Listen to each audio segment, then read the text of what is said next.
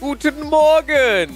I don't know why I'm German, but I guess we are. What's up, folks? Happy Thursday. Whoopsie. That. Ugly.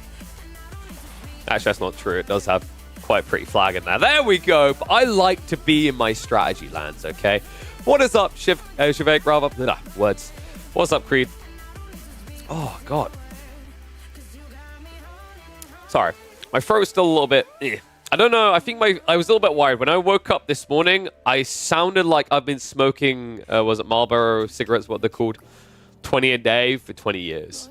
But I think mostly my voice is intact. So this should be good. We're going to be doing a bunch of high-level 1v1 games today. I also am hoping to do some community games if we have enough people towards the end. And I'll definitely be aiming to do that on Friday. I think Friday might actually be the home run day because I imagine a lot of people getting off work, ready for the weekend, want to have some fun. But we are going to be starting off 1v1s. Oh, dude, I've lined up so many games. I'm like, where do I even start? I'm a little bit spoiled for choice here, really. I think I want to start with a Donna game. Isn't that the way it always works? He is a wondrous soul, and it's going to be a Don Artie Phillisberto game. I feel like this should be a series, to be honest. So, they clashed on Cliffside, I believe it was. Let me find the game. 1 second. Which, it was Cliffside, right? Oh, sorry, no, it was Gorge. Gorge. We need to look for Gorge. Yeah, okay. So, Phillisberto, for those just tuning in who don't know like who they are the prolific Mongol spammer. They must be just barely shy of 900 games on the Mongols now. I think when we last checked like 2 days ago, they were 870. They've had enough time to add another 10 to 20 games in there, I imagine. But I don't think we waste too much time on me. I think we get ready to bang on in. Oh, one sec, just need to check my messages. All right. Should we get ready? I'm excited for this one. All right, let me just put the music down. By the way, little thought here, guys, because you're actually going to notice something cool that I've added in, and I'm hoping to like change more. I'm wondering who cares about this area, because I might turn this area into a chat box, because the only time it ever shows up is for this. So what I might do is I might cover this area on the UI and then put the chat box down there for you guys, similar to what happens in AoE 2. But what I'm going to do to kick this off is I'm going to put up predictions.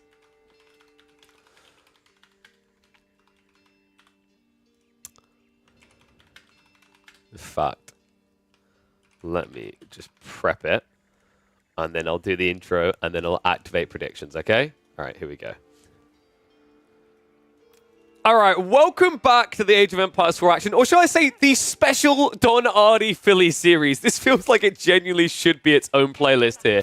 Over here in the pink, we have got none other than the Artista Don himself playing as Jeanne d'Arc. What? Don, how could you turn to the dark side? Oh, wait, no, I get it now.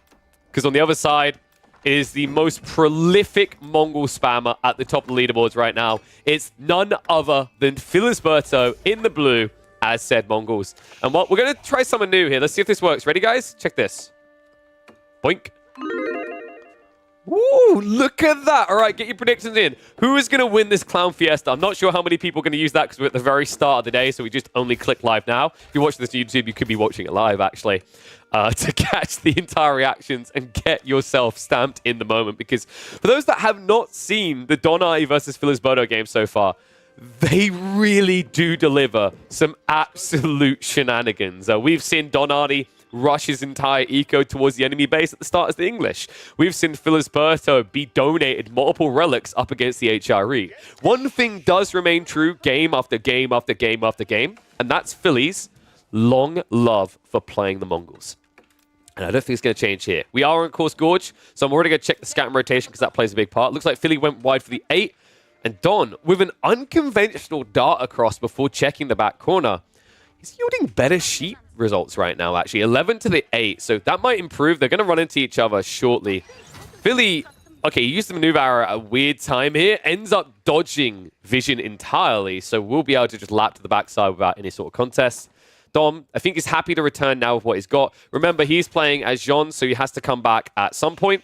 Otherwise, he's going to run out of sheep pretty quickly on this Civ. Now, Jean has moved out to the gold. Already love this. Using Jean to build an outpost. This is a smart play. For a start, you're up against the Mongols, but more importantly, you're up against Felisberto. Felisberto only understands one opening, folks. Racks into Spearman into outpost. Every single game. It's all this guy wants, it's all he knows, and it's what we see. But in this game, we will not see it succeed to the degree he's looking for. I do think Dom maybe misplayed this a bit in that the outpost maybe could have been more forward. But I imagine his worry then would be an outpost got snuck behind him and then he gets cut off. So instead, he's going to go for the double outpost play. Okay, guys, who would win? Jean building an outpost or 2 spearmen trying to kill her? Good luck, because we already got a head start. Outpost up successfully from Don defends this, and now Philly kind of looks a bit lost, because if his plan is to rush an outpost up here, Don can outpace them, and he's gonna Oh, Don, I absolutely love this. So remember that Jeanne d'Arc, she builds outposts, builds anything really, 33% faster. So right now, even though Philly started this first, he's gonna lose. Dude, you messed up. You brought like your my first building kit to a professional build-off here. Oh my god, just look at the difference in speed as well. Like what, he's going to have maybe, I'd say, a 10-second advantage? Maybe almost a 15? Philly cancels it. All right, folks, wrap it up. We found the counter to Mongol outpost rushes. Are you suffering at whatever your elo may be? Do you always find yourself cheesed out of the game 2-4 minutes in? Don't worry. Pick Jean. Pick Jean today. Now, one thing to keep in mind, what Don has done here, he needs to use more villagers to build this up. Otherwise, this is insanely inefficient. Remember, he built an outpost.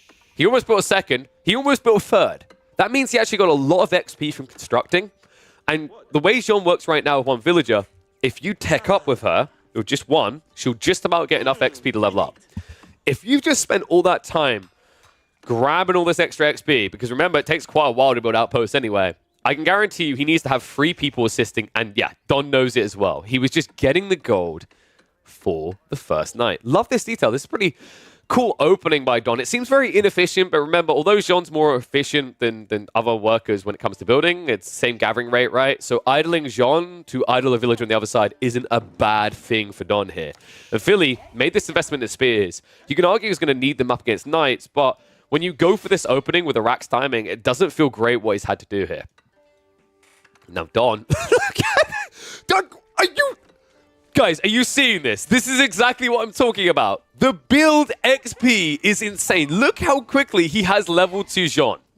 Level 2 Jean from the Don. Okay, here's the thought process here, guys. What if you just built outposts outside your opponent's base?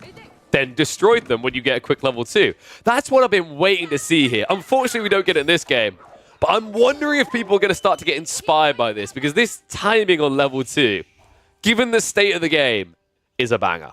Now, maybe by 5 minutes in, people are going to be age 2, but imagine you're in their face dropping outposts. It's not going to be easy to ever get their age up, especially on a map like Gorge, where you always get that exposed gold, right? I think you're like 10% chance of actually getting this nice protected gold between 2 wood lines. Most of the time, it's out and exposed on the flanks, which is why Philly tried to go for that outpost opening. That, and the fact that he literally does every game. Don just circling, though, looking for more Gaia XP. Great find by Philly here, just pulling it away as well. So the Wolf... Oh, that was so close. If he just went right, I think Don might have got in range of the Wolf Death in time to get XP. Now, something I haven't tested, actually. I don't know if anyone else has done this test, because, I mean, obviously, you know, we're missing Noob. He's departing from the AoE4 tutorial land to that extent. We don't have anyone else who necessarily fills that gap.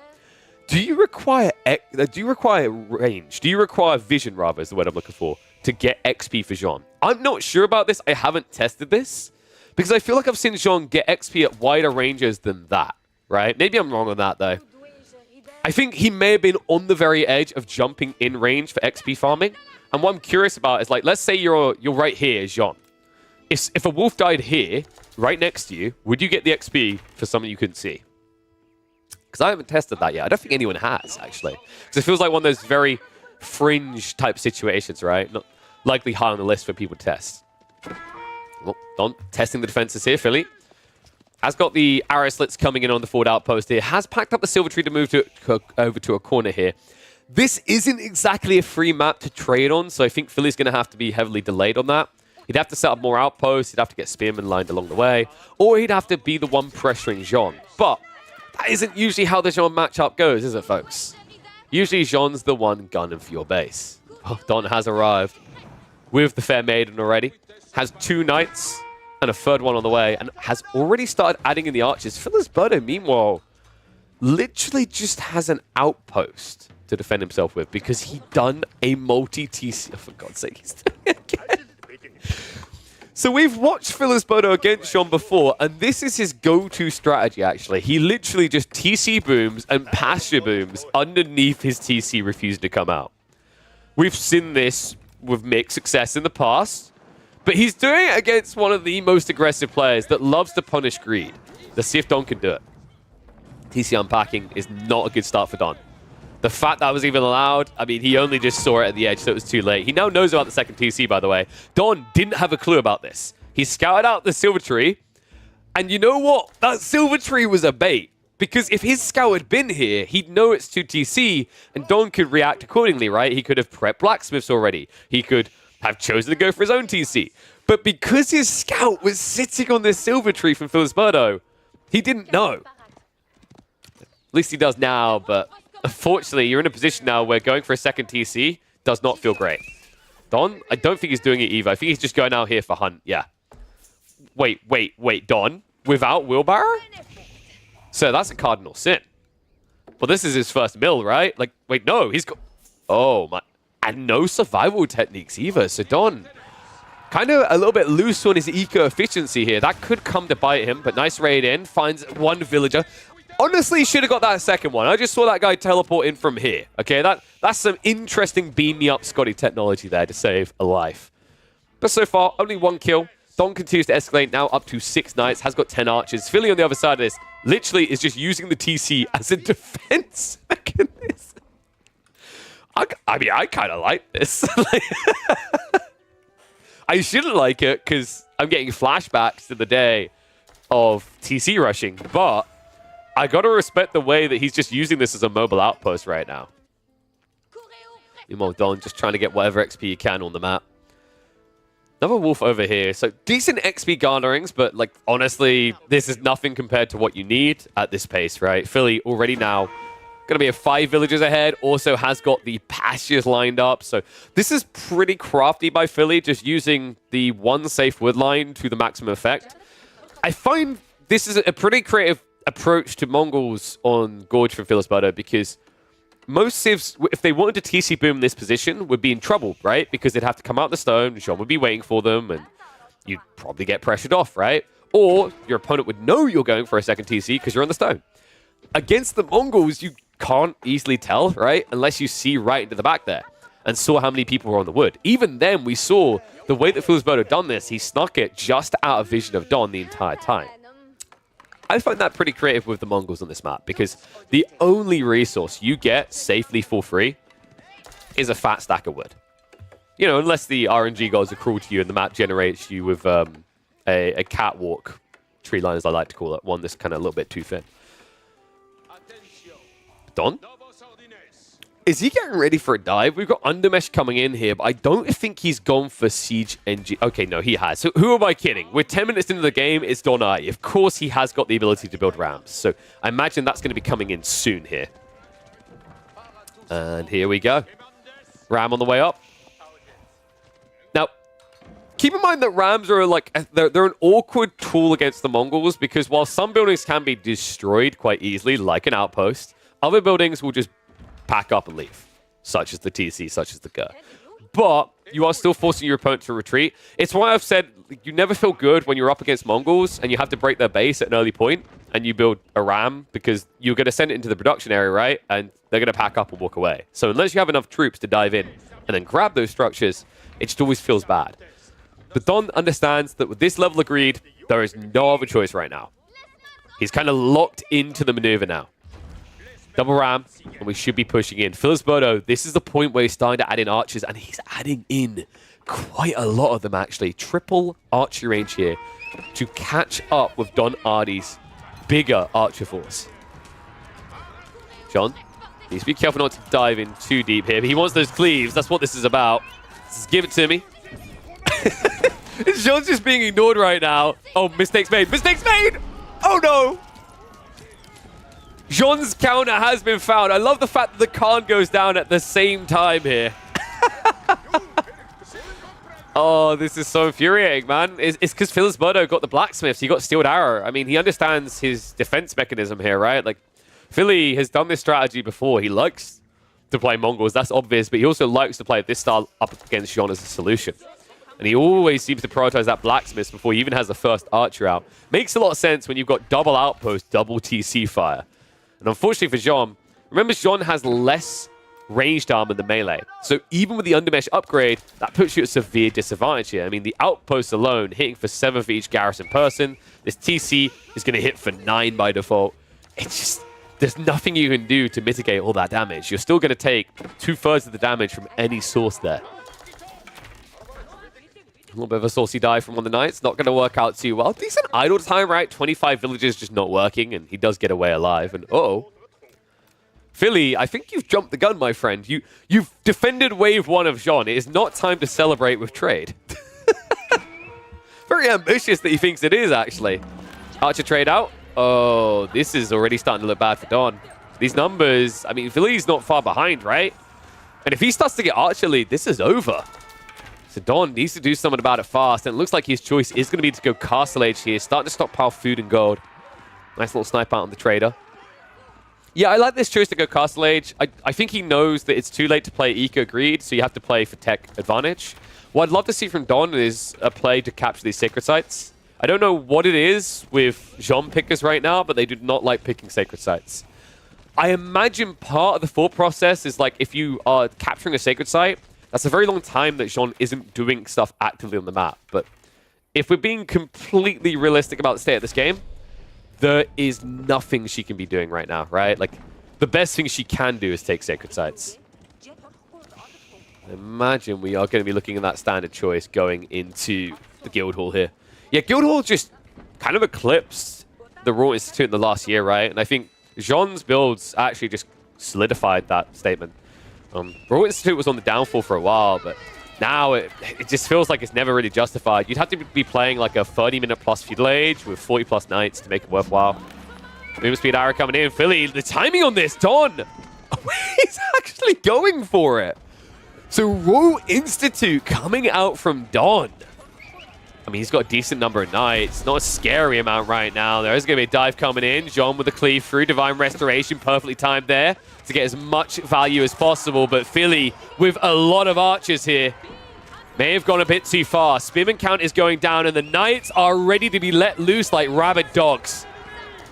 Chase continues. Philly just start stepping back, sniping down as many archers as possible. A good trade here. Don now going into a Raw Institute. Not with much to play with, but he does get the Jean up to level 3, and the champions are out in force. Now, a little bit surprised, actually, that he did not go for the Riders here up against this many archers. But I think it makes sense when you need to dive the base, right? Like, yes, the Riders have a lot of armor, but arguably the Jean's champions have only a little bit less while having the ability to actually do significant damage. So I get where he's coming from with that. I do think that the problem with this play is that Philly has such a big eco lead, the Riders would be more advantageous from a kill perspective, right? Like, if you dive and you're able to get on something, sure, champions are going to be better. For the main fight, champions are going to be better. But if you have to dive and chase something, or if you're in a state of the game where you push your opponent into his base and you have to snipe eco, it's hard to gamble against the Riders. In fact, it's kind of perplexing to me how often we see people opt for champs over Riders. The only thing that really comes to mind is if you eventually get into keep spam, champs feel a little bit better because you're just going to make up this beefy army of men-at-arms in the late game, right? And I do think that the champions scale a lot better than Riders in hyper late game with the Aura. But for now, I think it's more just about the effective HP in an engagement, right? He's up against spears, he's up against archers. He doesn't want Philly to have any upside whatsoever. Well, if you did go for the Riders, the spin will still work. And Philly, we've seen this before. The 46 Villager pool to build the Kurotai. Dive in the meantime from Don. Look at that. He's tanking all the damage there onto Jean. Don Hardy. He led the pack with it. And Philly, he A-clicked into it. So now he's in a bit of trouble here.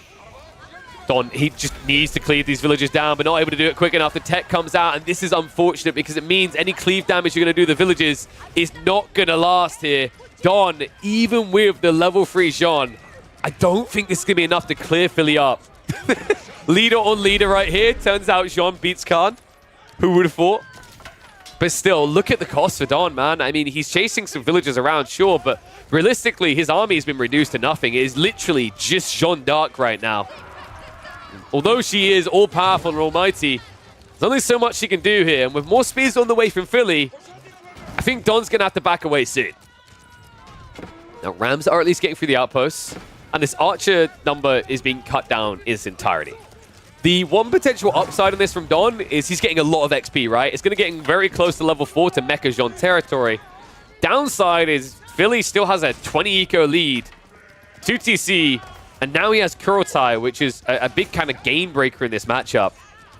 Also, keep in mind, the only reason these Knights are doing so well, and Jean's doing so well, is Royal Bloodlines, remember. That does buff Jean as well. That's why, before anyone says, oh my god, Jean OP, why is she not dead? That is why. Because she has 608 health, courtesy of the Royal Bloodlines.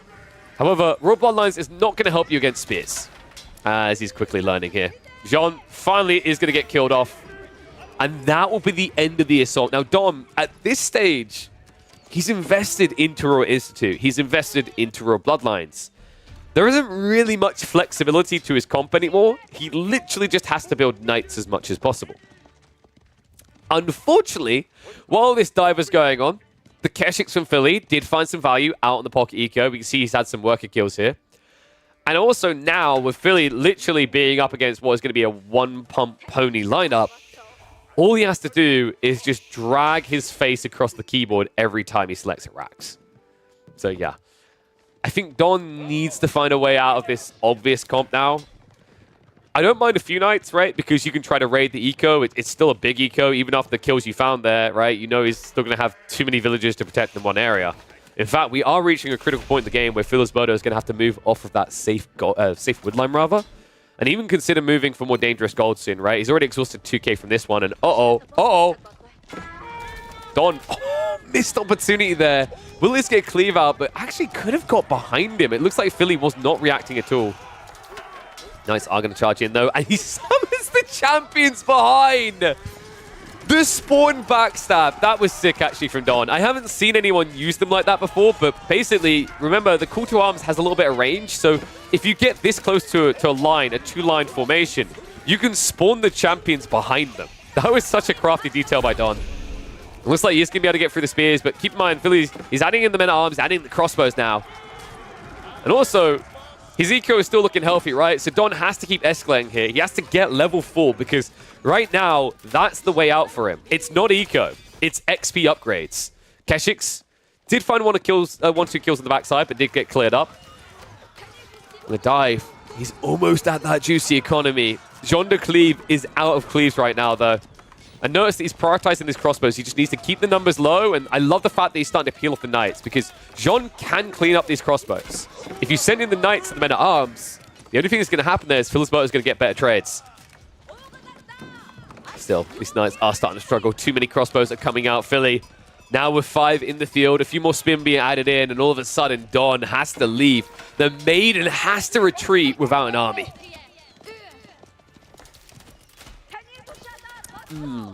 So, eco damage-wise, Philly, the lead has shrunk. Don is doing a good job of clawing this back. However, I think that might have felt like the most expensive fight so far. Obviously, Jean threw away a bigger army before that, right? With all the archers diving in with the Knights initially when you got level 3. But from a momentum perspective, that last fight resets you to an awkward degree. Because remember, before this, he had the deer out here, he had the deer over here. Now, Don has to resort to berries, an inferior gathering rate. In fact, kind of interesting detail, actually. Even this deep into the game, Don never got survival techniques for all that hunt. And I wonder if that juicer would have allowed him to get a few extra Knights out. Could have been the difference maker here, because Philly, although he's taken quite a few blows, he's still very much alive, isn't he? Felisberto once again trying to go into trade. It's always by the time he gets one trader, he gets spotted out here. I love the fact that Don's now capping these sacred sites. I think this could have came sooner, and it would have been more impactful, but I'm glad he's finally doing it. It's just an element that's missing from so many Jean players' strategies right now. It almost feels like they try to end the game, and then afterwards, when they can't, they remember, oh yeah, sacred sites.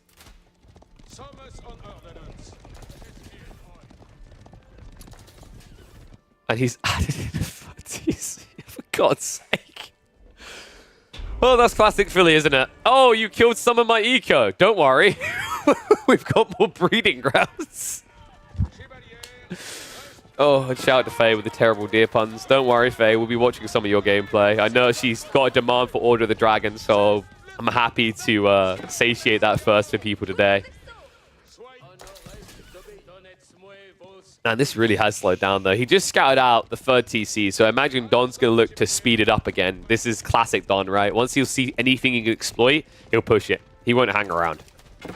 One worry I do have is if this attack doesn't kill Felisberto, Don is going to have to consider farm transitions. He's moved out for the boar, finally, and the berries at the back, but once these are gone, and they will be gone quickly, by the way, it's going to have to be a play into farms. Love the fact that he's added in the monastery. This could have probably came a lot earlier in this game, but remember, Don was kind of fixated on shrinking Philly's economy. The risk on the timing here now for Don is that Philly could theoretically start playing for relics himself. He's at a stage where, fight-wise, he can actually engage. And also, if you think these military numbers are even, if you think Jean's got a lead, right, because of Jean plus Royal Bloodlines, always remember that this is Kurultai, the age of Kurultai. This landmark could do miraculous things, especially for Spearman against Jean.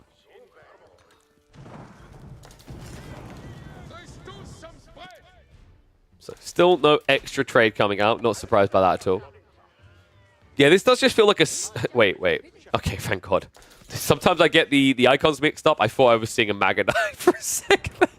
It is just the Kershaw upgrades. But yeah, I think for Philly, it's literally just a 1-2 pump combo, right? You just go spear, crossbow, spear, crossbow. You just don't stop pumping that. Because you have a better eco and you know it. So you're going to just boost your numbers much higher than Don's capable of. Now, Don does still have an opportunity here, folks. Royal Bloodline should never be looked down on here, especially with Divine Restoration. It's a bigger health pool, means you can heal more damage off. Charge comes in, though. Spearman, run forward. Straight into the line to hold this as long as they can, but the Jean de Cleave coming in strong here. Philly. He stacked this in waves, though. He didn't send them all out at once, so more knights diving into their death here. Crossbows start stepping back. Jean is being ignored for the most, but the spears finally get an opportunity here. Jean brought low. Divine Restoration already used. Continues to back up. Philly. That was not good for Don. In fact, that was tragic. Keep in mind what just happened here. Don, every time he made this dive before, he lost most of his army, but then he turned it into a good exchange by killing Eco. This time he didn't touch it. He didn't get a lick of him because the army was too big for Philisberto, and now Don has to run away with his tail between his legs. The maid are limping away, in fact. And yes, he has not been using those consecrations because I don't think he's had additional buildings for it, right? Yeah, he has the archery ranges, so he could have saved a little bit of food there. Even then, like the way that he's popping himself, there isn't exactly much room for additional consecrations at this stage. And also, he hasn't got the keep, right? So he hasn't gone for the tech. Actually, wait, he doesn't need to go for the keep, right? He could just get it here. So a little bit surprised he didn't get Ordnance Company either. Ordnance Company is definitely worth it when you're scaling an army this big, but speaking of that army, they're going for an engage. Jean is down. And that means the crossbows could easily clear this up. They just need to back away from the arbitrary a little bit. Kind of surprised we're not seeing Don Hardy ever use the Pavis. Pavis fantastic in these second wave engagements. Not to mention the extra range means that Philly has to come much closer to you. Jean with the buyback, and I don't know about this, man. I think 1 or 2 spears could just end her life. But Jean de Blas is here. If there was one way, if there was one hope, one way the Maiden could deliver you from defeat, this would be it. He has reached level 4 Jean in Castle Age, but Philly, I hate to cut people's Jean Hopium short. Look at the military right now. Look at the eco. It just doesn't feel like something where Don's going to be able to compete. It is going to be the die back there, and she is gone for, I believe, an extra minute at least. Not to mention the fact he'd have to spend 1,000 gold now to save her, to bring her back. It feels like this is over. Philly takes the wall up to the center of the formation, but who cares? Siege is gone. Don, second mango shot, a complete whiff. Oh, no.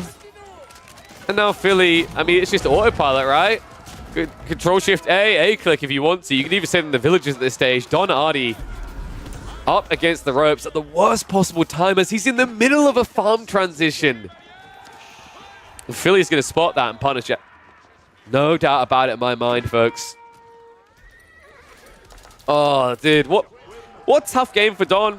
I mean, it reached past that aggressive phase where he could just kind of all-in ape it as much as possible, right? Like, this reached the cozy territory for Philly, where he's able to eco-boom up and look most comfortable on the Mongols. And, well, Don, he is going to Giga Chad up one of his knights. There you go. Jean's true champion, 716 HP on a knight, if you thought Jean was broken. I don't want to know what people think of this ability. Could this guy hold? Could this guy actually kill everything? Go, little man, go! He's actually doing it. I mean, doesn't he two-hit men-at-arms at this stage? Get him, boys! You versus the world. But the world's going to start fighting back. Unfortunately, just a few spears is all you need to counter that play. Jean going to go down again. That's it. There's no coming back from this. Don without Jean for 2 minutes. And I think his champion, even if his champion got away, guys, his champion has 120 HP left. He's not coming back. Wait, Wait, Don. Okay, we play the long column. Never give up, never surrender. Send this knight into the enemy base. Full force, Devi. In the fairness, guys, this knight, he will insta-kill a villager with the charge, and his sword attacks will actually, well, they'll insta-kill as well, right? So, technically, this knight is capable of killing a lot of economy on his own. You know how, like, when you gather 10 knights together, it's just awkward, right? Because they body block each other. You don't have to worry about that with Charles. Charles will charge in and do it all himself. I'm not sure if your base is going to be left by the time he does. Don. I actually respect him for not just giving it up here. Like, at least wait to see what Charles can do, right? He's up to 180 health again. Philly should see the knight. OP dives the wrong place. No, Don, no. Keep circling to the south. Go, little man, go. Don't stop. Wait, why are you going under the TC? No, this is tough. Charles, why? Why, Charles? We could have done great things together. Actually, we might still. Philly's not paying attention. He's too busy ramming. Charles, no! It's a trap! You shall not be the king of France. Okay, that's it. Yeah, that wrap it up. Put it in a bow tie, Don. That was your one hope, your one recovery. It just ain't gonna happen today. GG comes out. Look at that. You thought that Don Ai was Philly's kryptonite. Well, turns out Philly has some tricks of his own. It's Mongols. The trick is Mongols. Oh, I had high hopes for Charles. I'm a little bit disappointed, actually. I think we'll send him back to the glue factory. Look at that, though. Don doesn't just beat Philly all the time. I know, right? It's a shocker. Do we... I think we'll mix it up a bit and come back and forth between a few of the players. I don't just want to spam one player throughout all the match history and then circle the next. I think it's, you know, variety is the spice of life, right? So, with that in mind, what I could give us next... Ooh, two choices, actually. Is Balu privated? Is the first thought here. Actually, I have another way of getting there. Woo-hoo-hoo. Do you guys want to see Numidan versus Wham?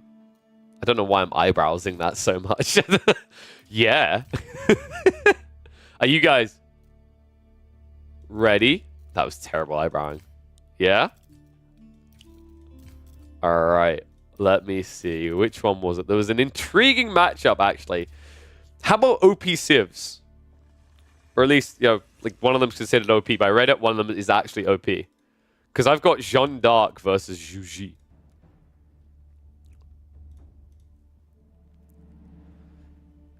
That OP Civs? No. Not yet. Not yet, Faye. But I think we're going to do an Order of the Dragon game after this one. Actually, no, no, I think we'll stick to the order. I was like, maybe mix it up because we just watched a Jean game, but I think, yeah, let's do this one, and then we can do some Order of the Dented afterwards. I've got some fun ones today, though. We've got Order of the Dented. I've got, like, Malian versus Jean. There's quite a few Jeans, actually. Iabid versus Delhi. We're going to have some Byzantine versus Japanese, some English versus Japanese, some English versus HRE, Abbasids versus Iabids. Yeah. Like, something I noticed when I was looking through the data, I'm like, Numidan is my guy, man. He's just got so many wild games. So, let's hop into this one and see what he can deliver.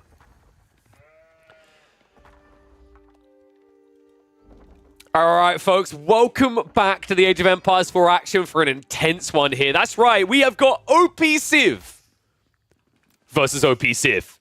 An OP player versus OP player, because this right here, Balu, well, a rising star and a familiar face in the Age of Empires 4 scene. This is Numidan on Jeanne d'Arc. And on the other side, this star is already risen. They are the hope of NA alongside their bro, the two top players from the region, in fact. It's Wham01 on Zhu Zi's Legacy. Map, of course, is going to be Gorge, and, well, this gorgeous contraption actually has been delivering absolute bangers time and time again, it feels like. I think Gorge and Cliffside really have been the two standout maps for me of this expansion. And in fact, what we're going to do, I just remembered I needed to do the predictions. I love how, by the way, whoever predicted lost. It ended up not going the way they thought. I'm going to kick up a prediction now. Who will win this one? Because this is going to be more of a tight one, I think. Like one that I am expecting chat to be pretty split on. Is it going to be a win for Wham or a win for Numidan? You have 2 minutes to enter your predictions now. If you are watching on YouTube later, feel free to drop down your prediction in the comment section before you watch the video. Let me know how you thought this one's going to play out, because this is a tough one, isn't it? Right? Like, you've got Jeanne d'Arc, who everyone feels like they're struggling with right now. A very aggressive Civ, one of the most aggressive Civs, versus one of the most overpowered eco Civs, the Zhu Zi. And already, my eyeballs are scanning for the opportunity of a lifetime here. No scams. Where are we getting that meditation garden? Wham! It looks like he's already checking. I love this. So he's got to check the other side, right? He wants to know both sides in time to send out the villager for the high-value meditation. Unfortunately, in this game, that would involve a very long walk for him into the corner. I wonder if he wants to risk that. The time is going to be off, and also it's just something you won't be able to easily defend. But that would be 64 food, probably about 30 wood and 30 gold. So 100+ meditation garden. Alternatively, they could go a little bit safer to base. And I'm not quite sure if it would reach. It might just clip. You might be able to get double gold, stone, and wood. The problem with that is usually meditation gardens, they want to be placed on food sources, right? Because food is the more dangerous thing to run out of in the early game, especially on a map like Gorge. Gold, you usually have one close to your base. On top of that, you're playing as the Chinese variant, which means you can tax. Stone only matters for TC builds, and funnily enough, although Zhu Zi and Chinese love TCs, there are other ways to play the Civ as well. So looks like he is just going to go for the very responsible and safe choice here. Just give me the 64 food, the 30 gold, and then probably about close to 20 wood, I want to say. That almost looks like it's about 18 trees on that screen there. So decent landmark placement all the same, and also one that can't really be harassed or denied. It's actually weird right now because for those that are looking for your counter to Meditation Garden, the design counter by the devs at least was that you're meant to sit units underneath it, right?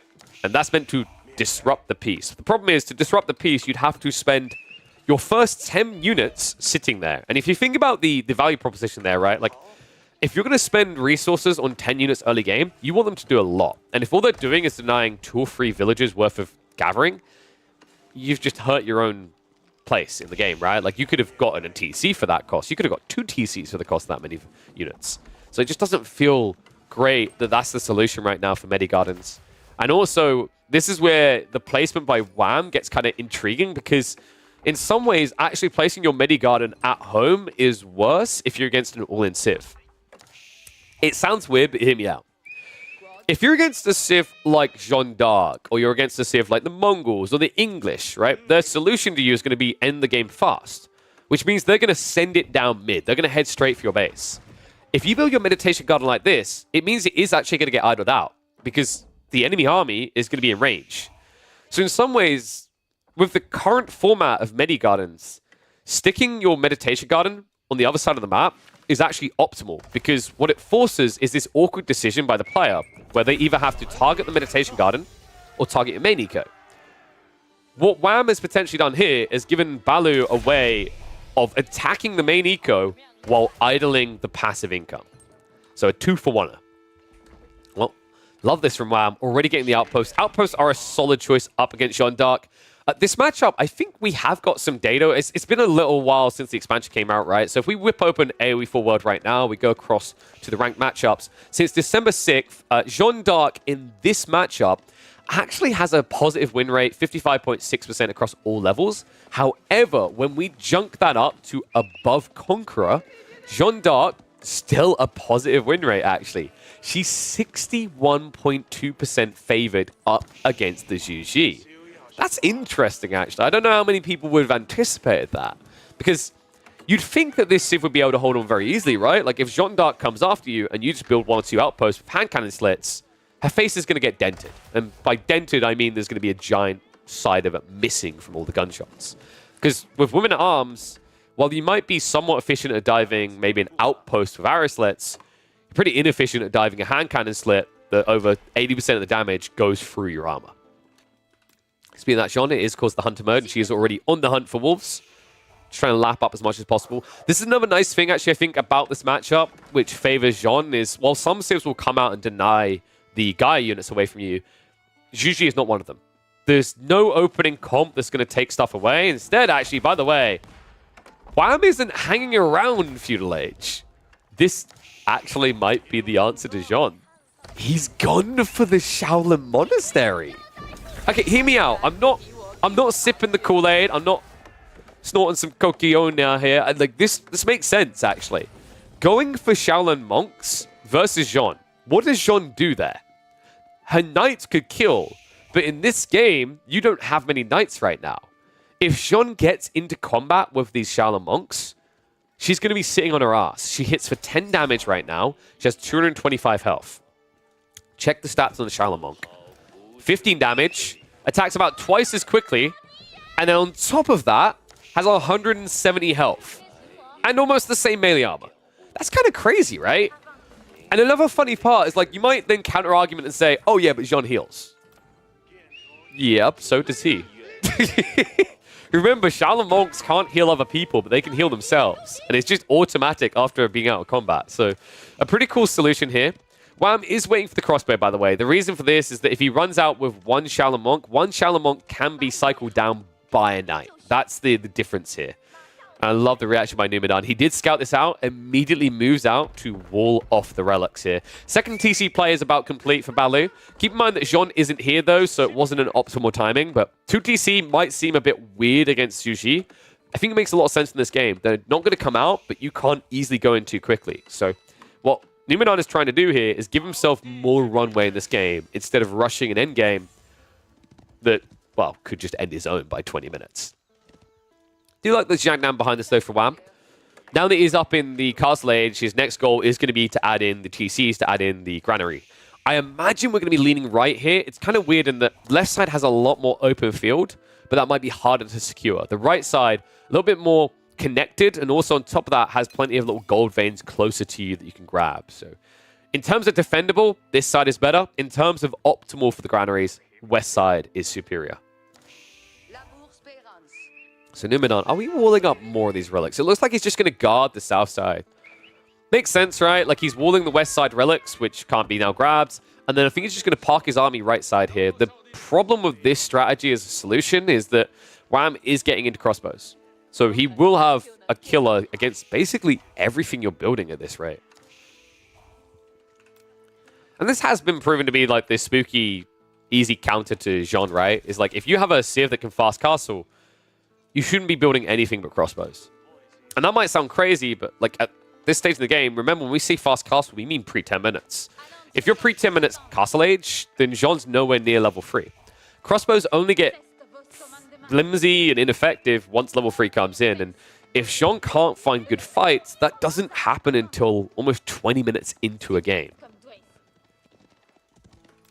Unless, of course, your Castle Age, which I think Numidan is going to be heading towards next. If he has Castle Age, he can accelerate the timing on her level 3 by picking up the Sacred Sites.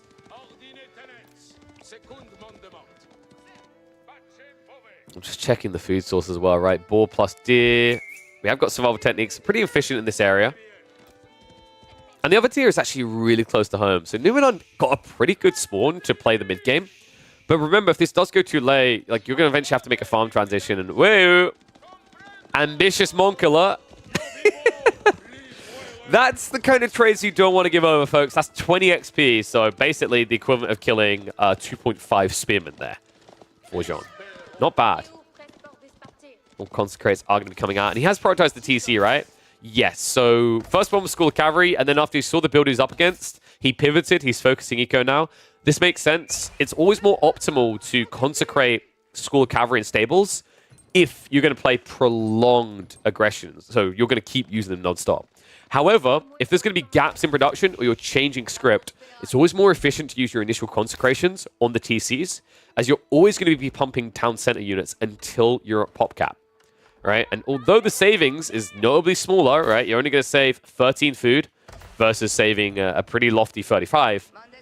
The reality is, if this is only producing 25% of the time, the savings from the TC is better. Interesting. So Wham doesn't want to make that granary transition. It's kind of intriguing, actually, because this Sivir is more than capable of it at this stage in the game. Instead, he plays wide into the corner and walls himself in. So second TC gets dropped over here. This is going to get a lot of value, by the way. Deer plus boar as well as the berries, and you also have the Imperial Official. A little bit surprised by the TC placement next to food source. Not something you often do with Zhuji or Chinese, right? Because you can't gain the taxes. Makes a little bit of sense here, though, just for efficiency standpoint. I think usually it's acceptable to have one TC on deer, and you just accept you're not going to generate extra food there. But glad that he's doing it on the boar and the berries here, because that would be a very easy miss trick for him. Now moving out to that south deer as well. Yeah, this is a pretty methodical approach by Wham. However, Numidan has caught up, and one thing that is concerning me is that Wham can't access relics. So Numidan, the smartest play he can make right now is literally just to drop a monastery. In fact, a pretty Giga Chad move would be to drop a monastery right next to the second TC. Just grab these 2 relics and then play full east side. Let's see if he wants to do that. He's buying himself time to wall in here, so he doesn't have to rush that condition, but it does feel like a waste not to go for it. Especially considering that it hurts Wham even more, right? Wham has actively made this choice to go monastery. And it wasn't because he wants an unlimited army of Shaolin monks, it's because he wanted the relics. Sadly, the cool thing about Numidan's matchup here is that Wham had to go crossbows, right? And because he had to go crossbows, he still has no way through those walls.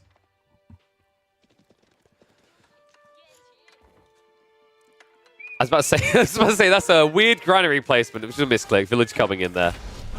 Well, nice. I'm going to wrap around this. John needs to be a little bit careful. Look at that damage coming in. Divine Restoration. Well, you know where you can shove your heels. And these knights are now screwed. There's no way they can take this fight, right? The Shaolin monks alone will club them down. Even with full melee armor, 65% of the damage is going through to you. So good trade there. Just getting rid of Jean, making sure she's not getting this XP, and keeping her level 2. And Wham, now adding in a lot more of the monks.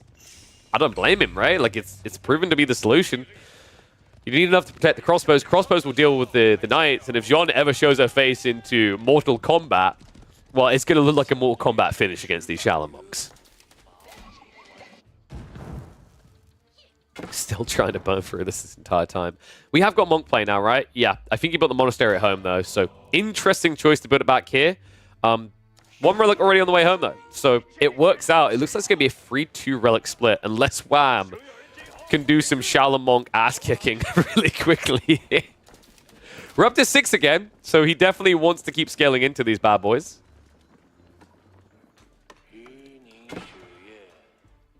Now starting to wall himself in entirely. So limited options to raid now for Numidan. We're going to be moving deeper into the game, which pretty much is standard Numidan at this moment. I think Numidan has one of the highest average game times of most players that I'm seeing, at least that I've caught. This guy is the guy you're looking for if you want hour-long games. Like, if you're a high-level person, you get in a lobby versus Numidan, and you're like, will we get late game? Really, it's kind of up to you there, buddy. Because if you play for it, Numidan will happily as well.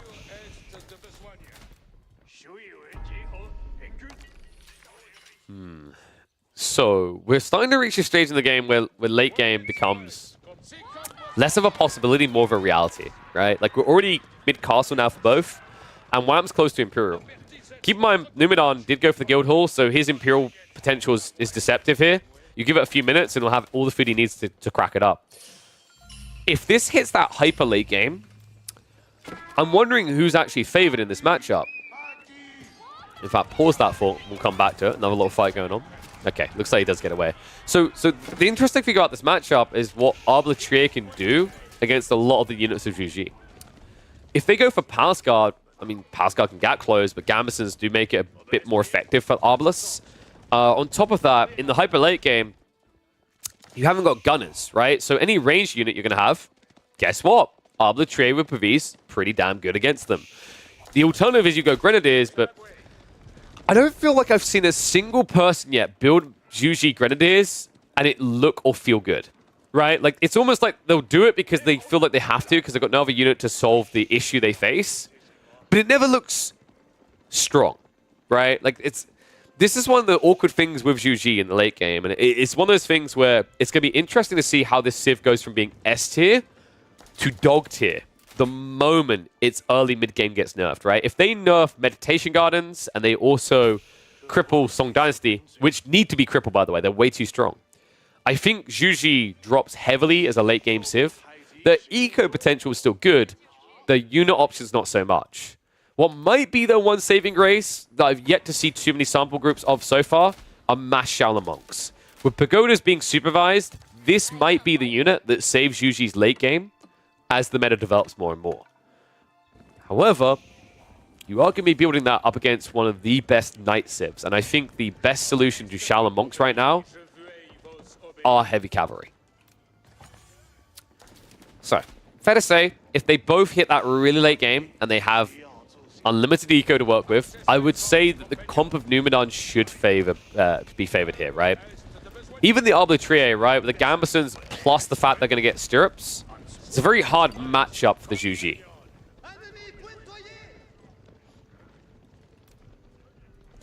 And I think we are getting that late game, folks.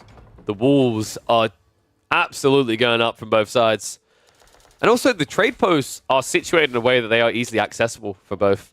WAM shouldn't need it. Zhu Ji don't really ever need trade. I mean, they've got 2 relics. They're pagodaing them up. On top of that, they're going to have the ability to get more taxation. He has gone for the Mount Lu. So, looks like we have activated Yuan Dynasty. That's the 10% discount on all of your units, even includes villages. And that means that those Shaolin Monk spammers, they become a lot more efficient, right? So instead of spending 200 resources, now 180 resources of one type. And the cool thing at that convergence point is you're almost paying point for point the HP you get in food.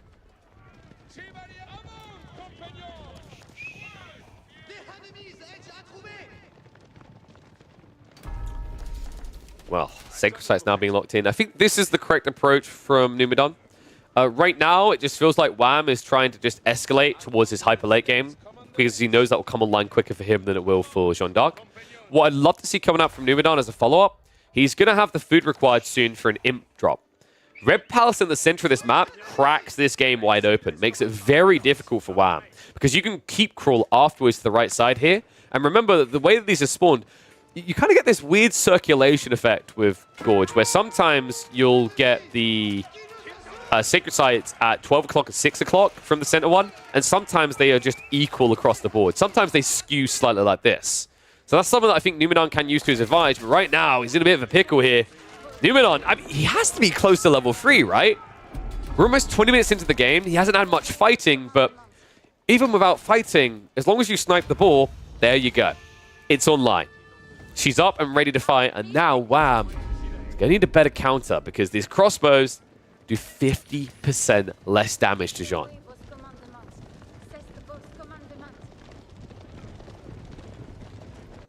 The pagodas are now actively producing. Now, someone highlighting you can supervise them. He's not doing that yet. He needs Imperial Red Seals. Otherwise, it's just suboptimal. There's better things that your officials can do right now. I also think that you have to look at the eco of what WAM has here.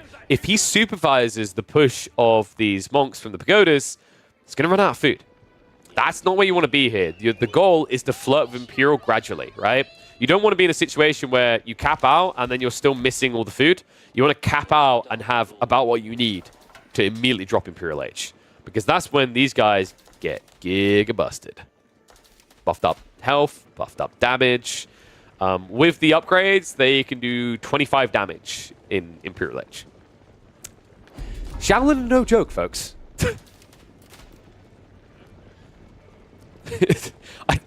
I'm sorry, it's so stupid watching the formation. Why are the Shaolin monks at the back? Oh, guys, they're healers. Yeah, they heal themselves. Like, lead the charge, boys. You know how people are, like, outraged about Onibagisha being put forward of Samurai? I'm sorry, but, like, I know it's usually are broken right now, so we don't want to buff them, but this is even dumber. Or maybe this is accurate, right? This is like, you know what this is? This is babysitting the elderly. The old men are being assisted crossing the road by the youthful crossbowman.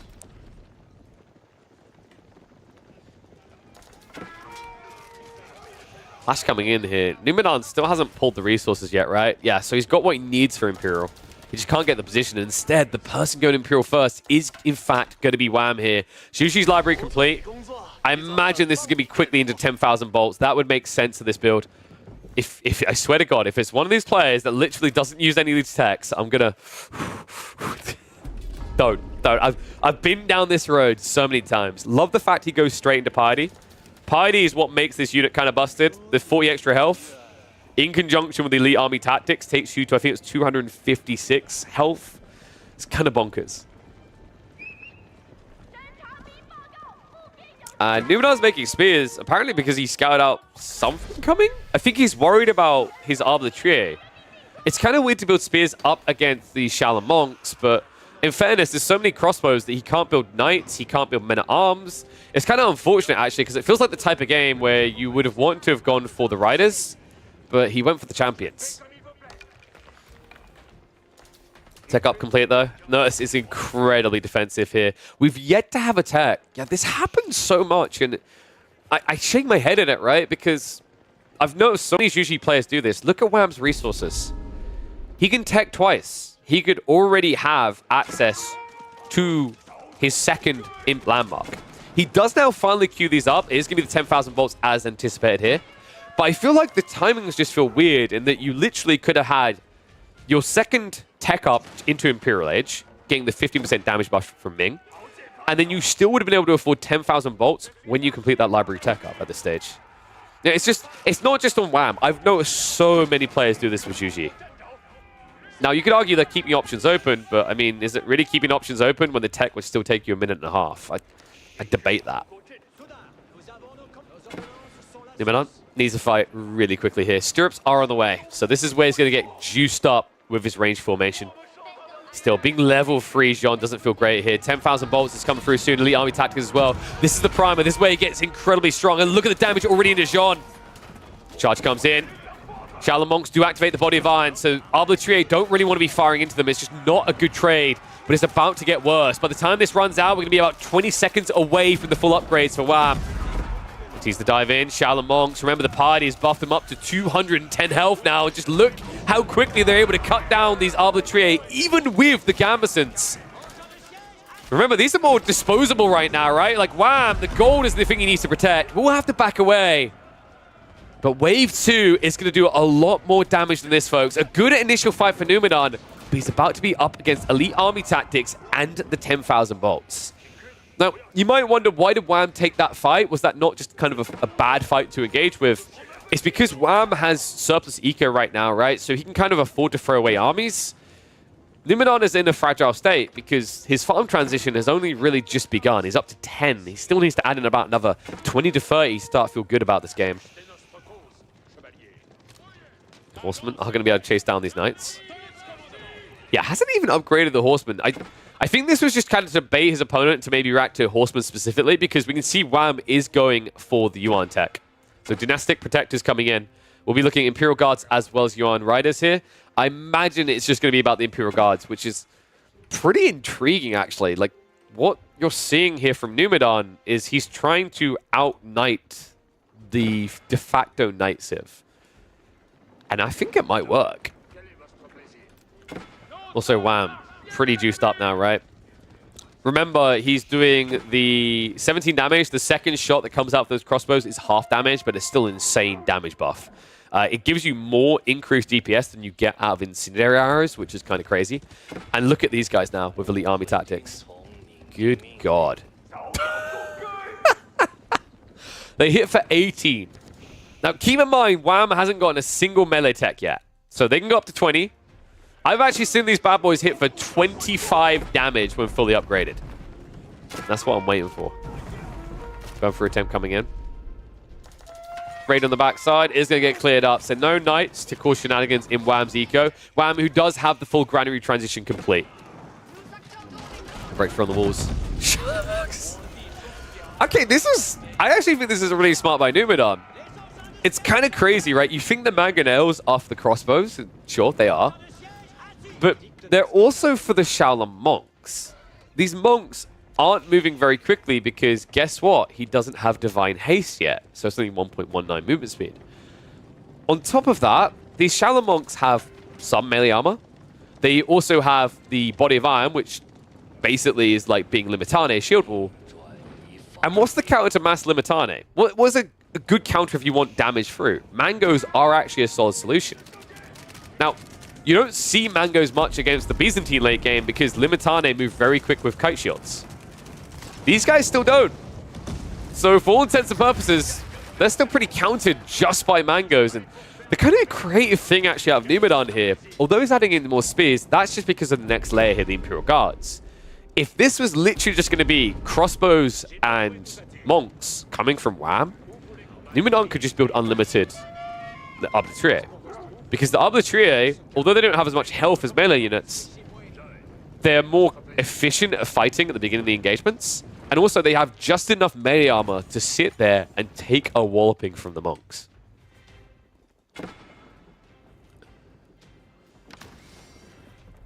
We are getting deeper and deeper into this game, though. You can feel it, right? Wall's now going up. Biology is on the way. When was the last time we saw Imperial Guards in a 1v1? I feel like it's been a while, right? Like, people stopped doing that after they got a few tweaks, a few nerfs. Also, they just realized that usually it's so late in the game, you just don't get access to like enough food and gold to just keep pumping them infinitely, remember. These units cost quite a bit. Cool thing is because Wham hasn't gone for the Temple of Sun, he's actually getting them cheaper. I do think it's negligent not to get Temple of Sun at this stage, though, because if your plan is to play max Imperial Guards, you're missing out on a 20% damage buff for that unit.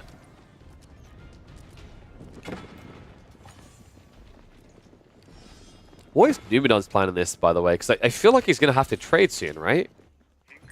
Was that the last piece of gold? No, he's got a 4K back here, but then that's it. And there's the Imperial Guards. They actually did sneak in on the north side. Can they find anything, though? Stonewall's going up. Crafty reaction by Numidan here, and he will get them up in time. Arbalest also moving in position. Dude, that is a sick block by Numidan. Oh, well played, sir. That would have been a catastrophe. His farms are just behind here, right? Like, he set some up elsewhere, but I think that's half. Actually, it might be more. Yeah, I think his farms are back here, right? No? Where are Numidan? Oh. Oh, that's kind of creative, right? Like, we see English players do this a lot, where they build it around the White Tower. This is the same effect. So that's where he snuck most of the farms. Guildhall, however, is a little bit unprotected.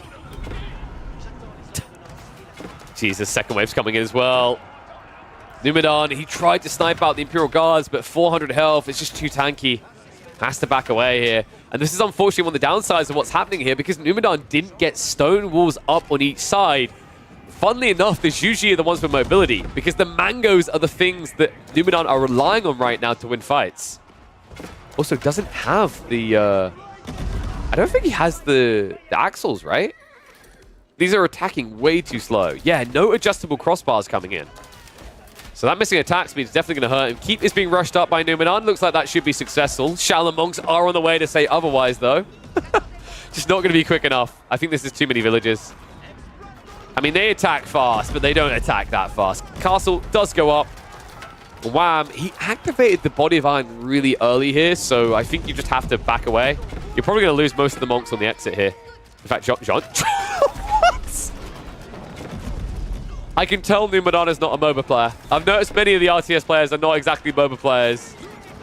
I'd be way too obsessed over Jean to ever let her die like that. I'd probably lose the rest of the game because of that detail, but in this situation, he ends up losing Jean for it. Has to buy her back instantly because he needs that Mecha Jean. He's level 4. Yeah, this is kind of absurd, actually, because while these raids have been going on and Wham's been losing military, I want you to just look up at the eco that he's been stockpiling. He hasn't been burning more than he's got, folks.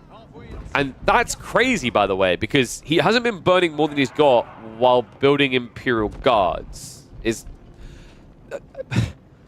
That shouldn't be allowed. It's actually crazy in this game that he's paying the standard cost of...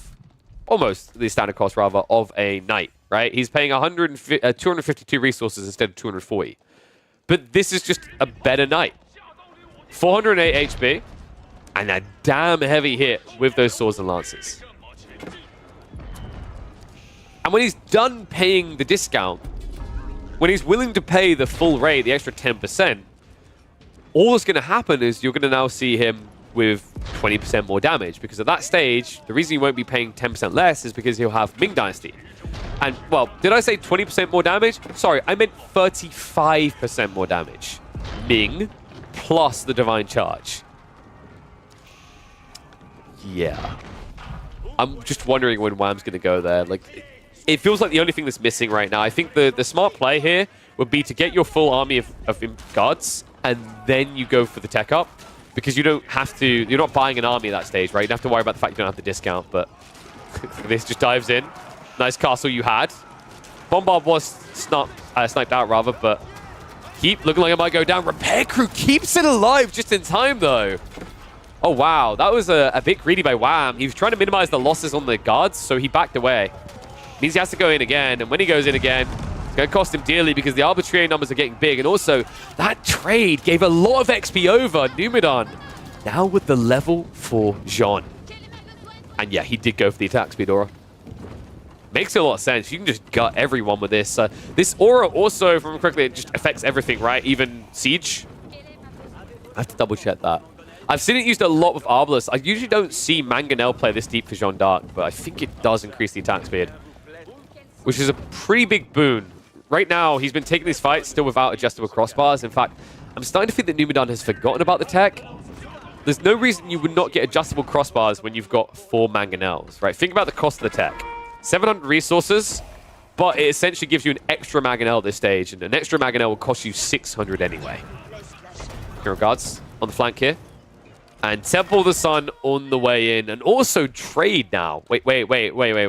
Are you saying Wham is trading? Huh. I guess he is. And it's not a lie this time. Yes, usually trade is not something you usually expect to see here, but it makes a lot of sense in this game. And there we go. Tech up. Ming Dynasty just added 15% damage. Guess what? If he just toggles over to Divine Charge, it's going to be 20% more for these absolute chads.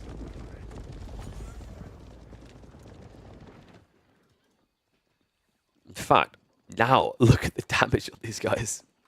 This is what I was talking about, by the way. He still hasn't got the free melee techs.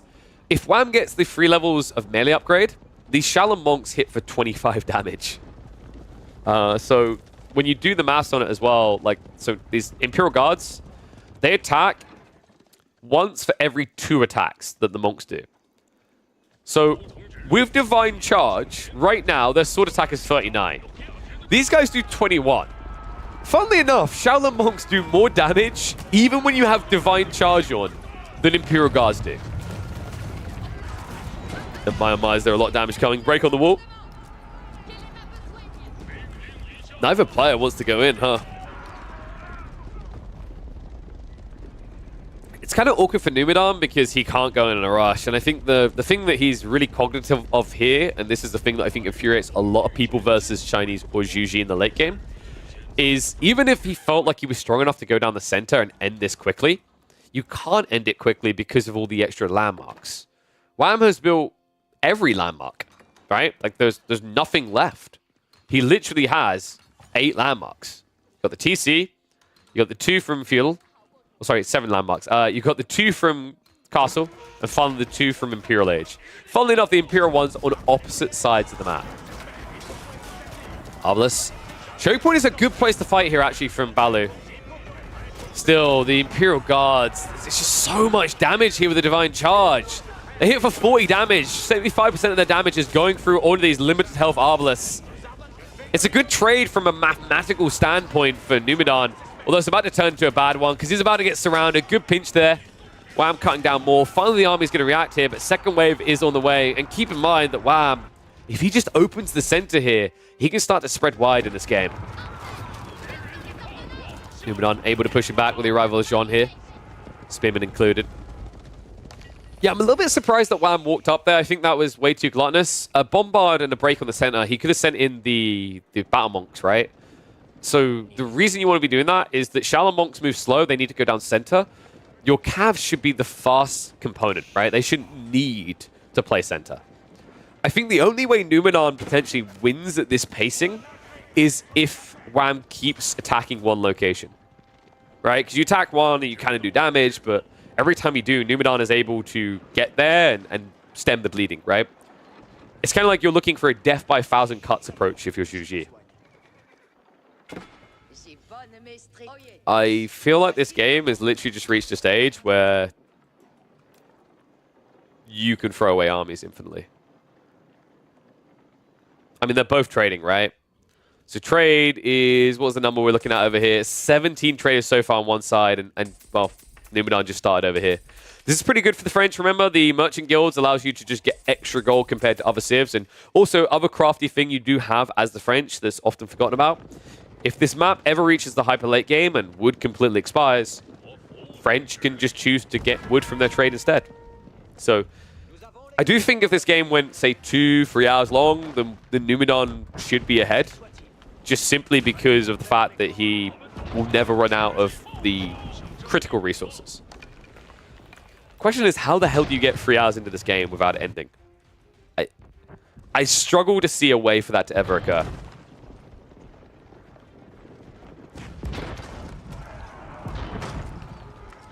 Wham at least break down those walls. You know, it's kind of interesting actually that Wham went for the 10,000 bolts tech. That felt like a GG attempt early on. Kind of a misread the later this game goes on, because although he's prepping more crossbows, this isn't a great matchup to build crossbows in, right? You're just going to lose against Arbre Trier. There's no debating that. They just Pavis, and even when you run away, you're going to lose extra troops due to the fact they get an extra 1 tower range. Numenor starting to march out, though. This is the first time he's entered Wham's side of the map for the last, what, 10 minutes, it feels like? Starting to feel a little bit confident here. I mean, he needs to try and gain some ground, right? Like, you can't just sit back idly. Jean, ooh, she was trying to go for those bombard snipes. And Numenor goes back behind the walls. This kind of feels like classic late game Numenor. He doesn't... I wouldn't call Numenor a risk taker in the late game, right? He will just park and wait for you to make a mistake. The problem is, where's that mistake going to be here? Like, what are you expecting Wham to do wrong? Because he has the resource bank to do a lot of wrongs, right? To just keep wrapping like this and... Oh, no! Oh, the keep! Wham! That's just going to be 900 stone down the drain, right? No, he keeps panicking. He keeps backing away and stutter stepping. I think Wham could have probably actually been a little bit quicker on that second torch volley. Baloo comes in clutch, just about saves the castle and keeps it alive. There are still knights in the back of the base, though, so Numenor still has problems he needs to clear up. Meanwhile, on the forward, Wham now starting to move in with the Shaolin Monks to the bombards. Yeah, these bombards do need to break the keep pretty quickly here. The upper emplacement doesn't have as much range as the cannon, so it should be a freebie. The Shaolin Monks, I mean, this is the funny thing. At this stage, with how much food he's got, they are the most disposable unit in this game. It's kind of insane. And he can get 12 of them per minute without supervision. I think he could afford supervision there, right? Yeah, he's got 6 IOs, and he can't go up to 8 because he used the Zhu Ji library different. He didn't go for the advanced administration, but you could still expend 2 of your IOs to accelerate this, at which point you're able to get... I mean, how many would that be? You'd be able to bring it down to 5 seconds, right? So we said before you'd be able to get 12. You'd be able to get an extra 6 per minute. So 18 monks per minute is not bad between those monks. Looks like they were able to assist in the takedown of the keep. Imperial Guards have still been wrapping, looking for opportunities here. I think he did see the trade, right? He just didn't stop off to deal with it. He's going to go for the fight now, though. Yeah, Spears should win this. The Imperial Guards, they got nerfed a little while back. They used to cost more resources, but were a lot more powerful. They're just not as effective as they once were. If this was old Imperial Guards, they completely wipe this fight. And although they will, win at the end, there's only a few of them left, so they should get cleared up now. I say that. Is he just sending in groups of like 3 or 4 spears? Am I caster cursing this? Okay, they are not going to get cleared up yet. They're going to keep doing this. And that's going to force a bigger army to react. So Wham, now another opportunity to push forward. I can't believe actually how long they lasted at the end there. They have no right lasting that long. But Divine Charge really is its own gift that keeps on giving. 40 damage per strike with sword. Pushing the center though. Well, I'm gaining ground now. The castle's not here to protect. There is a red palace behind this, and that is going to be a tricky predicament, remember, because it has the 10 tower range, so cannons can't really break this for Wham, but Shaolin Monks could. In fact, he's upping the level of monkening here. He's actually stopped producing Imperial Guards, so we're going back to the full infantry comp, which means he really needs to switch over to Divine Haste. Like, really, really needs to switch over to it because he's losing a lot of troops. And yes, thank you, Shavek. You are correct. The Imperial Guards, they did get a buff to their melee armor, but the pierce armor came down. But I think they wasn't it also the HP pool got reduced, if I remember correctly. And that was all because they reduced the cost of Imperial Guards. I think they used to cost more. They used to be 330 resources. They brought them down to 280. Yeah, you're right, though. Like, actually, that's kind of bonkers. 10 base armor is nuts. And usually it would be okay because you just have all the trade. I actually wonder if for that reason Numenor should have no spears here. Sounds a bit odd against Cav, but like think about it realistically. I mean, you're not doing that much damage. In fact, you're doing pretty pitiful damage because if I'm not mistaken, Numenor, he does have Elite Army, Elite Army Tactics still, you're only at 17 damage base and an extra 28. So what, like a quarter of your damage is just removed. Dude, that's kind of tough, actually. It's awkward as well, because I feel like, statistically, more often than not, melee army only does better than ranged army in late game, right? So people kind of want to lean into more spears. And yes, Numenor does have rams in queue. I don't know where he's been prepping them, though. There is no proxy base, right? So they're literally just coming from home. I don't think that's how you break the Zhu Ji here. If you set up a siege workshop on the flanks and started pushing out and finding these buildings, I think that would work a lot better. But trying to just full on send it down mid here doesn't feel like the play. Good snipe out there. GG just maintaining siege lead. You know, it's kind of interesting actually because I think the second shot of the crossbowman offsets the effect of the Arbitraries per vis, right? That's an interesting interaction, actually, because if you have the 5 ranged armor, you're going to take 5 damage away from each shot, but the first one's 22, the second one's 11. So if you think about the difference there, the second bolt essentially is just returning you to your standard crossbow damage, which means the only edge that the Arbitraries get over the crossbows is the range from Pavis, if they're even using it. Huh. I wonder if that's why Wham went for the 10,000 bolt tech. It felt like at the time it was more about him trying to end the game. But if not, if that's the other like layer to this cake, that's genius. And the reason why I was making crossbows is because he just wants a range comp, right? He just wants Shaolin Monk plus crossbows. He might have been suspecting that Numenor was trying to set up for like late game into Knights or Champions. That would be my other thought process here. I don't think it's a weak comp. I mean, it's because he got the 10,000 bolts. The second shot actually makes it decent for trades. Wham. Gonna be swarmed a little here. Nestabees were added in, but not many of them. More coming, though. Yeah, it's an interesting one, right? Because, like, against the spears with the 10,000 bolts as well, your damage is actually better than if you went archers. And I guess he just didn't want to go spear on spear because, well, you don't want to build spears against Gambesons, and then on top of that, you didn't get the X. Oh, hold on, pause that for. Oh, no, get the shot, get the shot!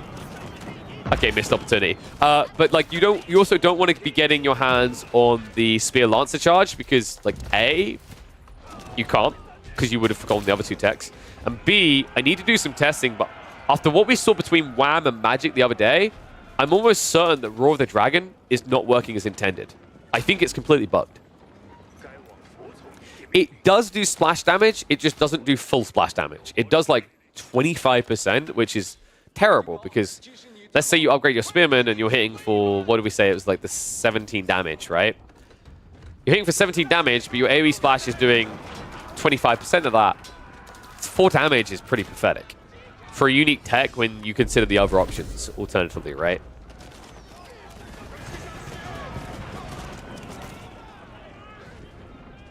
It's like Rams starting to break through. Numinon, he's splitting the map a bit, but oh my god, he's doing it, isn't he? Okay, I think this says everything it needs to about Zhu Ji. This is the only Civ right now that is consistently building wonders in 1v1s. Can we just, like, process that for a second? And I don't think it's because of the buffs to wonders, right? Where they made wonders cheaper in 1v1s. I think it's simply because this Civ is so busted, they're the only ones who can economically afford to do this.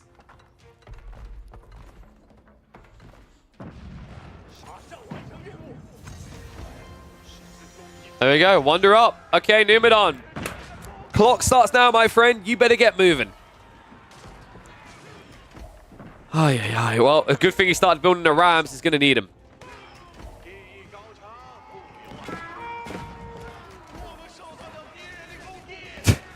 Let's go find some traders. Has a better chance to kill him out than kill the Wonder. And the stone walls are coming. Okay. One's in chat if this is literally unkillable. 2s if you believe in the power of Numinon.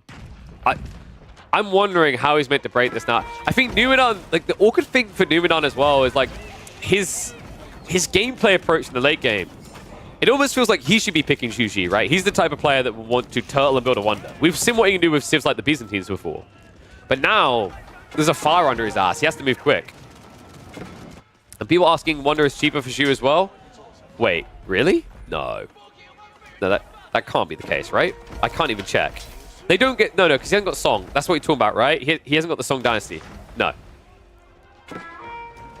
Well, there we go, guys. Numinon, all the damage he's going to get because chat is unanimously voting for the ones here. So whatever damage these horsemen do is pretty much all the damage that's going to get done, isn't it? Because Twitch chat is never wrong. Oh, Numinon is not going to just roll over that easily. He's moving in now. Mass Arbitrary, horsemen being stacked up as well, but Nesta Bees in these choke points can sting. I think the reason why people think it's cheaper for the Zhu Ji is because Song Dynasty discounts any non-military buildings, which wonders would qualify as, right? So I think that's the thought process and why people think it would be cheaper. I would have to double check that. That would feel really dumb, but at the same time, I kind of wouldn't be surprised. It would be nuts if you could get a wonder 40% cheaper, though. I highly doubt that they get a discount. Even if they did, in this game, Wham did not. It would be broken if you could get a 40% discount on Wonder. So I'm just going to say no. And if it is, why? Flash coming out. I mean, this is what we've been worried about, right? Is if he just keeps pumping Shaolin Monks. In fact, if he just supervises it as well, this is easy peasy. Rams aren't going to do anything either. In fact, Shaolin Monks are a perfect answer to this comp as well as Rams. Right? So basically the entire comp. Shaolin Monks destroy Horsemen. Shaolin Monks actually do fairly well for melee units against Arbitrier. And Shaolin Monks disintegrate Rams. Like, Shaolin Monks literally are the only thing he needs to hold this back. And Numinon, I think the only counter for him now would have been mass keeps into mass champions. This is kind of something I don't like right now about Jeanne d'Arc in late game, is it feels nigh on impossible to get enough stone to scale into mass champions. Unless you basically have a 2-hour game and you've been gathering stone the entire time. Wait, 4250 food and 4250 gold. Doesn't that make it cheaper then for Zhu Ji's? Isn't it meant to be 5k flat of everything? I always forget because I try to pretend wonders aren't a thing because I hate them.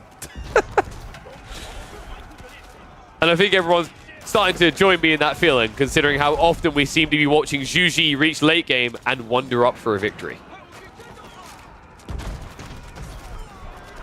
Only this Civ would, before an hour in, happily hoard this much resource, spend 20,000 of it, and still have this much resource.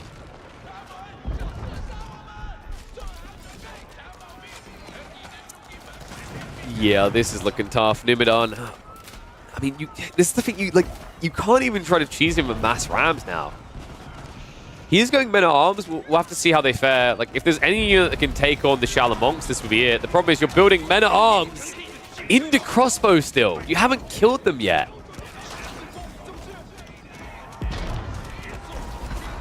I feel like writing is on the wall here. This is a sad late game for Numidan. Maybe if he builds more full production, there's a way. The boy's trying to get the Rams out. Okay, here we go. This is his one pump, his one opportunity. This is the one way he can maybe break this. It's Knights. The worry, though, is did he not just push Horsemen? And the Knights got scouted. So, unfortunately, Wham already has Spears. Oh, this is so infuriating. So if you don't build Knights, it's Shaolin Monks. If you do build Knights, it's Spears. What is your solution meant to be right now? And the thing is, like, maybe he could have played for Sacred Sites before. I wondered if he was going to try that, but it took him so long to start breaking face here. He never was able to pull for those Sacred Sites quick enough. Now, Jean, even with the Valorous inspirations coming out, feels like it's never quite enough, huh? Rams moving out. Numidan right now has severe sunken cost fallacy. He's like, I've got 9 minutes. I've been in this game for 52 minutes. What's 9 minutes more?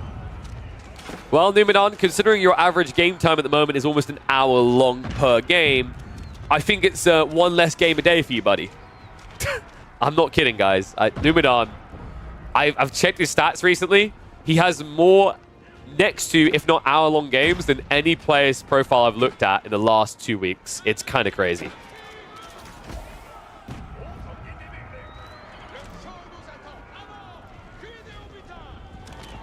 The crazy part is, like, Numidan, I mean, I actually appreciate him trying to solve for the late game Zhu to see if there's a way, right? Because, like, the early game, he couldn't find his closer. By mid-game, Ryan kind of feels like it's on the wall, right? If you get in this stalemate. And I think he was in this stalemate pretty consistently throughout this game. Good push coming in, though. It's just you've reached the choke points. And whenever you reach the choke points, that's when things start to look a bit sad. Crossbows will just win this, right? Like, this is very reminiscent of what happens in Marlin games where you've got a bunch of melee and you have to dive the base. You have to dive the base and, oh, look at that. I've got full ranged, so I don't care. Full range with 10,000 bolts, by the way, so these Knights aren't really doing much damage.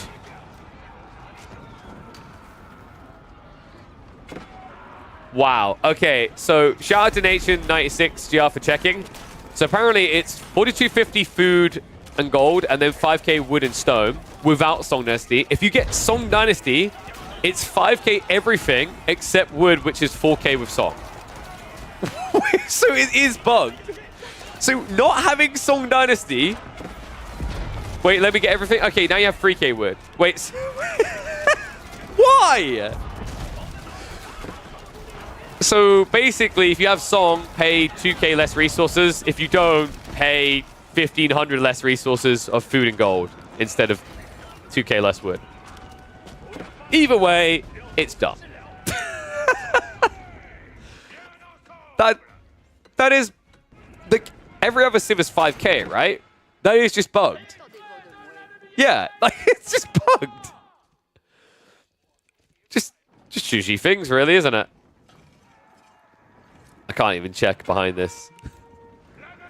What a perfectly reasonable and balanced Civ. Well, not gonna lie, folks. When I woke up this morning on my list of reasons to rant about why Zhu is OP, I didn't have the wonders are for some reason cheaper written down, but that is now on there. I think we might speed this up a bit at this pace. I feel like we are just running through the definition of insanity here. Doing the same thing over and over again. It's just, once again, mass arbitrary. He does use the Valorous inspiration, but... all I can really say is, Yeah, so this is the weird thing about the Song Dynasty is it buffs, or rather decreases the cost, so buffs the build ability of any non-military buildings. A Wonder is a non-military building, which is kind of weird because it's technically winning the game, so I feel like you're killing something. That also means outposts, funnily enough, count for some reason. Thank God it stops there, but yeah, like, Song needs to be reworked in more than one way. The writing for a start and what it affects is bad. The amount of reduction you get is way too high. It should be 25% wood reduction. It shouldn't be 40%. It's kind of bonkers. And then on top of it, for some reason, whatever reason, Zhu are just getting cheaper Wonders, and I don't know why. Do I think it would have changed the outcome of this game? Probably not too much. I think we were already heading here. Do I think Zhu are absurd? Yes, most definitely. I think Zhu should have, realistically, this matchup in the late game, Zhu should have lost, right? But I think between Shaolin Monks being bonkers, which I'm fine with, I think they should have that unique quirk. But the eco being so good, they reached a stage where they never ran out of resources. It felt like Numidan had already lost the game at that stage. I don't think you can let Zhu reach unlimited resource churn point. Not unless you're, say, maybe Abbasids or Chinese. Maybe Ottomans as well, because if you're building enough great bombards behind it, it's fine. But there's only like a handful of civs that can allow this. And no, there were 5 relics on the map. It's just when you garrison relics in pagodas, they don't track accurately.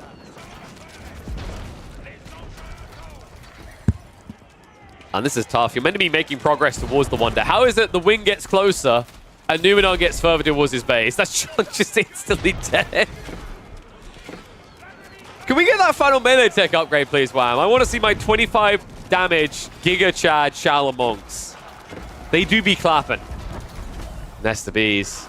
Now just flaring up against Arbitria. I think this is the point where Numenor knows it's over, right? If he can't get back past the threshold in the next minute, it's going to be too late. Big shout out to B, by the way, coming through the raid. You absolute gem. I appreciate you, buddy. I'm definitely going to be checking out 1 or 2 of your games today. I love that B's back grinding. B would not have allowed a game to get this late. I can guarantee you that. He would have full device sent it probably halfway through this game. But we are now 3.5 minutes away from a Zhu Wonder victory. I don't know why crap is cheaper for them. It makes no sense. Zhu. Oh, I see. So Nation's clarified. The cheaper food and gold costs, the 4.25k food and gold, that must be the Tang Dynasty, because Tang Dynasty, it's 15% cheaper for a landmark upgrade, right?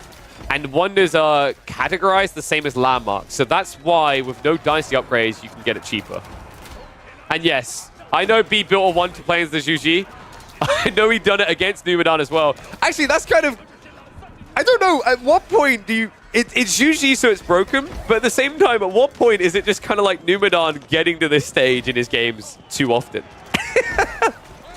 Because now that people mention the B Wonder, this is the second time I've watched Zhu build a Wonder in the last few days. And both of them have been against Numenor. What is it about Numenor that always finds himself in a... Like, he always finds himself in a Wonder game? I'm not sure, really. That's kind of peculiar. Oh, he has pushed Wham back, but guess what, guys? Back into the choke points. All right. Ryan's on the wall for this one. I think I'm just going to speed it up. There's no way he breaks this in 2 minutes. It's literally impossible at this stage. So, Numenor, a curious fellow. We're going to be casting more Numenor games on this channel, so be sure to follow if you haven't. I have heard not all of them end with Wonders, which is a good thing, but Numenor, definitely a player who likes to deliver in that late game. Just not able to do it up against the powerhouse that is the Zhu here. Zhu, the only Civ in Age of Empires 4 right now we consistently see building Wonders in 1v1s. If that isn't a surefire sign that this Civ needs to be nerfed, I do not know what is. Make AoE 4 great again by making this Civ a giant pile of smoldering trash. If you like the game, if you like what you've seen here, make sure you follow the channel, make sure you subscribe. Comment down below, let me know what you would have done different, how you would have solved the Zhu Ji issue here. Is it solvable? Or is it just too OP? And I'll see you all in the next chapter. Yeah, big shout out for the raid. Appreciate you, B. Hope the games went well together, buddy. Yo, what's up, Fablop? Thank you very much for the resub. Welcome back to Swarm. If you haven't already and you've got the primes, make sure you drop them, guys, because, well, we basically stream... Right now, we're streaming about 40 hours a week, so don't have to worry about them ads. Whew. Happy to see me grind the cast. How are you, dude? Trying to grow the community. Trying to bring more eyes onto the game. And also highlight a lot of the upcoming players, not just the known. So always fun to do. All right, I have lined up a bunch of fun games today. So that's another one carved off the list. I think we said we were going to do a Order of the Dragon game next. We've actually got NA AoE4 coming to provide that to us. Faye, one of the biggest OOTD fetishists, I think is the term. She's been spamming the crap out of the Order of the Dragon. We're going to be checking out one of her games. And yes, thank you for checking on that, Nation. So yeah, it's crazy, actually, that you can get Wonders cheaper as usually. I don't know why. More Cow games? How about you get to work on that tournament? Why don't you launch the tournament already, Cow? Come on, dude. We've got a few more weeks left in January. EGC don't kick off again until February. And then even then, there's weekdays. Mush, mush. Is it intentional? No. No. Just no. If it's intentional, someone in the office is a Zhu Ji fanboy. That's all I'm going to say to that. All right. Should we get ready for another? Numenor lost 3 times to a Wonder in a week? Yep. Okay, if I was Numenor and I lost to this many Wonders, I would actually legit just quit the game because I hate Wonder victories so much. But props to him. He keeps hanging in there like a kitty on a line. Tournaments this comment. There you go, guys. You heard it here. Everyone just like, quick. Just put at a magical cow. When tournament announcement, question mark. We need to pressure him. Peer pressure always works. All right, another game on Gorge. This place is crazy for it, but you know what hasn't been seen enough? You know what the community has simply not been getting enough of? Order of the Dragon. Welcome back, one and all, to the Age of Empires 4 action. We're going to be joining this match to catch a clash between 2 of the top American players in the game right now. In the teal, we've got Fei Chan playing as Order of the Dragon. Across the way, a powerhouse Civ right now. Kind of shocked that it still hasn't received any nerfs of any kind. GUA is going to be playing the Ottomans. But I wonder if he's going to be playing that greedy late game that we're all scared of. I mean, it is GUA after all, so theoretically, this game should be over in 15 minutes flat. We'll have to see. So, opening-wise, Faye is a very big fan of this. She's going to be going in for the rack. She's going to be whipping out the Order of the Dragon Spearman. I've seen her do this a few times. I think, actually, the Order of the Dragon players, of which they are rare and very limited, she probably is the most consistent builder of the racks opening. Pretty smart choice on this map, right? Because the gold spawn's usually on the forward. Unfortunately for Faye, it's going to spawn behind here. So it's going to take her a little bit longer to get in position. And that does mean that GUA should have enough time to get the gold required for a tech up. So not really sure I'd say that the Spearman play found its true value. It's a smart read by GUA, though. What he done here is he didn't go for the military score we see quite often. Because he understood in this matchup, you just can't do it against Order of the Dragon, right? Like, the villages are too tanky for one Spearman for them to care. The gathering rates are too superior. And on top of that, with a lot of players opening with this racks, you'd just be crippling your own timing. So, Spearman are going to arrive. Timing too late. Scouting-wise, let's see what the rotations are like. Looks like GUA went for a tight circle in the center, and that is terrible. Meanwhile, Faye went across similar territory, but found much better yield here, up to 9 compared to the 6 already. They both took an orthodox path here, actually. Faye didn't check the back west corner at all. Looks like there weren't... Oh, man, she missed 2 there. That's unfortunate. And 2 here? Come on. This is a scam. Hopefully she'll go back to check for them. I imagine she's just going to prioritize the right side of the map, which there are still a bunch of sheep lurking around in. So Spearman has at least forced the mining camp to go full AFK here, but GUA doesn't care now. He has the gold required for a tech up. And we know how this is going to open up now, right? Now that you see the Spearman, and also because you're playing Ottomans, naturally you're going to be dropping that archery range. And cool thing about that, on this map, Faye can't do anything about that. Gilda Spearmen can be annoying in a lot of ways, but they cannot be annoying on wood. And yeah, no, enough of this crap in the chat about better ways of making wonders even more quickly. I don't want more wonders. We've already seen too many wonder games this week alone. I feel like one wonder victory a month is good enough, right? Like, I don't want that to be a standard thing. Madrissa is standard, though, from GA coming out. I think they need to buff the Sultani trade network. It just doesn't really compete right now. It's just moot. It's irrelevant. It just doesn't feel good.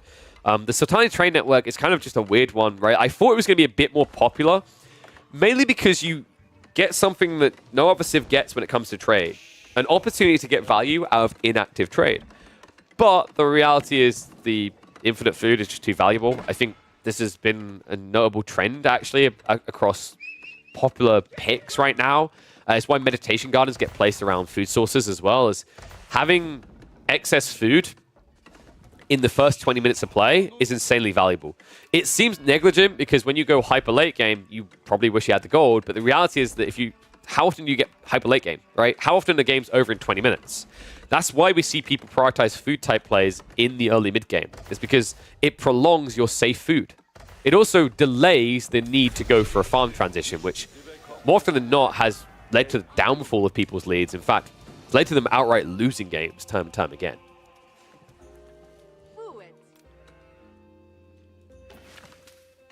And yeah, so we should be seeing the sheep get fixed eventually here.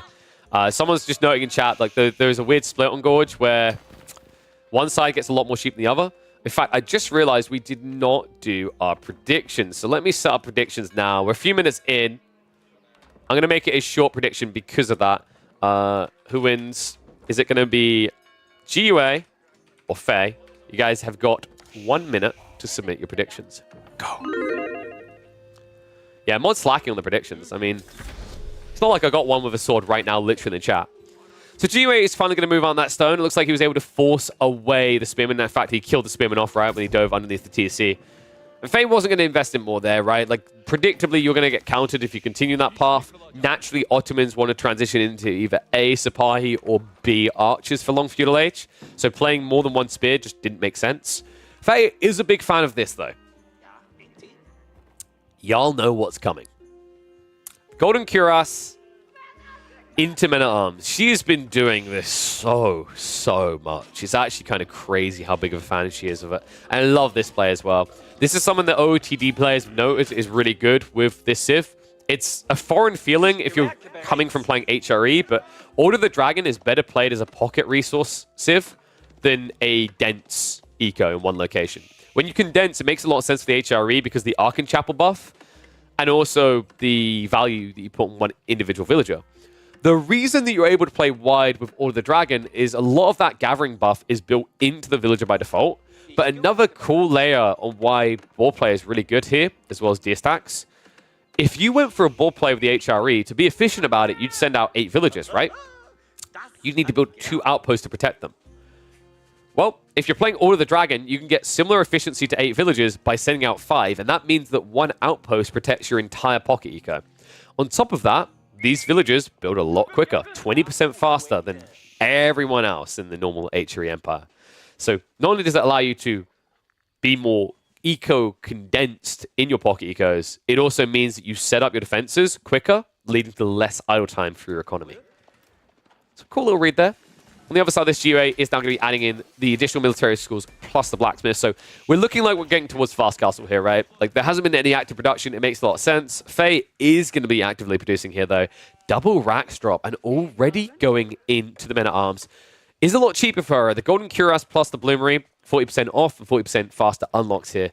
So she's looking to just turn the screws. And this is an interesting choice because GUA will get up to Castle Age. It will be quick enough. People asking, what are those berries? They are trying to encourage Order the Dragon to use them. I don't know what else you want from me here. Yeah, it is a little bit crazy. I think sometimes... And this is kind of interesting, actually, now that you bring that up. Sometimes the berries get pushed inwards more, and then the gold vein pushed further out. So it's because resources can't spawn too close to each other. So I think what happened here is that the gold spawn and the berry spawn originally went to the same location and then pushed each other. Interestingly enough, I've only seen this happen a few times with southern spawning players. It never seems to happen with the northern spawn players. Their berries always seem to be just far enough out, right? Because the difference is that compared to that. And Arms on the way. Looks like Geo did scat it out, but he's on his way up to mid. He doesn't care about this right now. He shouldn't have to. He should get enough gold together in this window of opportunity. He has enough people out on the goal, but Faye is going to be able to idle that out, which will prevent him getting into too many crossbows. Military schools can get into those crossbows, though. Remember, that comes as a default unlock for Castle Age.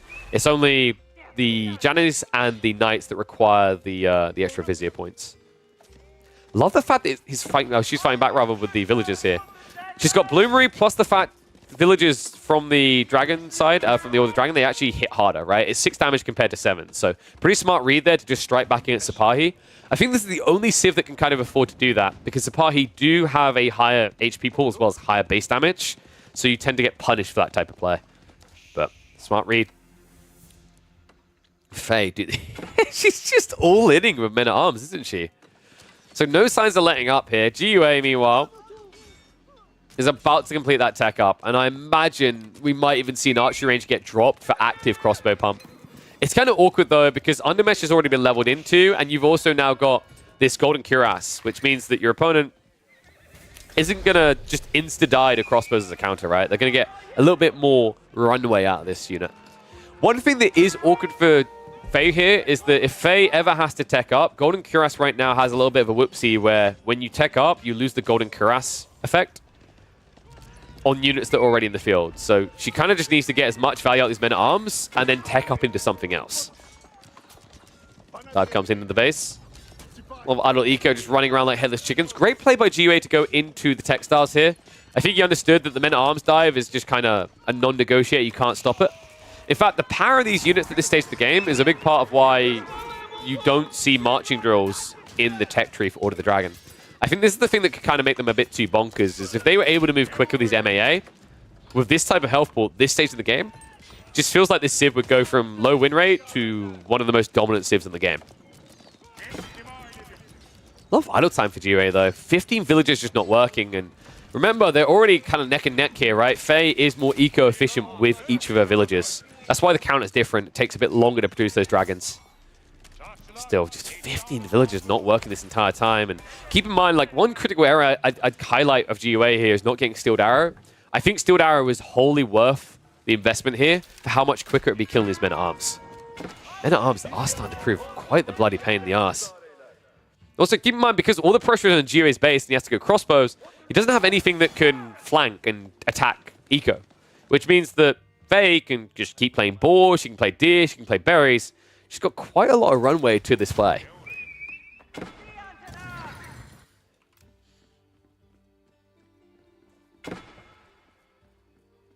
I mean, we might be highlighting military schools to offset the idle villages, but remember, it's just 2 military schools right now. So it still definitely hurts GUA. Also, keep in mind, like, usually when we talk about, oh, I've got military schools, who cares that I don't have any eco working? At that stage, you also have, like, most of your eco upgrades. You kind of don't care as much. Right now, that's not eco upgrades, sorry, any upgrades, military upgrades. Right now, that's not the case for GUA. So he's missing out on the Steeled Arrow, he's missing out on the Bloomery, missing out on a lot of effective firepower here. Fate is starting to get picked one by one. I think this is a bit negligent, the way she's now playing split like this. Looks like she's trying to guard relics, and credit to her, it's a good read. She snipes one of the scholars, but the moment she broke off like this and split in directions, she gave freedom to GUA to finally get out. Right? Like, these men-at-arms together are kind of a nuisance, but one by one, easily pickable. Understandably, her time had come to an end, right? The crossbows were just too annoying, and big shout out to Hymenair coming through with the sub. I appreciate you, buddy. If you guys are not subscribed, you're missing out. Plenty of moats and plenty more to come. Well, plenty more fun from Faye. Regnit's now on the way, so she's going to play Greed. It's kind of weird, isn't it? Because I think the first... I want to say, like, the first month... No, not even month. Maybe first 2 weeks. We saw, I'd say, more Burgraves than Regnits.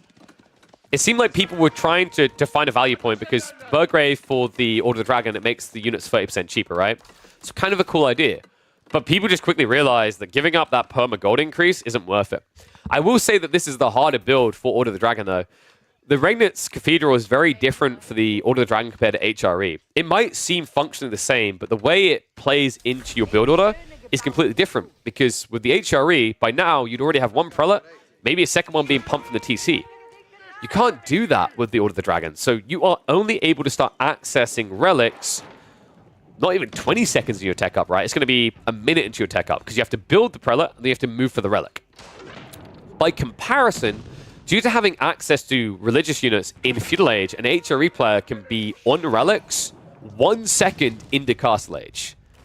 That's why you're not seeing Order of the Dragon really home run it once they reach Castle Age. That's why you're seeing them struggle to get the majority of relics in games.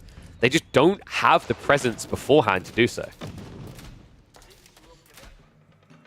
Outpost is going to tank the E-repairs. GUA now with the first mango, second one on the way, and this is just unlimited crossbows. So Faye, she needs to switch over into archers. Kind of surprised there's only one archery range here. I think double archery range would make a lot of sense. You are up against the mango, sure, but like with the extra range, the dragon scale lever, the way you can dive, I don't feel like one mango holds you hostage here.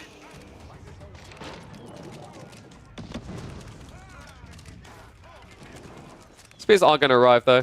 It's just awkward because even the spears of the Order of the Dragon in this quantity, like you're not going to be able to defend this, right? In fairness, GUA isn't doing much this push, but you need to be kind of cognitive of what he's doing elsewhere, right? He should be playing for relics. I imagine, yeah, we've got imams actually being pumped. One's already been garrisoned. This relic and the left side one should be easily accessible, but great read by Faye to yoink that out of the way. So it looks like it will be a 2-relic game for Faye. Might even be a 3 if GUA overstays his welcome on this outpost. He's very hyper-fixated here as well. Raid is coming in behind. It's just a scout trying to deny equity here. So GUA will just stab him down. First Lancers are also coming out. So GUA about to have a way of starting to dent the Dragon's economy instead.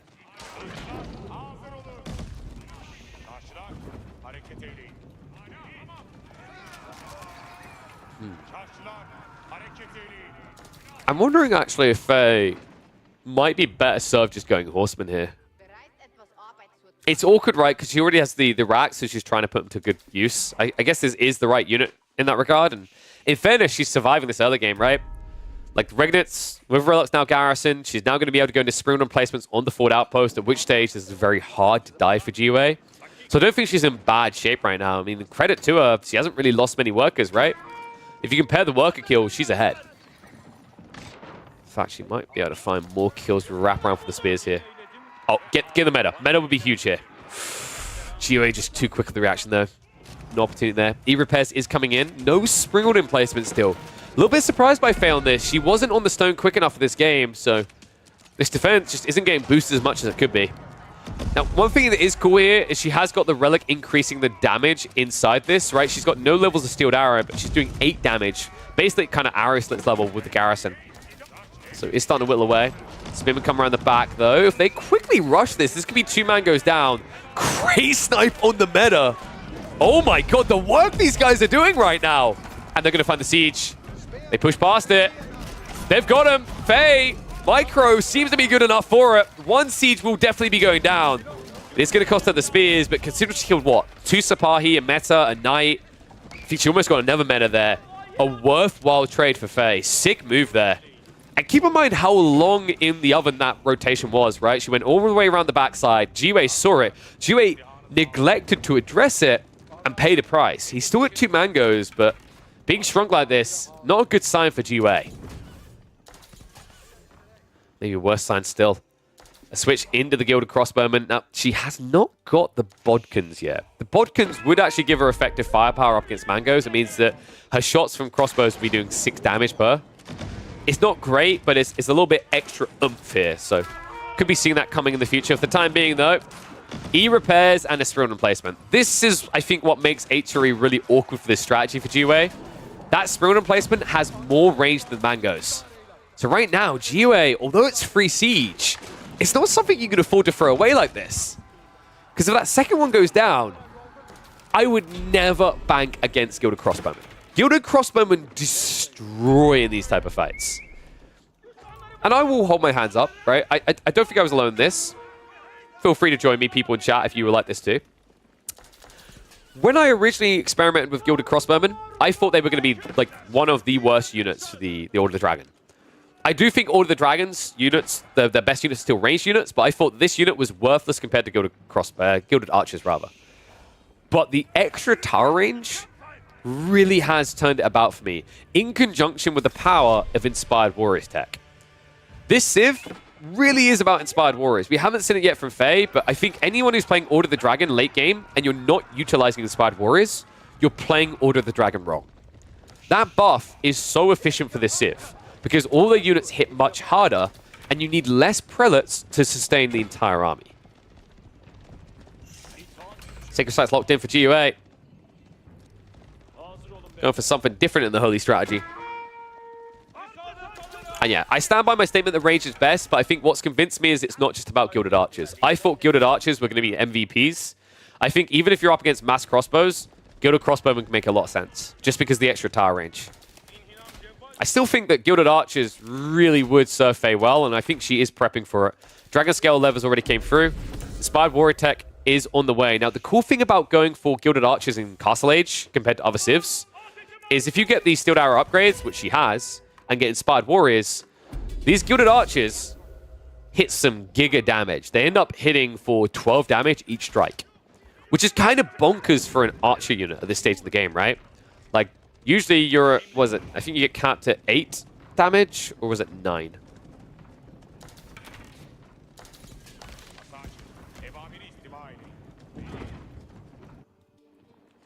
I can't believe Faye just keeps rotating with infantry like this. Oh wow. Oh my.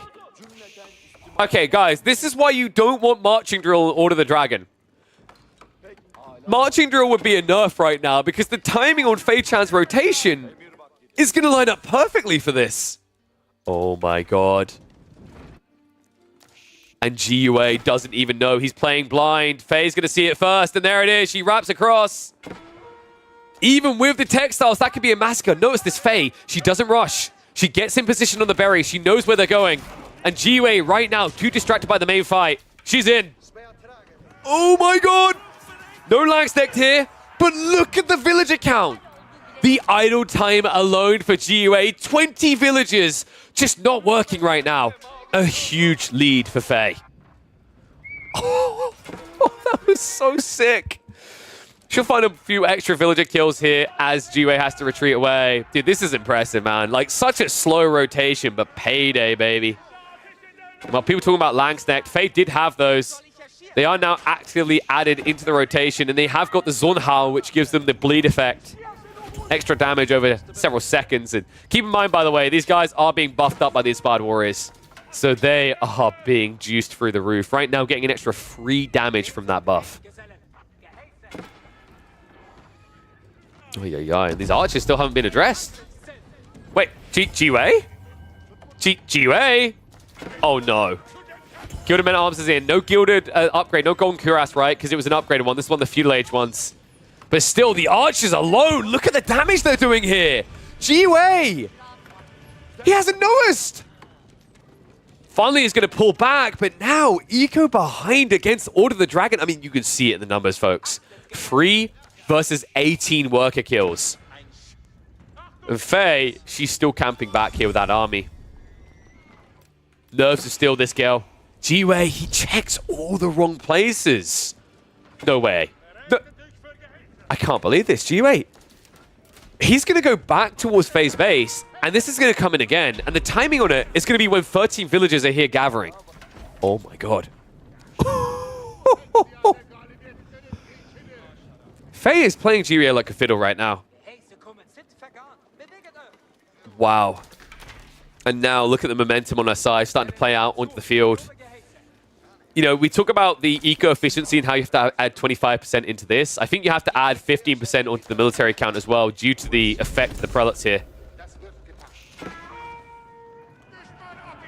This Mango living life on the edge.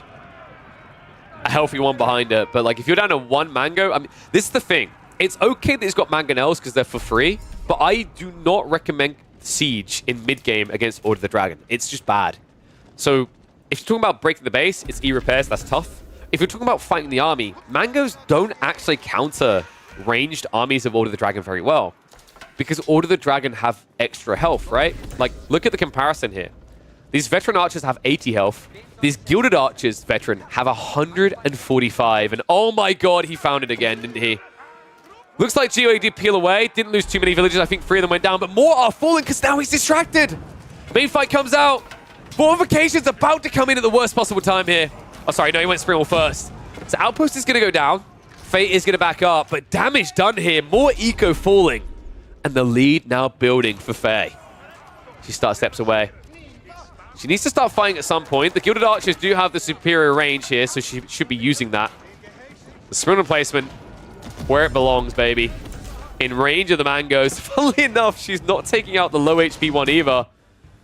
The villagers on the north side at least moved away in time. That would have been a massacre. Gilded Langsneck were wrapping, but weren't able to find it.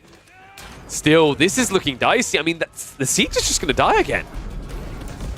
E-repairs comes out. I feel like GWA is going the hardest way about this possible. I cannot think of a more difficult way to try and win this game. I mean, well, I can. You could delete your entire army. But of ways someone is actually going to try to play this. If he just built a few rams, I'd understand it. But you're trying to torch down a fortified outpost against E-repairs. This single outpost has now killed 6 mangoes, I think? I can't believe this. And also his entire army is here, right? So Faye's just camping, waiting to go in on the eco again. I mean, maybe he finally gets it, right? I think this might be the edge, but the problem is the Springald is targeting down the torch damage here. So party count is getting low. And even if you get this outpost, at what cost, right? Like, I just don't think it's worth it. And he needs to get it right now. If this doesn't die, if he doesn't finish this off, if E-repairs gets popped just in time, my heart is going to break for him. He does kill the outpost, but I don't think that was worth it. Right now, that outpost was like the god you're trying to fight to slay here. And although it's dead, I mean, what's left of humanity, right? GWA, look at the military advantage now for Faye. It's not all here, right? It's spread across the map, but she can still take good fights. So Mango's shot comes out and hits hard. And this is just tough. This is a bad trade now. Spears are going to be rallied in range, and GWA's going for the keep drop. Oh my god. I don't think you can do this. Where are you going? What? Wow. GUA completely misreads the situation. While he was reading books for infants, Faye was learning from the dictionary. She had every answer imaginable here. GUA with a full Villy pull. No keep drop opportunity here. Instead, he's going to try to set one up at home, but that's not even going to work because Faye is already camped here. And that reeks of desperation. GUA with the max Janny pull. The only way that he can get a castle up. I am speechless right now. Faye, she's basically turned GUA's brain off. It doesn't even work properly anymore. That fixation on one single outpost has defined this game. Now, it shouldn't because Faye done a phenomenal job flanking, finding the villagers, finding the eco kills. But realistically, the only detail that truly mattered in this game was right here. This dictated everything. And it cost GUA everything in this game. He needs a miracle now. Faye, she's already prepping the Springalds. There won't even be mango damage to hit into these archers. And also, keep in mind, if Geo is not fighting right now, that means Faye is replenishing the health pool of all these units. Faye, who, by the way, could probably get to Imp quicker than GUA here. They've both got similar gold, they just haven't been spending it. The difference, however, is that Faye is much closer to being popped. Oh, man. Who said that? Wait. Which pros have been saying that the Order of the Dragon need marching drills? I think I'm going to use this as Exhibit A of why not. People are going to argue that like sending it down mid by GUA was a mistake, but still, like, I think she proved, although it takes a while to get around those flanks, when you do arrive, whew, lordy, do you do a lot more damage, and are you incredibly hard to remove. Faye now going up to double-digit scholars. All sacred sites locked in. Sorry, I call them scholars, but they're prelates. They're just acting like scholars in this entire game strategy right now, securing sacred sites and keeping the army topped off on health. And Faye, she's only got 3 Langskin here, but I like that approach. I think I've seen a few people overburden themselves with Langsnecht. Doesn't feel optimal. Just feels like you're giving every target being the right target for your opponent, right? But if you have a few Langs and the idea is they might reach their target, jackpot, right? Like it's not such a big investment that you need to hit with it. It's more that you are putting a small little hedge bet on the off chance that you do reach. Torch damage now coming in, and lordy, do they hit hard. Hasn't taken the Dragonfire tech. I think that's because people are worried when you try to burn things near your own base. Right now, the Dragonfire tech hits your own buildings. But it's not like they need it, right? 28 torch damage each. They burn fast enough as it is. Spearman now actually getting baited deeper, chasing off the spy. I don't think that was intentional. I love how the Mangonel had one job and it failed it. Wait, what? Okay, so that's still a bad trade for Faye, but better than it should have been, killing off the Knight. And I think she also got a second unit there. Also, Faye doesn't care, right? She can afford spears for days at this stage. Farm-wise, I think she should be a few in now. Yeah, so she's built 8 farms so far in this game. She's going to have to make a very hard pivot, but I think she's got enough gold to afford that in the interim. And also, militarily, she doesn't need to produce many more units right now.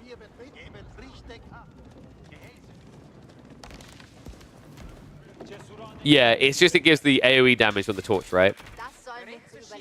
The weird thing, like, yeah, it's a bit of a weird tech in that regard. I get why it didn't increase the damage because that would be absurd, but I need to test it. But the problem is, I think if you attack a 2-tile building, you can't hit anything else, right? It's a bit funky. My feelings, by the way, on this torch upgrade is that technically it could be completely busted. I don't want to give people ideas, but okay, I'm going to give people ideas. I'm a terrible person.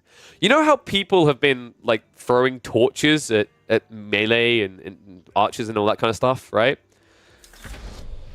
If you get an AoE attack on your torch as the Gilded Spearman, that whole throw your torch at an enemy troop thing is actually doable on repeat. It's not easy, but if you like get used to it, it is. And that would mean technically you're throwing like Langsnecht cleaves with Spearman. I'm just gonna stop giving ideas now. I don't like what I'm doing to the community here. Ooh, Langsnecht. Ooh. By the way, really important that you kill Langs quickly because right now their initial attack is really slow. If they get that initial attack off though, they attack incredibly fast. So just something else I've been noticing about the Order of the Dragon. I think that's also another reason you haven't been seeing many Lanks from OOTD is because that initial attack feels a little bit too slow.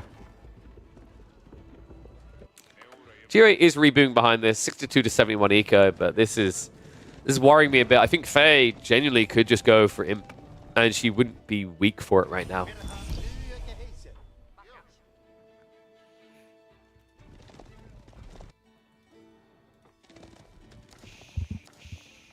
GUA just looking for raid opportunities. I think it's a bit too late though, buddy. Oh, sorry, Faye isn't Imp. I'm an idiot. There we go. She did do it. I needed my caffeine, clearly. That explains the food. Okay, so GUA officially has to end this game right now. Like, he cannot go Imp. If he tries to go Imp, all the upgrades come through, Faye destroys him.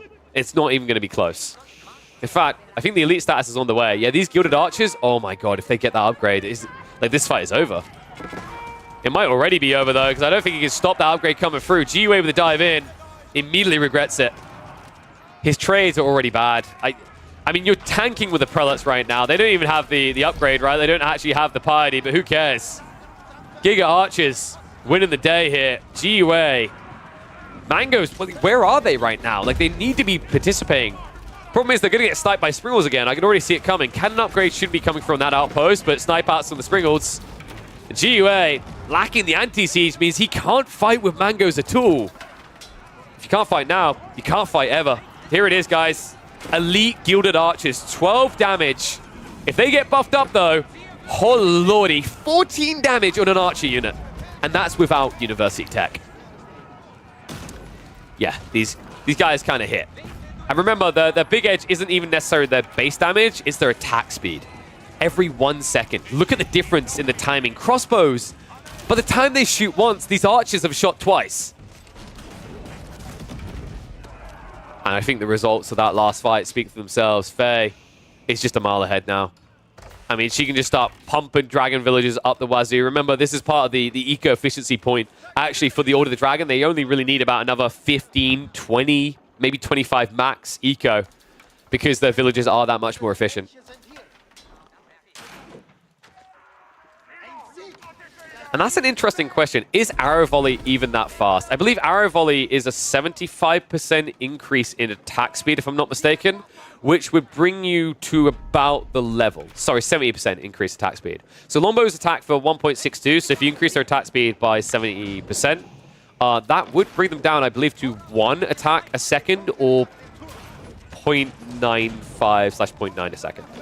So Volley might get a very slight edge, or they're neck and neck on the attack speed of Gilded Archers. But keep in mind, Volley is temporary. Gilded Archers are eternal. What they do never stops. And also, by the way, I love to see that matchup in the late game, because I actually think Order of the Dragon would dunk it. If you had Gilded Archers versus Veteran Longbowmen, or Elite Longbowmen rather, with Volley, I think Dragon Scale Lever just makes it impossible for English to ever win that matchup. You can try to keep distance, but, I mean, these guys are faster, right? 1.25 versus 1.12. Spahi did it reach around the back, but I don't think Faye really cares that much. Incendiary Arrows is coming in, and I think that should end up being curtains closed here. In fact, kind of crazy detail here. Incendiary Arrows, so it'll give you 20% increase, right? Oh, my God. 18 damage, Archers. That's max upgrades on the range damage. 18 damage with Inspired Warriors. Oh my God, they hit harder than crossbows by 1.5 times damage.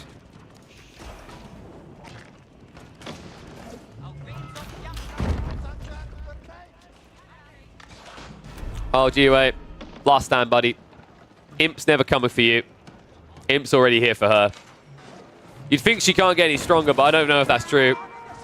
So charge in with the Spahi. His best hopes of breaking this, and they are already broken. Gilded Archers now just going to milk this for all it's worth. Woohoo! Second wave of Spahi in. But I just don't think they're doing enough here. I mean, the Spearmen aren't even fighting. They don't need to.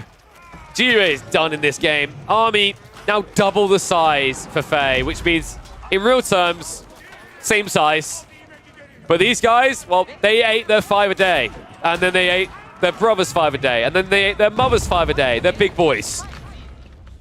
They sure do hit like it. 35 Gilded Archers. GUA, the only hope he's got to win in this game now is if Faye's computer crashes. Her upload speed has been a bit wonky recently, so maybe that happens. Maybe she just has like some big lag spike and DCs. Outside that, I don't think there's any way GUA can win this. He's going to try for Imperial Age by the looks of it, but I think the moment you do, she's just going full in your base. Right now, she's already done a good job of that, right? Military school down. Mehmed Imperial Armory is getting absolutely annihilated by the counterweight trebuchet. I don't think Imp even saves him here. Oh, and by the way, if there weren't enough troops yet from the Order of the Dragon, don't worry. We can fix that. GUA just doesn't want to see it. GG comes out. If you like what you've seen here, make sure you comment down below. Make sure you like these videos. Let me know what you thought about this matchup. Has Faye convinced you that Order of the Dragon is worth trying again? Or does this Civ still desperately need buffs? Let me know what you think. And I'll see you all in the next chapter. Oh. GUA made you... Oh, yeah, on set. Let me choose outcome. Look at that. Majority believed in the power of GUA. Mistakes made, my friends. Mistakes made. Let me just put a name on that one. I'm trying to remember to name these so it's easier when I All edit right, later. another game. Whoa, sorry, my voice was very loud there. So.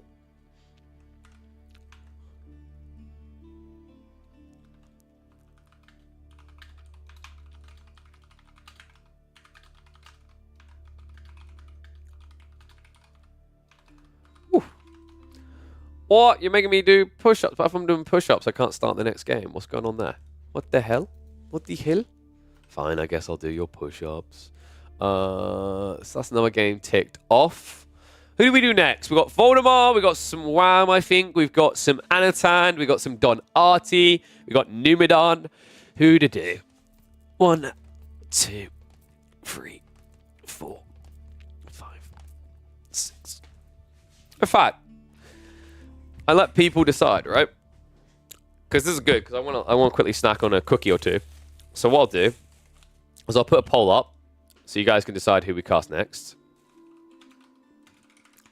Is it going to be Wham, Voldemort, Anatan, Don Artie, or Numidon? 2 minutes, get voting. That'll give me enough time to quickly snack on these biscuits, and then we'll hop into another game. Whoop, whoop.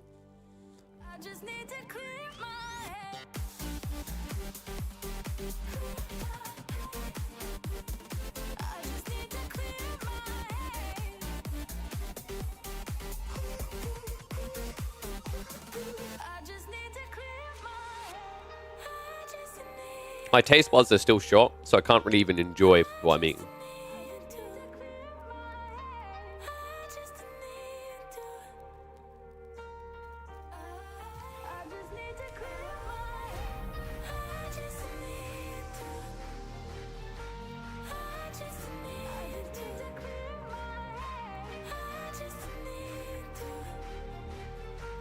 I tried the spicy approach last night. I covered my pizza in hot sauce. Hasn't really helped.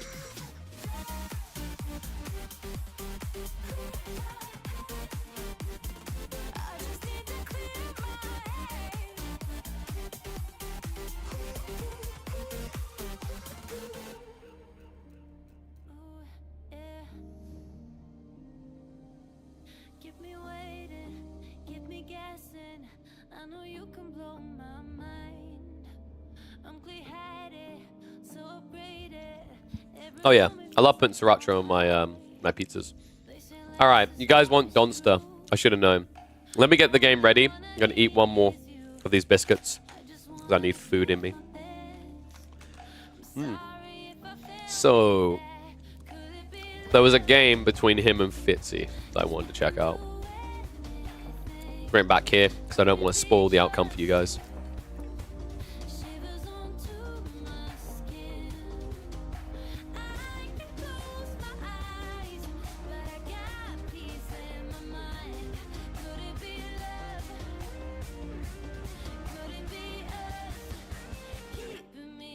There's the man, the myth, the legend himself. Hello, Dom. Chat just voted to watch one of your games. I'm looking for a Fitzy here one. Hope you're doing well, buddy. Are there going to be any Bronze League Legends tonight? If people have interesting replays, !Discord, submit them in the low elo chat. If there are games there, I'm happy to. It's just way too much effort. Because it takes way too much time to go looking for them blindly, right? Because you never know what you're going to get. So I definitely want to do more bronze games, but it's the challenge of finding them. So if people know of intriguing fellows in the community, let me know about them, flag them to me, and I'll be sure to cast them.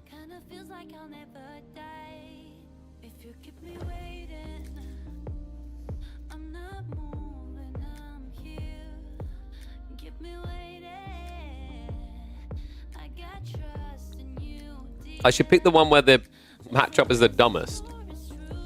What, you mean the one where you both picked Order of the Dragon? It's Numidon.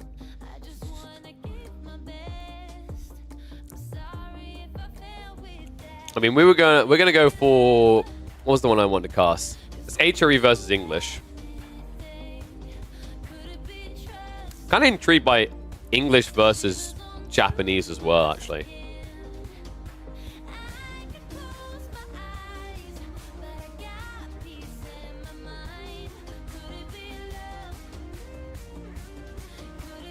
We'll see though. We'll start with the one that I highlighted, the one versus Fitzy. So Himeyama. FFAs are the most entertaining. Then you should probably follow this channel because we want to be doing more community games. In fact, we actually cast, we played in one last stream. We hosted and played in one, and then we also looked to actually cast those. So the whole idea is I want to actually start creating interesting little twists on ways of doing free-for-alls. For example, it might be the map choice. I think actually one of the best free-for-alls we ever cast with the community was when we done a mountain clearing one. I never uploaded that, actually. I never got around to it. I wonder if I should go back and upload it, even though it's on the old patch. It was an incredible game. But yeah, I basically tried to have a little twist, choose some sort of map or maybe a mod that makes it quite interesting. The last FFA was great. It wasn't for me, man. Oh, you mean the one I cast or the one I played in? The one I played in, I literally had Voldemort next to me, but he was nice about it. The other guy next to me was playing Byzantine Boom. And I went autopilot late game and totally forgot to get Oda Tactics. Did not end well for me. Really, really did not. But in fairness, guys, I built the Buddhist temple. So that's why I lost. Okay, it wasn't my fault. It's Relic made the Temple of Equality anything but. Right? Ironically enough, it's the Temple of Complete Inequality. So OP. Yeah, exactly. There you go, guys. That's why you should follow this channel for plays like that. All right. Should we get to the plays that you really follow this channel for? I think we should. One and all, welcome back to the AoE4 action. Look what we got here. It's Donati. And it's his favorite little thing. The English with aggressive openings. On the other side, the victim for today will be Myriad. It looks like we actually clicked the wrong game. There's actually another one to come up, which is going to be versus the HRE, but sure, let's go for it. Let's start with this one. Myriad versus Donati. English versus Japanese. I actually wanted to check this one out anyway, so I'll take it. But for those that want the game between Donati and Fitzy here, the English versus HRE matchup, do not worry. We'll check in on that too. But first of all, a little intro for the players. Don, I think we know Don by now. I mean, if you don't, welcome to Donati gameplay. Dropping a production building and immediately sending it towards your base is basically how this guy works. You know, everyone has that MOBA friend that's like, let's all fight in the river. Don's that guy. Every game, he'll be the one drawing lines and pinging, saying, let's go this way. And you're like, dude, it's minute 0. We haven't got anything yet. Don says, I don't care. You know what we have got, guys? We've got each other. Let's go kill. Every single game ever. And oh my, let's go kill. No, no, no. So Don knows about this now. That means second men at arms equal definitely happening. And he's already going to be marching towards the enemy base because Don doesn't really care about the fishing yet. This is about the gold. And look at the panic from Myriad. Myriad, who just got snooped on, has immediately pulled 5 people across the gold to rush up what he needs for attack up. Pretty smart read here. Myriad, for those that don't know who Myriad is all of us, really. You know, grassroots, baby. Back to the beginners. If you've not seen a Myriad game before, if you've not actually heard of Myriad, Myriad used to be a gold player. I'm not kidding, guys. Like, if you go to AoE4 World right now and check Myriad's account, he was gold in Season 1. He was platinum in Season 2. All right? This is your definition of raised up from humble beginnings. He was just like any of us, but he refused to stop. And now he's been grinding the top of the leaderboards, actually in the top 100, I believe, at the time of recording, consistently up there. So an impressive lad, nonetheless. Now, Tom, an impressive lad himself, a Giga Chad. Since the early days of AoE4, look at what's happening. It's Villager fun time.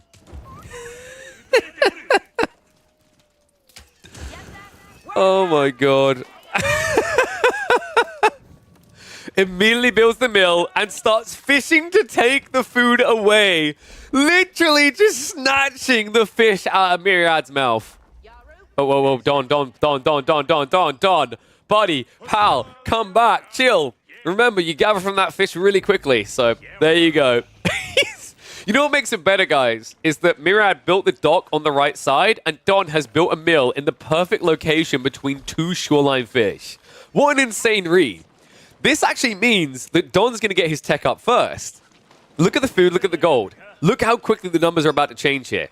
It was only low because Don just pulled a bunch of villagers to walk across here. He's now going to catch up.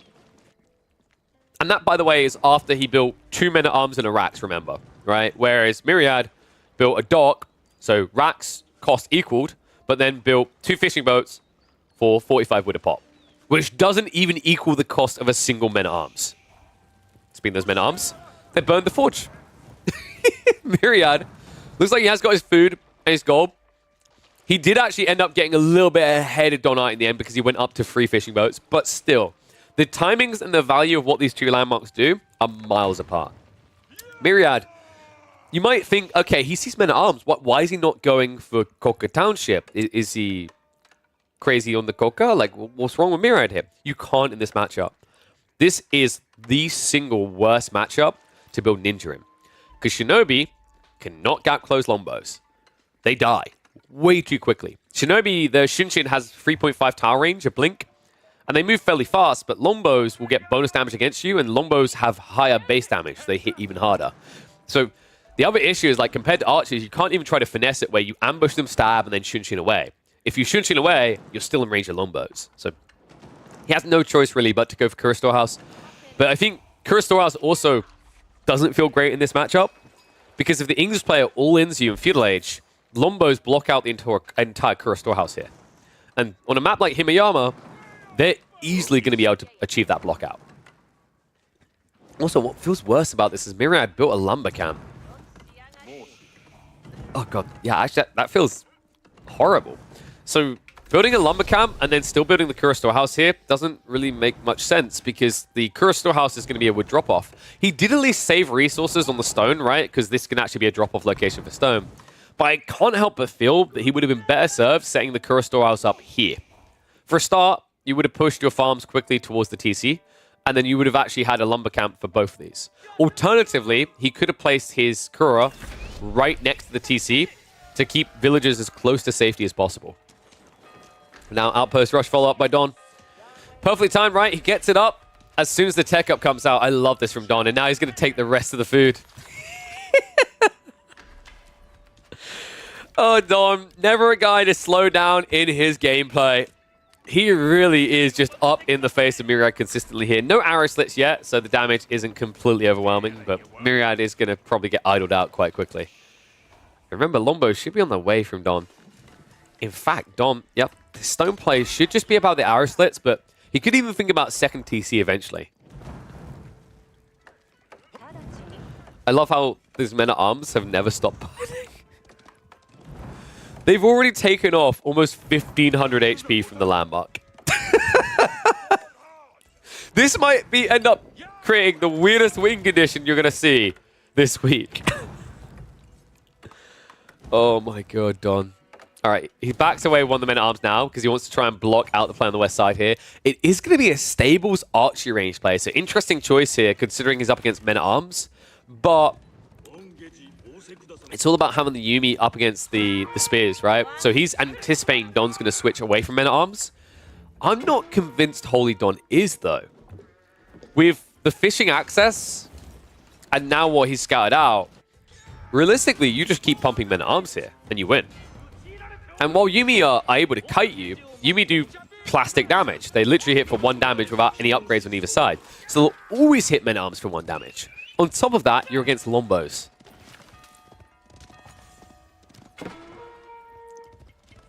And Arf now getting a little bit frisky with the dive here, though. That's not too bad, actually. Considering these are still Vanguard, he hasn't upgraded them at all. Killing a Horseman off isn't too bad. Looks like Don didn't want to actually continue the men-at-arms play. It is going to be a switch up into the spears now. Yeah, spears are a little bit tricky because you are up against Yuumi, and Yuumi can reach in and snipe you. But I think Don's just understanding that if you pump enough Lombos and just have a small retinue of spearmen to deal with the horses, Lombos just destroy everything here. Now, one thing that is going to be important is this, the blacksmith timing. you always have to remember that when you're up against Japanese, the tech timings are a little bit more aggressive because they, by default, when they age up, already have a blacksmiths, right? Their forges are the blacksmiths, as well as the drop-off location. So typically, compared to, I'd say, about 70% of the civs in the game, Japanese should always be militarily ahead when it comes to tech upgrades. Also going into Tawara, so we might see him shift out into the berries soon. Plenty of farmhouses being built around there. I think he needs the extra food here because Myriad... I don't feel like you want to be stuck in feudal here, right? Like, the amount of surplus resources he's holding, it's almost like he's trying to escalate gradually towards castle. Lombos. Do you get the freebie on the scout here? Myriad is going to get baited in. Slow reaction there. So, trade-wise, I'd actually say that kind of favors Don, right? He takes a little bit of a licking on 2 of the Lombos, but kills the scout, then also almost kills the horseman. Myriad now playing quite a blind and dangerous game here.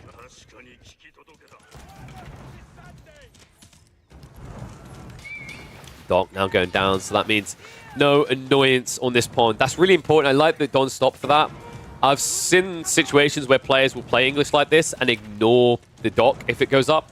The reason you don't want to do this is you need the shortest route to your opponent's base. If the dock is here, your opponent might just whip out an archer ship. And if you're running by with, say, 10 Lombos, they might clean up, but the price might be worth the engagement for the archer ship. So great read there. Undermesh now on the way. Steeled Arrow has already been researched by Don. Don now transitioning into the farms behind the TC. And Horseman not going to find an easy raid-in opportunity here.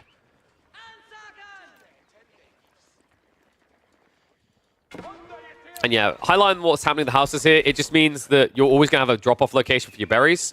And you need to build houses, right? Like, this is the thing you always have to remember the Japanese, that I think players are getting better at utilizing, is that your houses are your food drop-off locations as well. So you can be pretty eco-efficient. Another thing I've noticed is a lot of players have stopped building their houses near the Japanese TC because that's just going to block you out of farm placement here. And they've actually started to move like 1 tile out, so they have houses to drop off from the farms. But right now, the only thing dropping is the eco count for Myriad. Uncomfortable location here. This is another thing that's a bit wonky about Kura Storehouse now. With the nerf to the garrison spots, only 4 of your villages are going to be safe. But you can see in total, he's going to have double that gathering around here. So Longbow's easily able to punish that, but it looks like there's going to be a pushback. Donai may have slightly overextended here. Myriad does get into the Bannerman Aura and able to do decent damage here. Horseman able to swarm the fight. So great fight here by Myriad. And now he needs to push this. He needs to do more with it. It's not enough to just take this one and go home. Don can't be allowed to get back on the map. Credit to Myriad, he definitely has the tools to ensure that never happens. Yeah, the Bannerman really is a game changer here. So the Bannerman brings you on par almost with normal archers. It's a bit weird because the number rounds up. Because you do 5 damage, you get 15% increase. That means you're doing... you're not doing 6 damage, you're doing 5.75 damage. But that still is close to where a normal archer would be. And then you just have the upside of moving a lot quicker, which means against things like Lombos, you can gap close. This is also a very interesting matchup to me because I think Lombos, although they have the strength in smaller numbers, they tend to look weaker when they overwhelm. Because the issue is that when you have, say, 30, 40 Longbows, you're going to overkill a lot of Yuumi. Right? Yuumi having lower health pools means that compared to the Archer matchup where you normally overkill, you're going to be having that problem on a bigger scale. The reason that's quite awkward is because you have to remember that the trade-off, why these Yuumi have less damage, less health, is because they cost less resources as well. So theoretically, like, the Japanese should be able to swarm you more easily unless you're up against a micro god. In step our man Dunster. A guy who hates the macro game, but is well and truly willing to engage in the micro. But right now, that micro, that focus on blocking these raids, might be costing him. Myriad, Floating Gate is on the way. And this should be pretty cut and dry. Anything but going into the stable Yoshiro drop just doesn't feel right here. Now, Myriad is a bit of a funky lad. Sometimes he actually likes to open with either a Forge Yoshiro or a TC Yoshiro. I think instead, yeah, actually he's going to go for the racks. I can see that, right? Like, if you get into the racks quick enough and you get Odachi, it can be good. My worry is right now, you're pressuring the enemy base. Should you not be playing more aggressive than a Rax? Because Raxes aren't that fast, folks. You can't go for Onobugisha here. Onobugisha kills your game. You have to go Samurai. Samurai aren't fast. Yeah, this feels a little bit wonky to me. Horseman did get cleared up as well, right? That's a complete throwaway. And Dawn, oh my god! Myriad may have made it way too obvious here. Well, let's look at the upsides, folks. Myriad doesn't have to worry about the slow-moving samurai. They're definitely going to arrive in the fight. Let's look at the downsides. Everything else, Myriad. Let's not just discredit what he done there. That dive onto the eco, he threw away, what was that, 8 horsemen? That's an insane investment. Imagine if he had that at his base right now. Imagine how scared Don would have to be. Instead, Don now postures himself in a position where Myriad has limited to no access to food. He has 1 pocket berry source, and that is it in this game. On top of that, this many Lombos here, even if you are transitioning to Samurai, they can still snipe you down pretty effectively at this count. It does get a bit wonky when you get all the upgrades in, but Myriad, he's at the beginning of the age up. He doesn't have surplus resources to just upgrade everything and keep the pump going. Oh, man. I think Myriad just threw away this game, actually.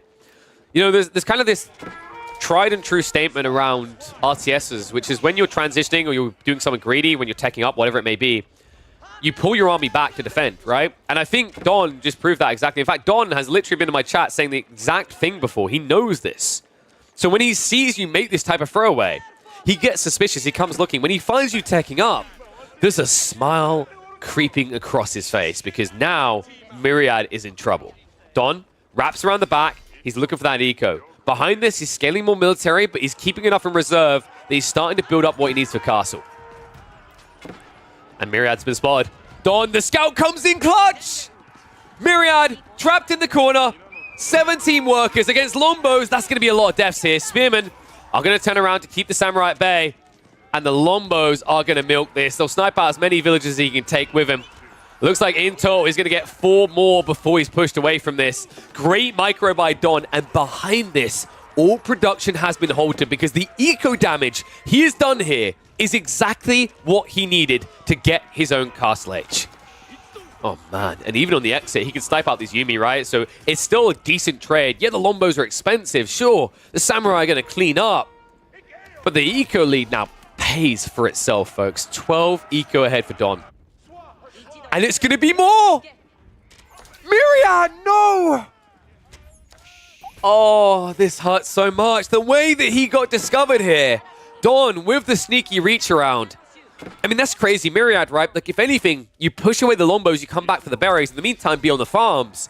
To go outside your base, ahead of your base, blind like this, you're begging for death. And now Don, after a longer feudal age, is ready to deliver exactly that. 15 villages, the exact advantage he has. Used to tech up here. There are plenty more military pumping behind this. This game is close to over. Myriad needs a miracle. Needs it fast. He has got the Shinto. He has got the poor man's relics. He has got the relics that are performing quite poorly right now because Myriad simply does not have a Shinto shrine. He is going to be able to secure 3 relics on this map at least before problems arise. They might arise quicker than he'd like. Lombos once again finding additional kills. In fact, if Don just runs in with the Spearman here, if he just sneaks in... No. No way. No way did Myriad leave that open. Oh, no. This game for Myriad, it's so unfortunate because I think he was in a very good position to win this game up until he dove the English base with the Horsemen. And since then, you see the gaps in his game plan. I think Myriad is a player that very much likes to be aggressive and in control.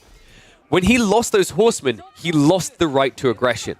And since then, he has not been ready in any way whatsoever to defend proficiently. More villagers dying. That's now going to be 25 worker kills for Donati. This, I don't see the way back. I mean, Myriad, he has limited food source, right? He hasn't scaled that full farm boom underneath his TC. He's only got level 1 Daimyo as well, and the villagers aren't even running!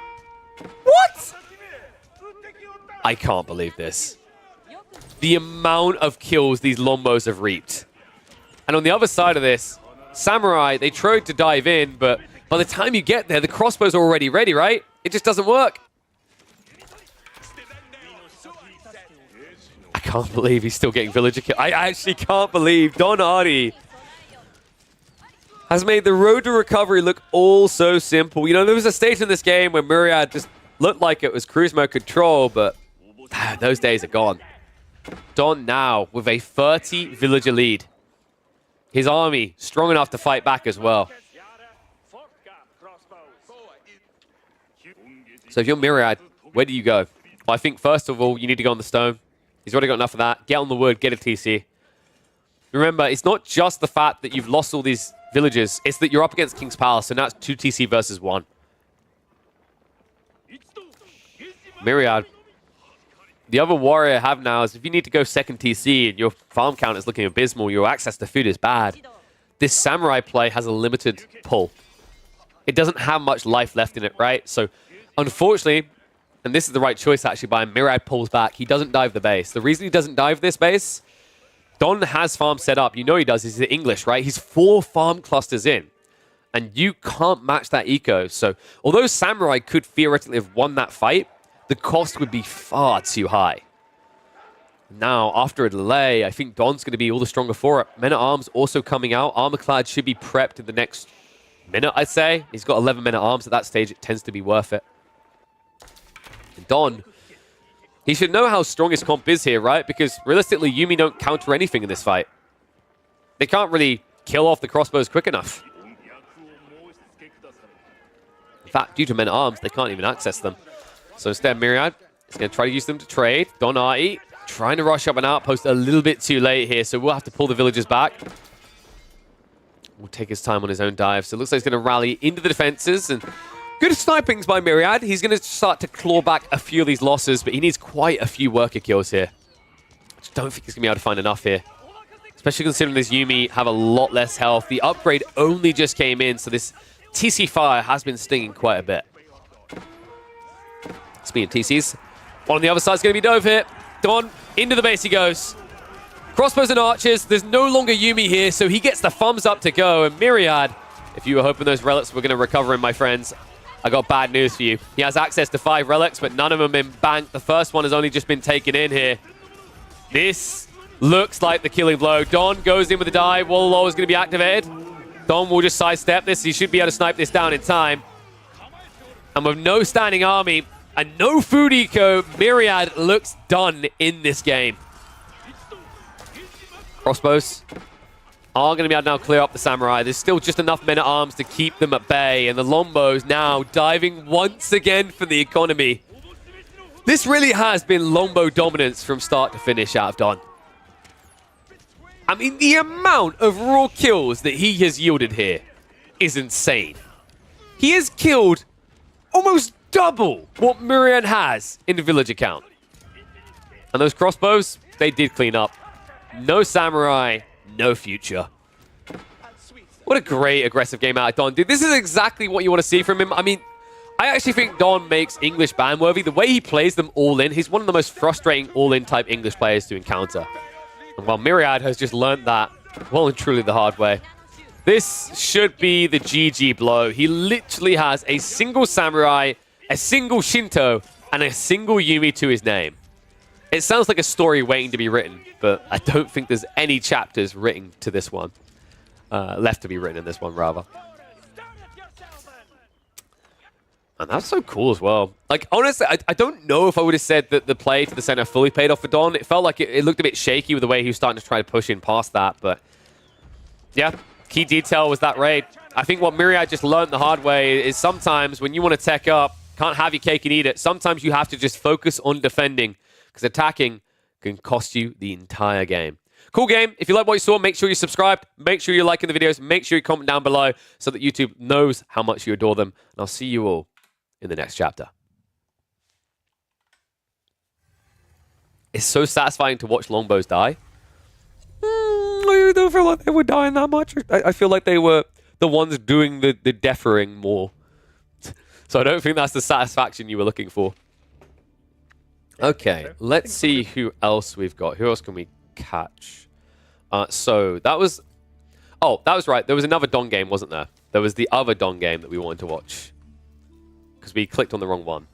It's so satisfying to listen to Aberville's... What the hell? What is this violence that you've chosen, you've woken up with? So, there's a pretty fun one between one of the most prolific HRE spammers and Don. That was the match we were trying to catch. We accidentally clicked on the wrong one first. We're going to fix that now. We've got HRE versus English. I am intrigued.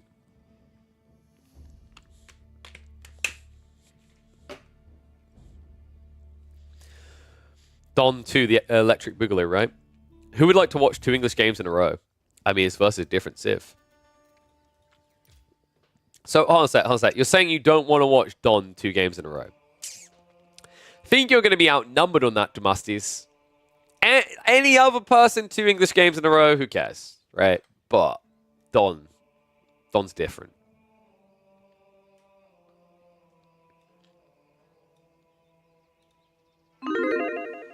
Predictions up. Get them in.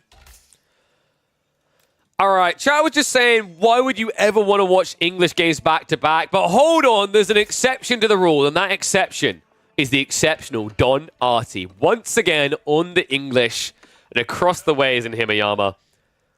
Well, apparently, over 300 people who do like watching him live are willing to watch one Civ on repeat because Fitzy here, the most prolific HRE spammer, is back at it again. But I don't think it's going to be an easy one, folks. Look at this opening. Don Artie immediately dropping the racks up against the Holy Roman Empire. If you guys were wondering how much of a filthy, disgusting HRE spammer Fitzy is exactly, if we look at his profile right now on AO4 World, he's always sitting in like the top 400.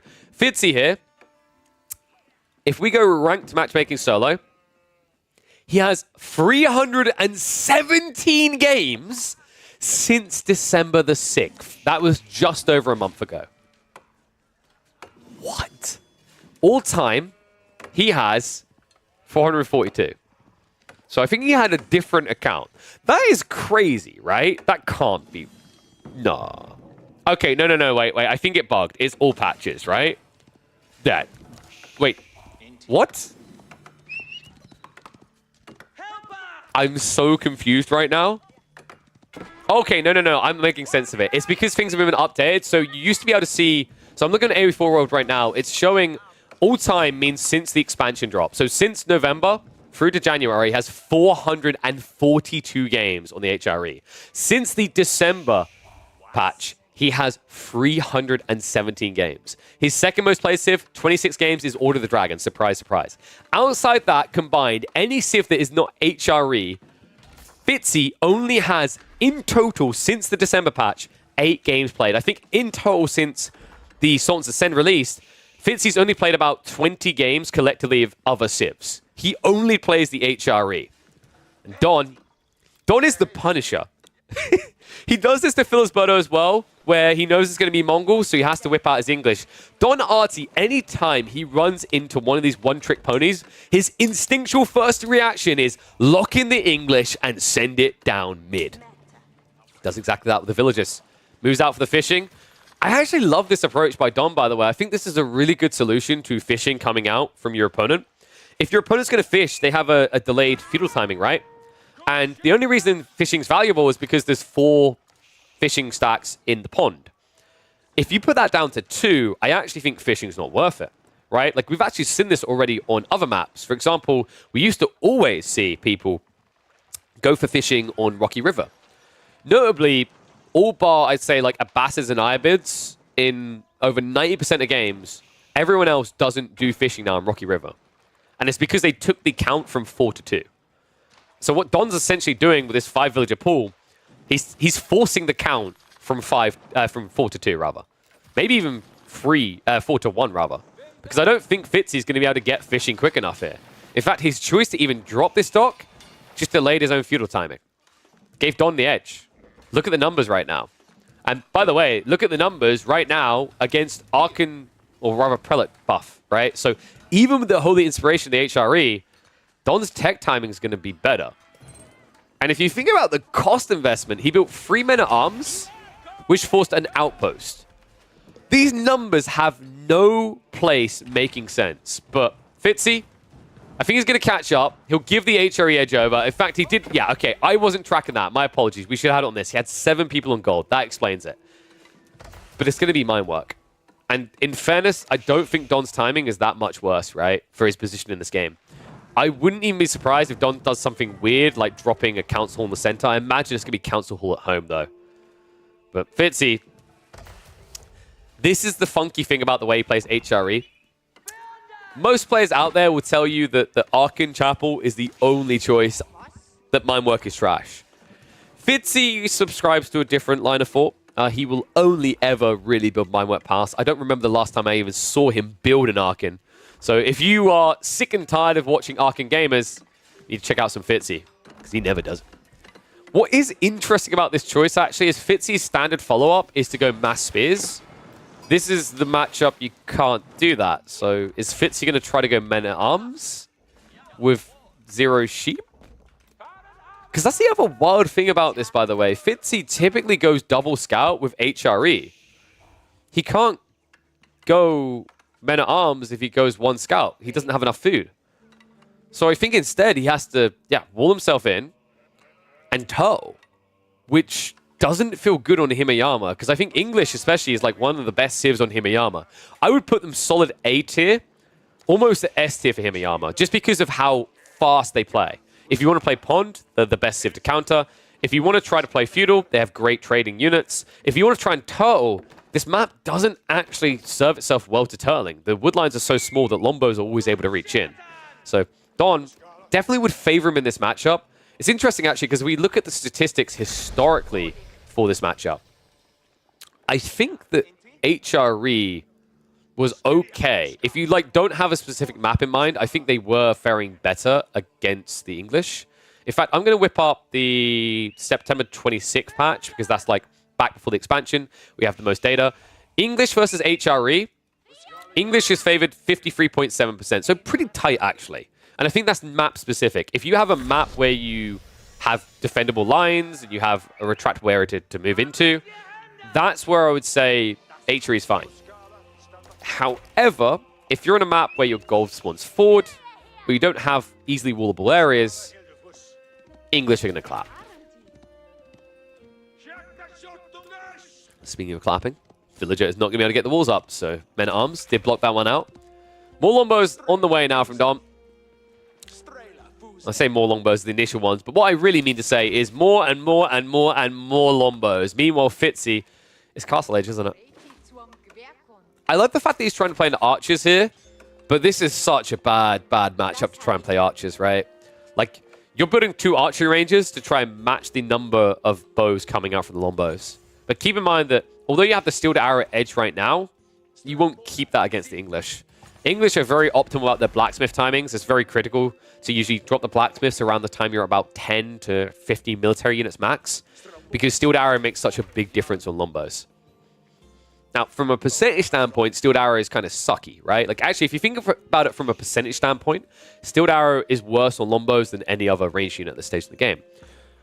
But think about what it really is. It's on a unit that has extra tar range, so it gets an extra attack in. It almost feels like a +2 damage.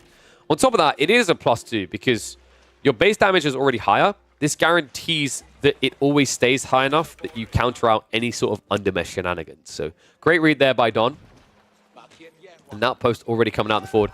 Oh, look! Another reason why it's worth pulling villagers towards the pond. He now has outpost aura immediately as a follow-up. And fishing-wise, dude, he's got so much value out of this. I think Fitzy maybe got 200 food out of a possible 2,000. Meanwhile, Don, he's already completely harvested the ponds over the fishing over here, right? There's still 2 remaining, but not for long. I know someone was asking about deleting the fishing stacks. No player's going to do that. It's a bug. It's one that's frowned upon.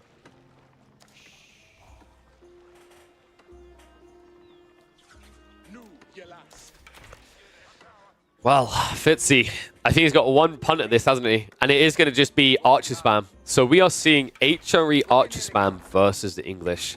This is interesting in that if Fitzy does get enough archers, and I know that's kind of not making it clear. Let's put a number on it. If Fitzy gets about 1.5 times the archers, I think he can win.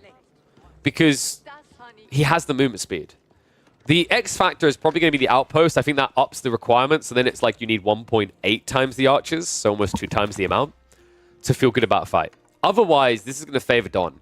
The other thing that has me a bit scared is Don has, yes, only a few men-at-arms, but those men-at-arms are still sponges. And the problem is that when you walk in range, it's not like you can skirt this edge. Like, the difference is for Don, if Fitzy built men-at-arms, Fitzy would have to run the men-at-arms and archers in range, and Don could just target down the archers. He'd be able to optimally do that, right? Like, he'd have extra time to work with. But by the time you're in range of the men-at-arms, you're in range of the Lombos. So you can argue start stepping, he's going to attack them anyway, but it just feels like it's an awkward body blocker for Fitzy in this game. Marching drills on the move. What is he up to here? Is he trying to... He's going to try to attack the eco.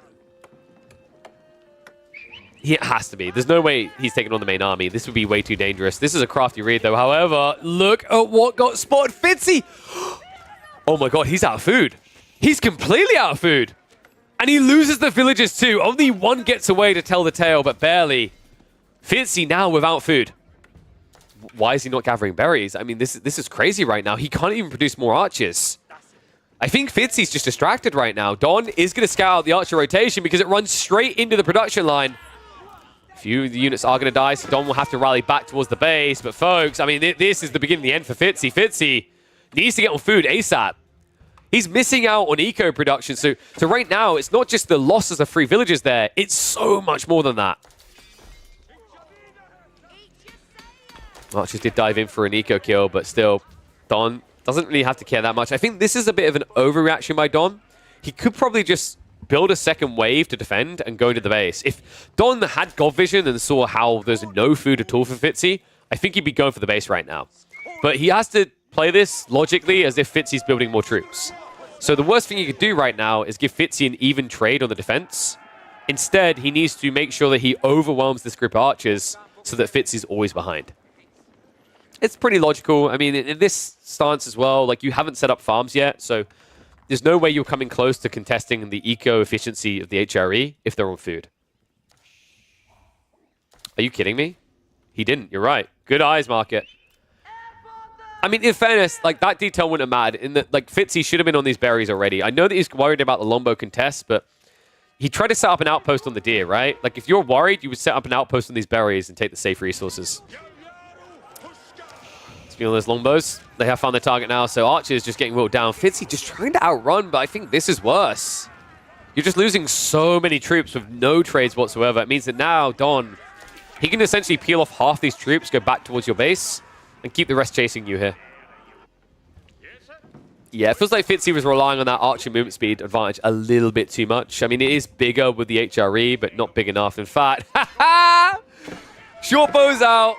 Oh, I love this from Don. He's like, I'm not going to idle myself longer than I need to here. Lombos do catch up. A few villages are going to go down, sure, but Don, what a remarkable trade here. Fitzy.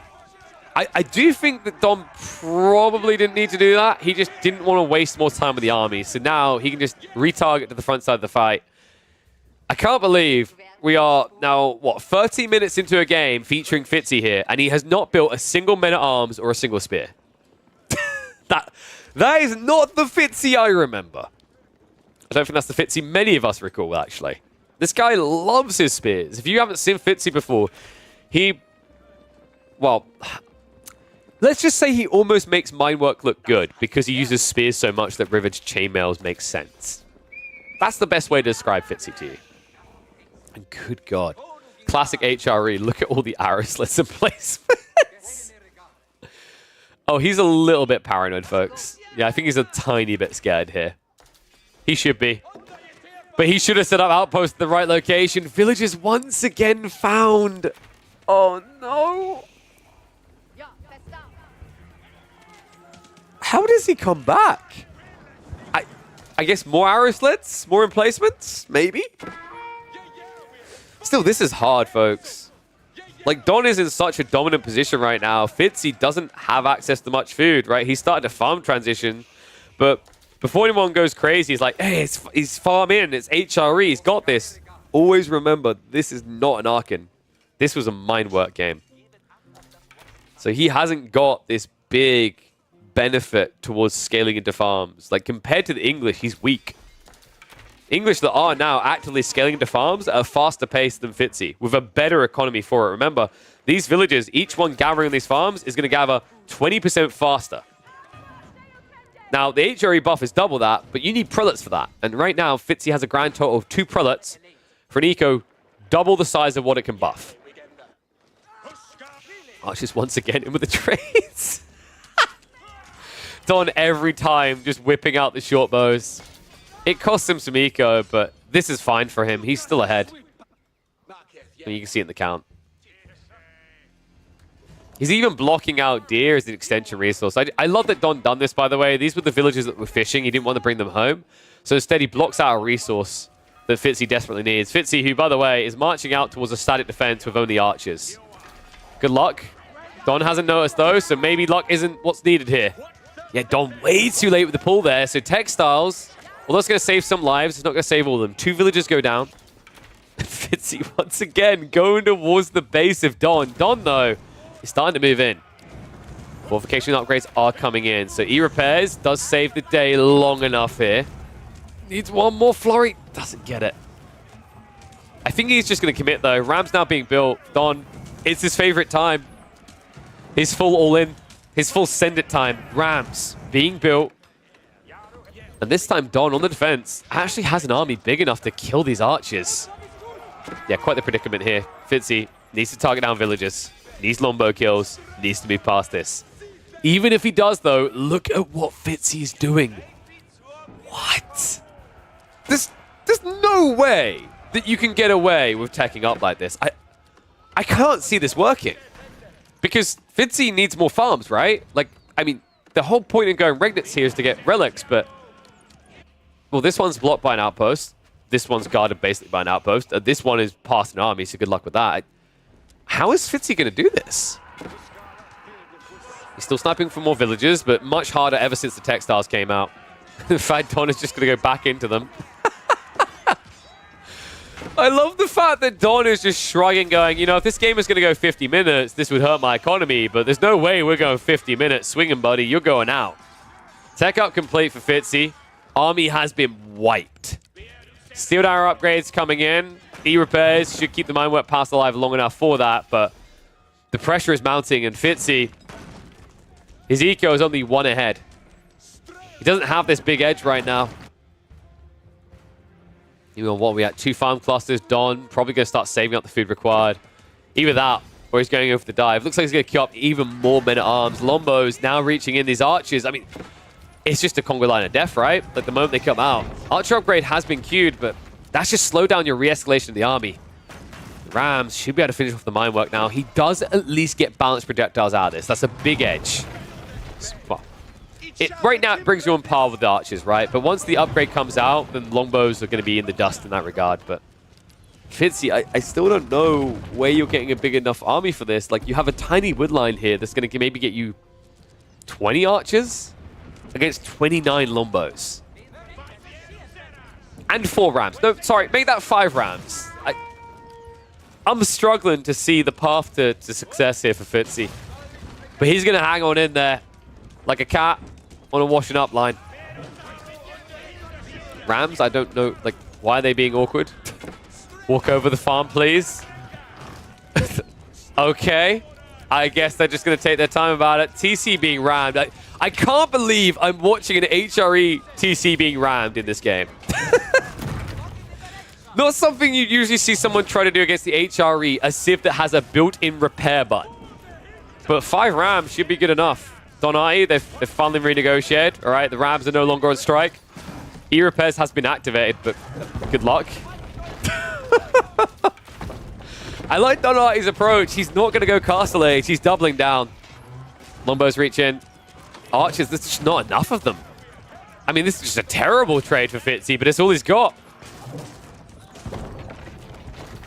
Oh, that's going to be the last of the army, isn't it? And that's the last of the food. Fitzy, he sent up a new farm cluster. He still doesn't know about the berries at the back. The villagers have been pulled, but folks, there's enough Lombos here to punish that pull. TC is down. And so is Fitzy's eco count. He tries to repair, but there's no way you're getting this off. This game is over. Fitzy has no way of building an army, no way of getting additional relics, no way of getting out of this jam. I noticed the Hopium being huffed around the TC fire. That's true, but the balanced projectiles coming in. There was maybe a way, but we're far, far past that.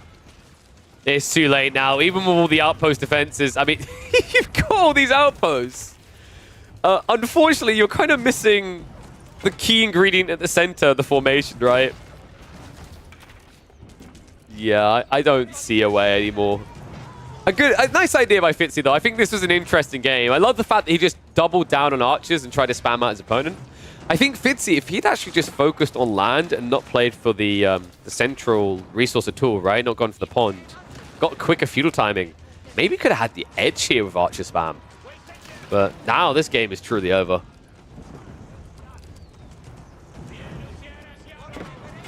And yeah, I agree, Don. Don's right. So Don is in the chat.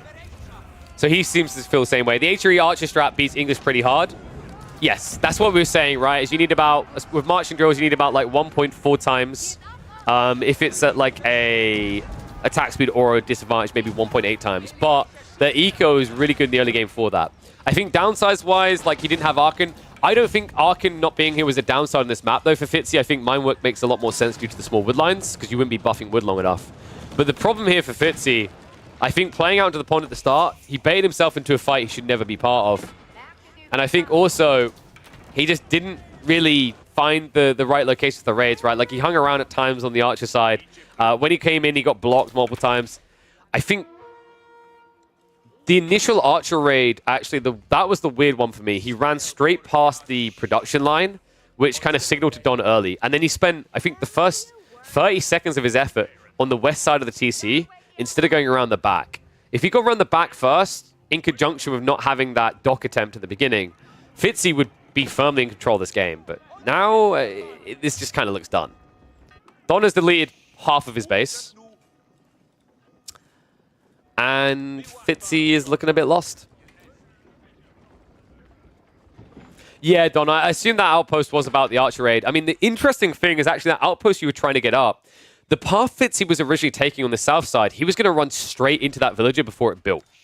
But then he just beelined north side. It was almost like he was worried about you going Castle Age.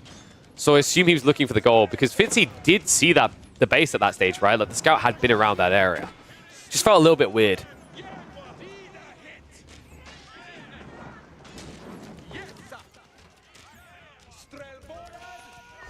That should be it. GG comes in. Don Arty, the artista of English aggression. Even in matchups where he should not be favored, even ones where Fitzy knows the comp to get, he couldn't find the way to execute here. So the HRE one trick is going to be put down by the slayer of one-trick ponies. Yeah, I feel like you just... I almost feel like you just whip out the English when you know you're up against a one-tricker, don't you, Don? Points back. Oh, so let's see. Who? Wow. 20k on Fitzy. Only 6k bet on Don Arty. All right. Don just made people some monies. Oh, yeah. No, I agree, Arty. Like, I think we highlighted it earlier when we said if he scales enough of these, which he can with the economy, he will come out ahead. But the problem is literally, I think, he didn't need to be on Pond. I think Pond hurt him. Like, Pond was pointless for him. And just made your plan to Pond better, because it wasn't just you getting a resource, it was you denying something away from him. And then on top of that, I think the Archer raids, like, the first raid from him made no sense to me. Like, going to the front of your base, where there's going to be gold.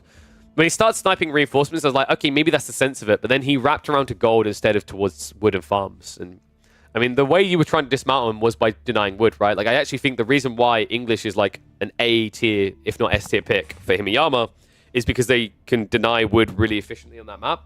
So you have to play HRE the same way. Only the beautiful thing is they do it so much faster. So, that's another Don game struck off. Who to watch now? We've got some Numidan games. I think we've also got Anatan versus B. We've done the WAM versus Numidan one. I forgot to cut that one. I don't know who this Chinese account is. It's the one with the eye picture. They're ranked 11th. Is that Louis? That might be Louis, right? I feel like that's Louis. No, because Louis got the 5th. What other Chinese players are there that could be up there? Louis is the no-brainer for cracking top 20. Unless Yui's back as well. Because that's the thing. I don't know if this is Louis. It's the rank 11th account. But they went up against Crackety in an Iabid Delhi match.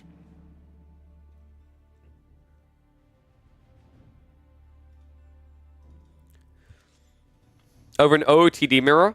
Well, this is the thing. So I'm trying something different, is that without giving the result away to myself, I'm trying not to focus on that. I'm like looking at replays, and I'm using AoE Full World to check the timelines. So, for example, if I go to Donna Artie, I'll show you what I'm doing.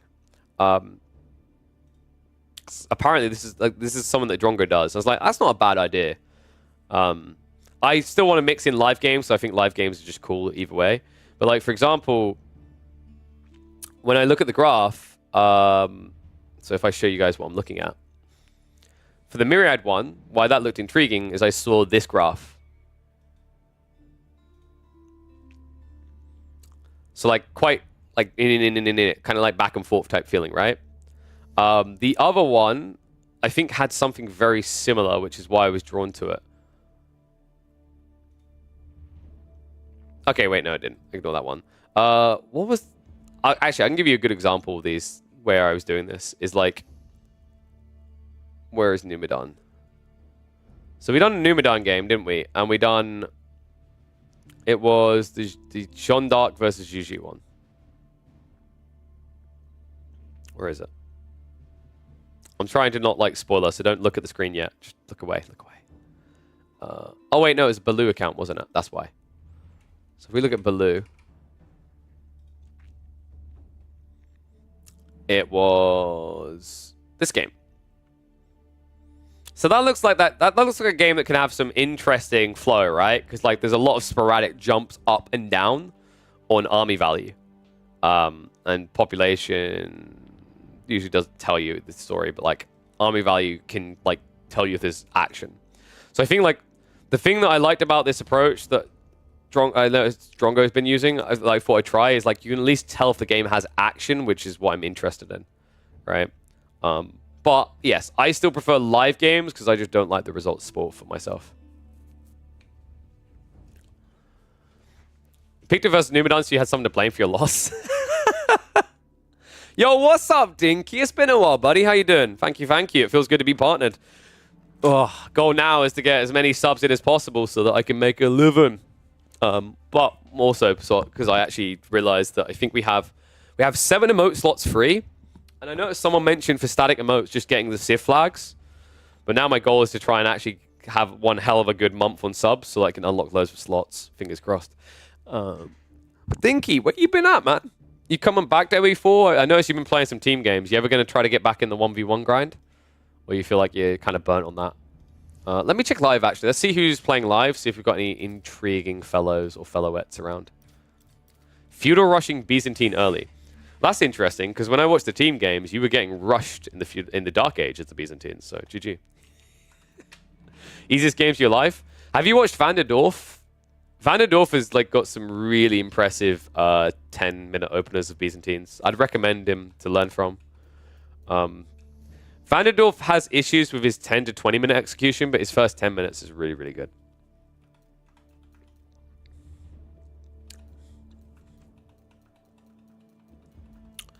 So I'm going to have a look, see who we've got that we can cast.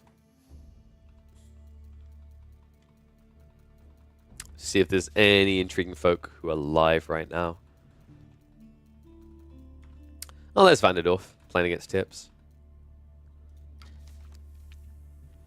You have a neat build.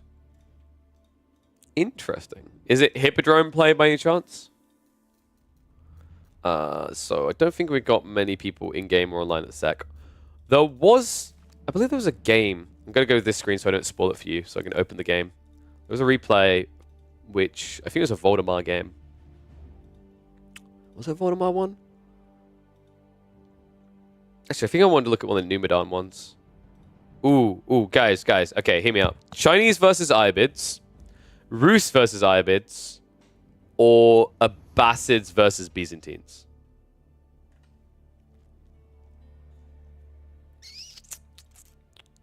First two are versus Avali from Numidan. Final one between Abbasids and Byzantines is Numidan Abbasids versus Byzantines of Sassy. Of course you guys want Byzantines. So predictable.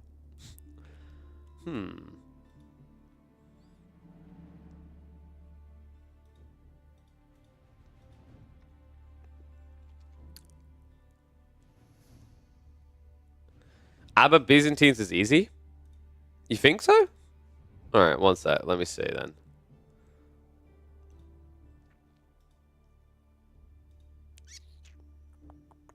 Is it really that heavily favored towards the Abbasids, do you think?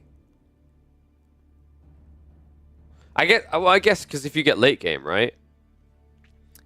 Because early game, you press your military wing, you force reactions, you get late game state, and it's just Abbasid eco is much better. So I guess I can see that. Give me a sec then. Scroll down. Because we haven't got too many people queuing live right now. I think there's Dimu, but that's kind of it. So KJJ, whoever this is from Taiwan. Let's see. What have they had? Oh, they haven't had many games. Damn it. Milliwing sucks? Oh, so you wouldn't Milliwing against Byzantines, you don't think? I guess because they could get longbows eventually anyway. But like I think the initial pressure is kind of worth, right? Do you think you just eco wing and boom? I guess. If we have a look, I mean, I don't know. We have a lot of people who came through from the raid from B. I don't know if they want to have a look at some of B's games from today.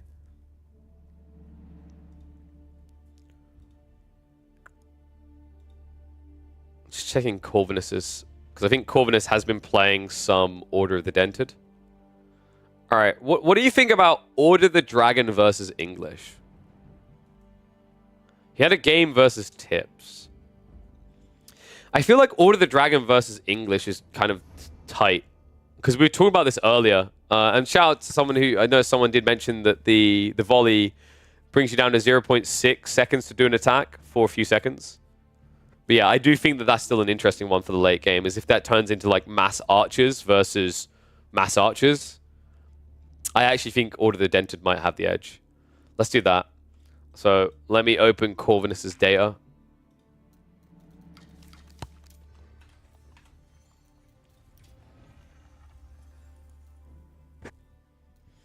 Yeah, because like the thing that people try to argue is like there's a lot more of the Lombos, but like at the same time the health pool right on the Gilded Archers, and the fact that there's less weight, there's less rows rather of the Gilded Archers means they all effectively get in range of the Lombos quicker. So it's quite an interesting matchup. So I think that was on Cliffside. I love Cliffside. Cliffside's like one of my favorite for sure. Wait, is the data corrupt? No. No. Come. Why is the data corrupted? Alright, let me try checking Tips' account, because I think Tips isn't privated. So maybe we access it through there. I doubt it though, because Tips has been playing a lot of games today and yesterday, I think.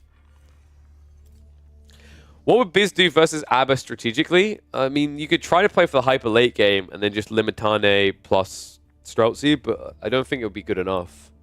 And if you're going to go Camelora, then like that Civ already has it as well, right?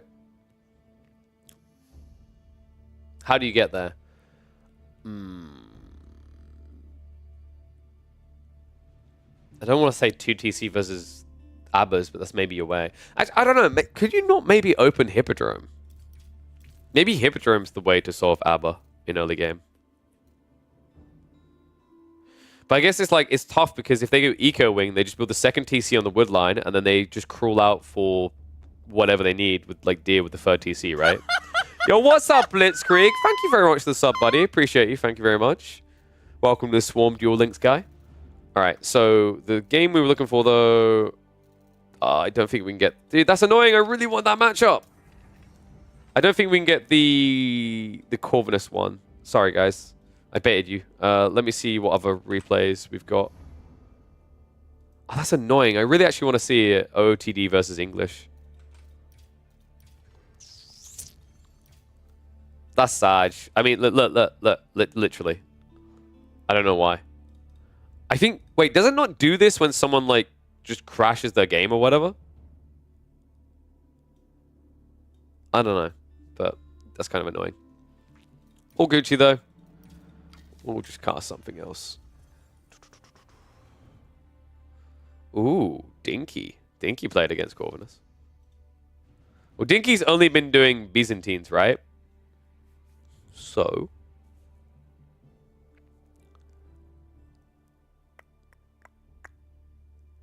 Did you have any intriguing matchups? Dude, Dinky plays so many team games.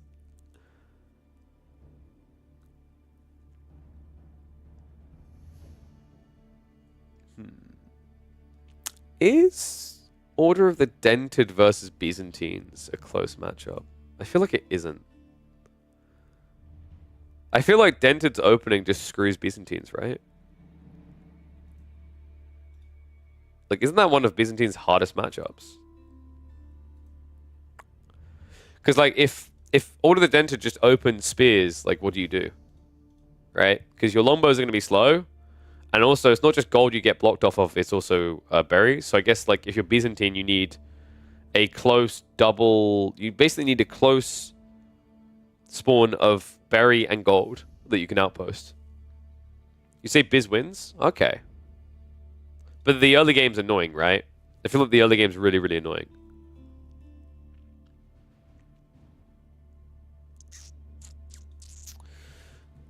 Oh, let's check Crackety's data, actually. Crackety, what you got for me?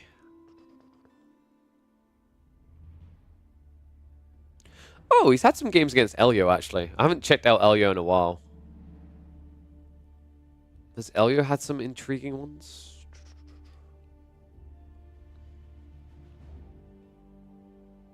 Who's Game Crash Enjoyer? Oh, wait, yeah, that's Crackety. Do we maybe do a little bit of Game Crash Enjoyer? Byzantine Mirror? What? Just mine your gold? Okay, and then train an archer. Yeah, that's true.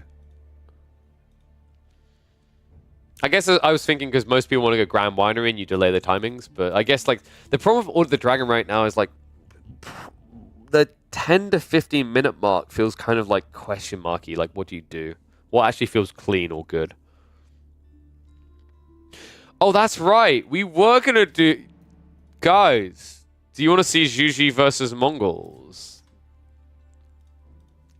Was this the one? Like, I wanted to find one or two games from Crackety's account because Crackety is... What was it said? It's unethical to pick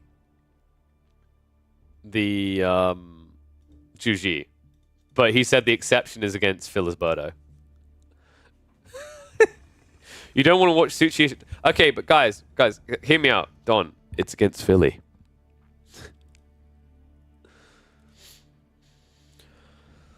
Oh, you guys don't want to see Zhuji. Really? You don't want to find out more ways it can be broken. Wait, you had a rematch versus Philly? Hold up, that might be the content we need. Is it another Wonder win? No wonder. Wait a second. Let me check Donati's data. Wait, was it the Zhong game, Don? Because we already done the Zhong game.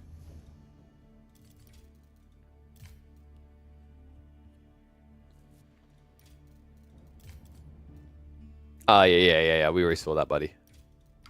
All right, let's go crack these data. Game Crash Enjoyer. Yeah. I think we started the stream with it, didn't we, chat? That was a good one. I was saying it was what did we say about that one in the end? It was... Yeah, it's kind of like... I get why you went Royal Institute, but the moment you go Royal Institute, you literally have, like, a lifeline until the game's over, right? Which always feels bad. Is your second game of Jean? Interesting. Yeah, you were... if I remember correctly, you didn't capture Sacred Sites the moment you castled up, right? You were a little bit delayed on that. So your level 3 came in pretty late, if I recall correctly, in that game. I think that was the one. Okay, I'm just looking at Crackety's data now. See which options he's got for us available.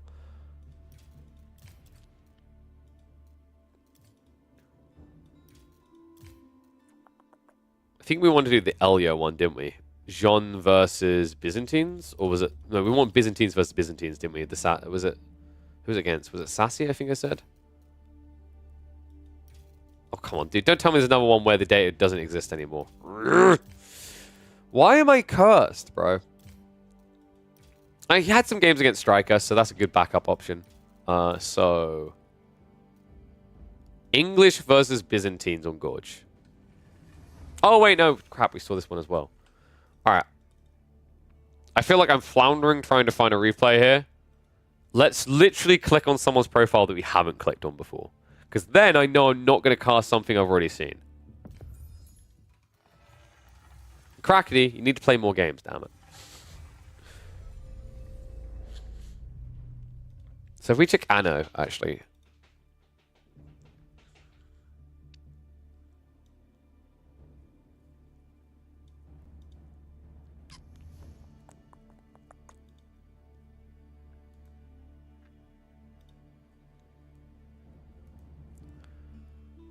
I think I'm going to check his game versus B. That was on my list of... Oh, for God's sake, why do he call himself Anno? There's so many Annos. Okay, luckily I added this account. There's a Cliffside game between him and B. Which was... What was the matchup? It was...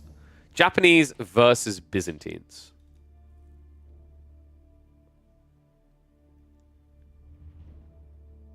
Order them. Alright, we'll do the Order the Dragon mirror afterwards. I think, no, I'm pretty sure we've cast like 1 or 2 Order the Dragons. You have to remember there's a high probability of an Order the Dragon mirror whenever Faye's playing. I actually think, if I remember correctly, since the expansion, it's like the only mirror she played a few times. Because Faye usually literally GG's mirrors immediately. Alright, let's go. Into game.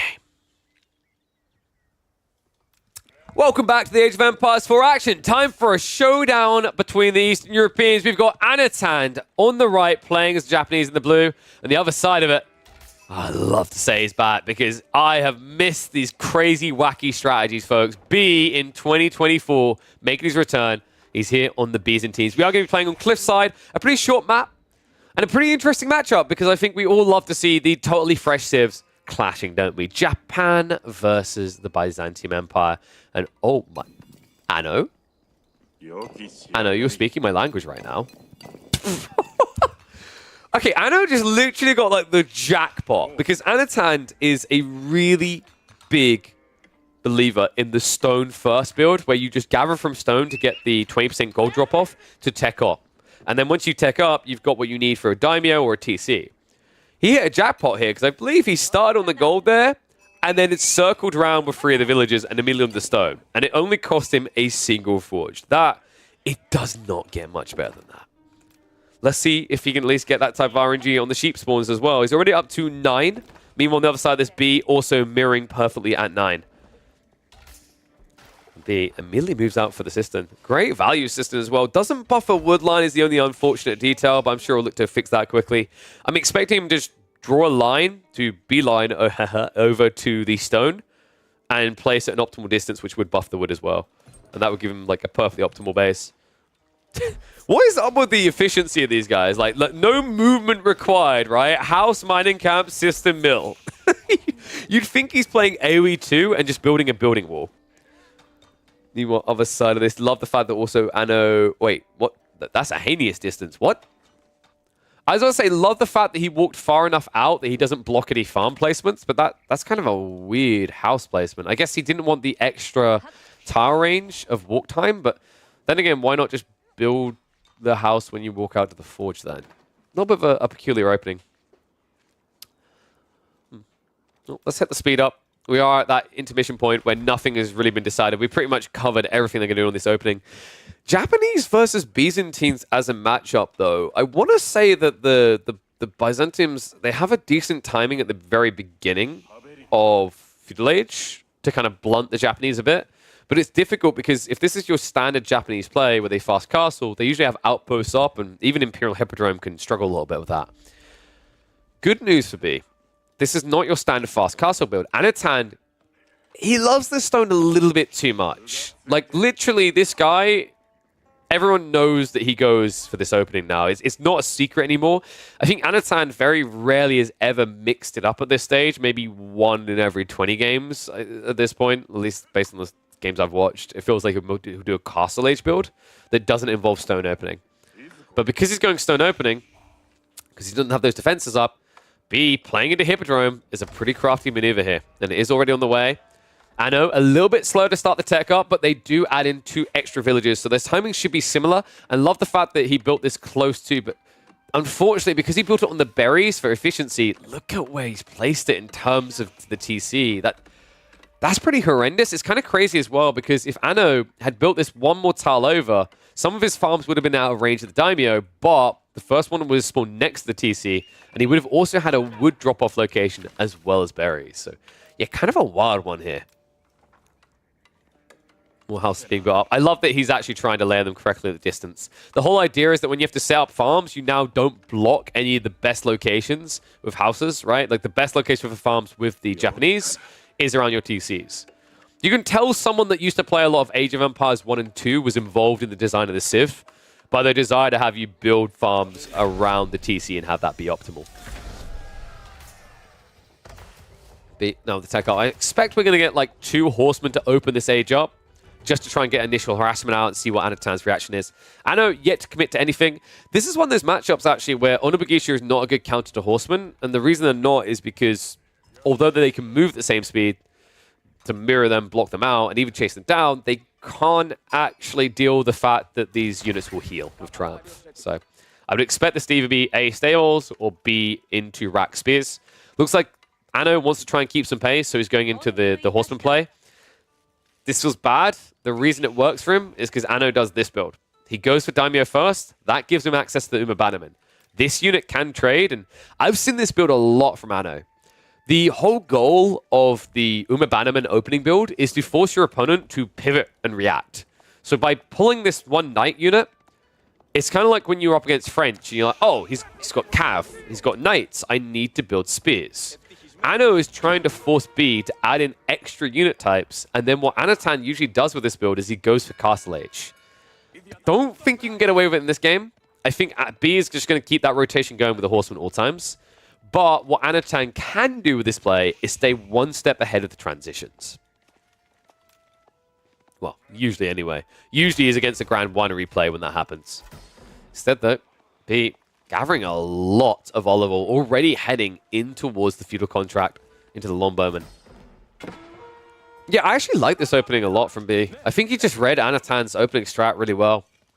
Horsemen aren't going to be able to find too much value, only 1 worker kill so far, but I mean, I see not too much value. Consider it's 2 horsemen when that happened, not too bad here. Uma Bannerman not really able to find a way of denting it. No bridge here yet out of B. He hasn't connected the aqueducts. I'm a little bit surprised by that. He's missing out on doubling the efficiency players getting here.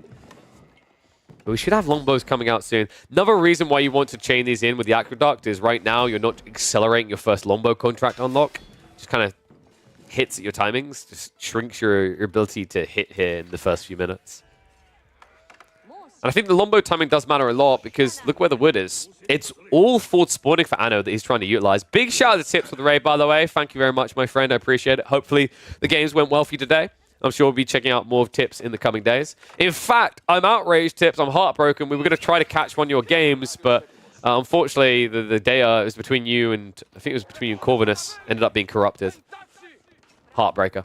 But appreciate you, buddy. So Horsemen just get chased this way. There's another reason why I love Horsemen so much is just Scout being denied, right? It means Anno has to now play a pretty blind game. And shout out to Fablot for gifting the sub. You're an absolute gem. You guys are incredible. You know what else is incredible? B's approach to this early game. He's read Anatan's play perfectly, right? Going into the Hippodrome, opening the Horseman, seeing the reaction of Uma Bannerman, but not overreacting. Limitane came in, but only at a point where he needed to defend his economy. This is now about having that flexibility to send the Longbows forward, while the limited cavalry of Anatan are busy elsewhere. And boy, are they busy right now. Taking a fight that they're never going to win. Longbows reaching in. Outpost did go up, so Anatan gets the defense in place. Has got the gold guarded. This is a really good outpost placement by Anatan, by the way. If he placed it too far forward, an easy wrap via the cliffs on cliffside would allow him to still access the gold. But this is in a position where it blocks an assault from the west and the north. So great read there by the Belarusian to keep himself protected on this gold vein. B, it's not unbreachable for him. If he actually rallies all the horsemen over here with a few Limitane, this outpost dies very quickly. And Anatan, this is what I didn't want to see. Onibagisha, I think you baited yourself here. I'm hoping that was a misclick, but I know it's not because he's actively producing over here, right? Actually, maybe it was. Samurai makes a bit more sense, but Onibagisha is just you asking to die. Once again, like, Onibagisha genuinely are the counter to Horsemen in most matchups because you have the movement speed to mirror and chase, right? Whereas Spearmen can only guard. So while Spearmen trade better, they aren't able to trade. Onibagisha are. But when you face off against A, Lombos, and B, the Triumphed Horsemen, that's never a matchup Onibagisha going to feel good in. Initial Clash comes in, though. Limitane going to tank this. They will turn around for the stabs. Great micro there by B, bringing the Horsemen low so Lombos can stay alive. Remember, this is a slow scaling element to his army. Limitane are replaceable. Lombos, not so easily. I love the T-pose. Shield wall comes up as he starts to dive the defenses, but good start here for B. Remember, while this is going on, his Horseman count is still scaling. Like, he's been chasing around, he's been hunting the remaining cav. And, well, that Uma Bannerman at this stage is eventually just going to die off, right? Like, it's not much damage coming through. He has got free armor, he's got a lot of health, but with 3 horsemen chasing you, it feels like death is inevitability right now. And once you're done with that Uma Bannerman, all focus is going to be on Anatan's base. We're already starting to reach that point very quickly here. If he just starts to wiggle in with the horsemen, these Lombos will find freebies on the eco line. Anatan, it's tough because I feel like he needs Samurai, right? Like, he has some gold access, so he could afford them. He hasn't got Tatara either, which another thing is if you're going to go into Onibagisha, no Tatara is a big question mark here. Looks like instead he's trying to go for Yuumi, but maybe if he had Yuumi plus Onibagisha to begin with, this feels like it's far gone though, right? Like, we're talking about a 24 to 13 military advantage now for B. And the Lombos, we're getting to a stage where with him moving out to the second group of berries and the third, the next Lombo group is going to be ready by about, what, 12 minutes, I reckon? If you get double Lombo point here, I don't feel like he's going to be threatened at all by this Yuumi. Nano right now should feel threatened because he was too late with the fortification. This should not be going up. It has no right going up. B will stand his ground, activates the Triumph, and it's a trap. Anatan thought he'd be able to defend this, but God was he wrong. Outpost is at least sniping down the Lombos, the best value he can find here while it remains alive. Fortification coming in soon, but not soon enough. B throws away the Lombos, but gets the good trade here. He wipes out the Onibagisha. Spearman all but dead. And now just Yuumi left standing against a force of 10 horsemen. That outpost, it is upgraded. I think, B needs to burn this down. Like, do not neglect this detail. It's adding a lot of damage in here. Repair crew does come out, so Anatan trying to get cheeky, trying to get crafty. Villagers are dying, though. Only 2 remain out here, so more eco losses for Anatan. And they're scaling. Villagers come out into a mess. We'll try to break away, but B with the micro, able to take out another one. Spearmen are going to start clearing up the horsemen, but damage most definitely done here. B now 4 villagers ahead in a game where Anatan doesn't really have a hit back here. Instead, he's having to add in additional farms already.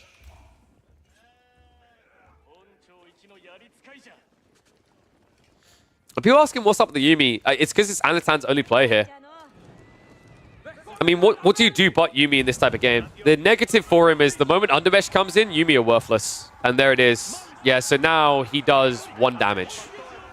Right? Because ranged... So the damage reduction gets applied first, and then the ranged armor gets applied. So your 4 damage goes down to 1. Jesus. Limitane, folks. It's a fun one. See, this would have been the point where Onibagisha were good. Like this right here. Because that dive, by the way, the reason that dive worked is because he had extra Onibagisha and less spearmen. So the horsemen lasted a very long time. If Anatan had additional spears, you could argue the dive never happens, but right now his goal is simply to stop dives from occurring. Because he came in with, what was that, 7 or 8 Onibagisha, instead of 7 or 8 extra spears, B got a fairly desirable fight. He was able to kill Eco off the back of it. And now he's able to chill behind this with his scaling sisters now kicking in.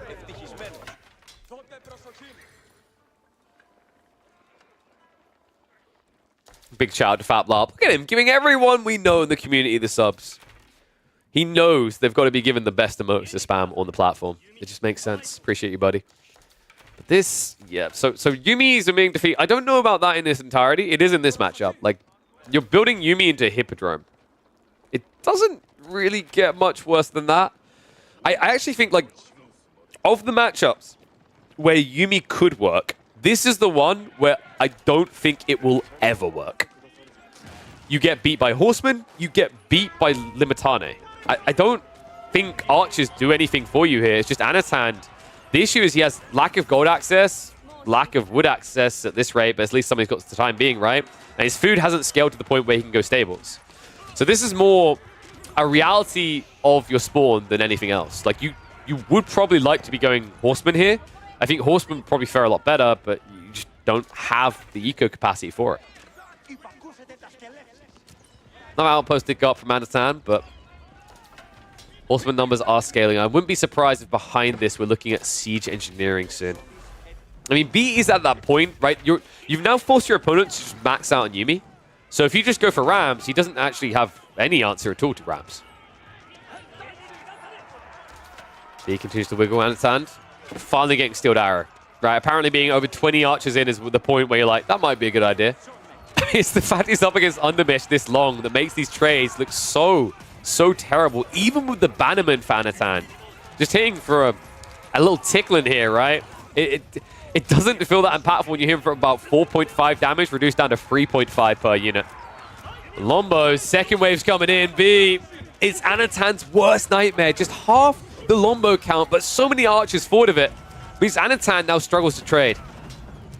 Horsemen are going to start burning through this outpost, but limited numbers. It feels like he's going to survive this. However, the army count for Anatan is beginning to shrink. And, well, those Yumi are wasting a lifetime trying to kill a single Limitane. Does finally die.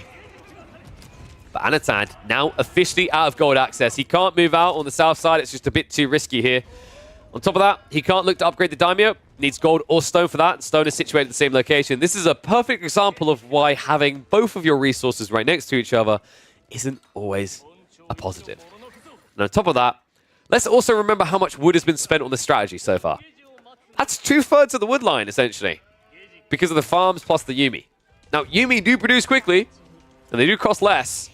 But overall, with this many archery ranges working on it, that is you burning a deep hole in your pocket here.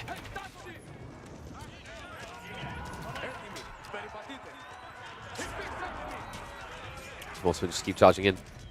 So people asking, like, what's the way that Anatan could resolve this? I think, yes, Samurai is a good shout. I also mentioned the idea, if you're going to drop a Rax, Onobugisha is the worst thing you can build out of here. And by the way, that's being said by one of the biggest Onobugisha fans in the game. Like, I rate Onobugisha as one of the most godly units in the game due to their flexibility.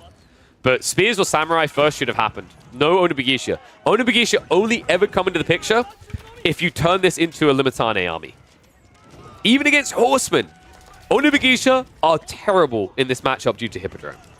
So I think the 8 Onobugisha, I believe it was, he built, cost him that early game. And now this is the knock-on effect. Like, a player like B, if he sees that slight advantage being given over, he's not going to let up.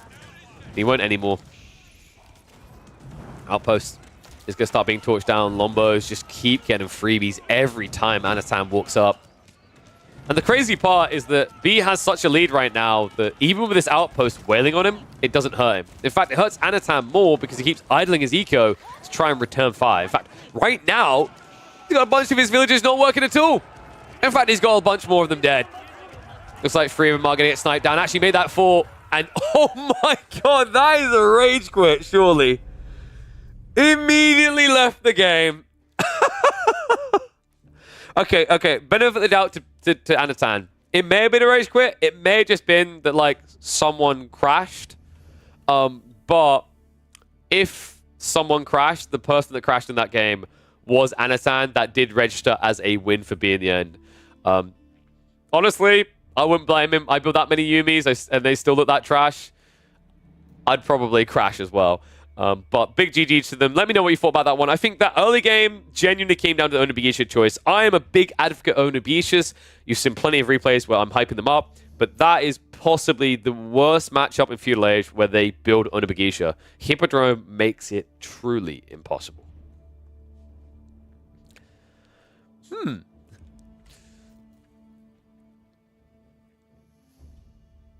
Oh, like, so here's the thing, like, the Yuumi just don't make sense in that matchup. Like, you're literally against Hippodrome. Like, it's... If it was Grand Winery, I can kind of back it. So here's the reason I back it against Grand Winery, is you just Zerg your opponent. I think Yuumi... They're a little bit weak, but they're not insanely weak. In that you just have to treat it like a Zergling effect. You know what? The best way to think of Yuumi is actually similar to the way that we were talking about the HRE English matchup, Longbow versus Archer, right? You don't win because you take a direct fight versus the Longbow straight away. You win because you eventually build a lead. And how you do that very easily is you just run around with Yuumi killing Eco.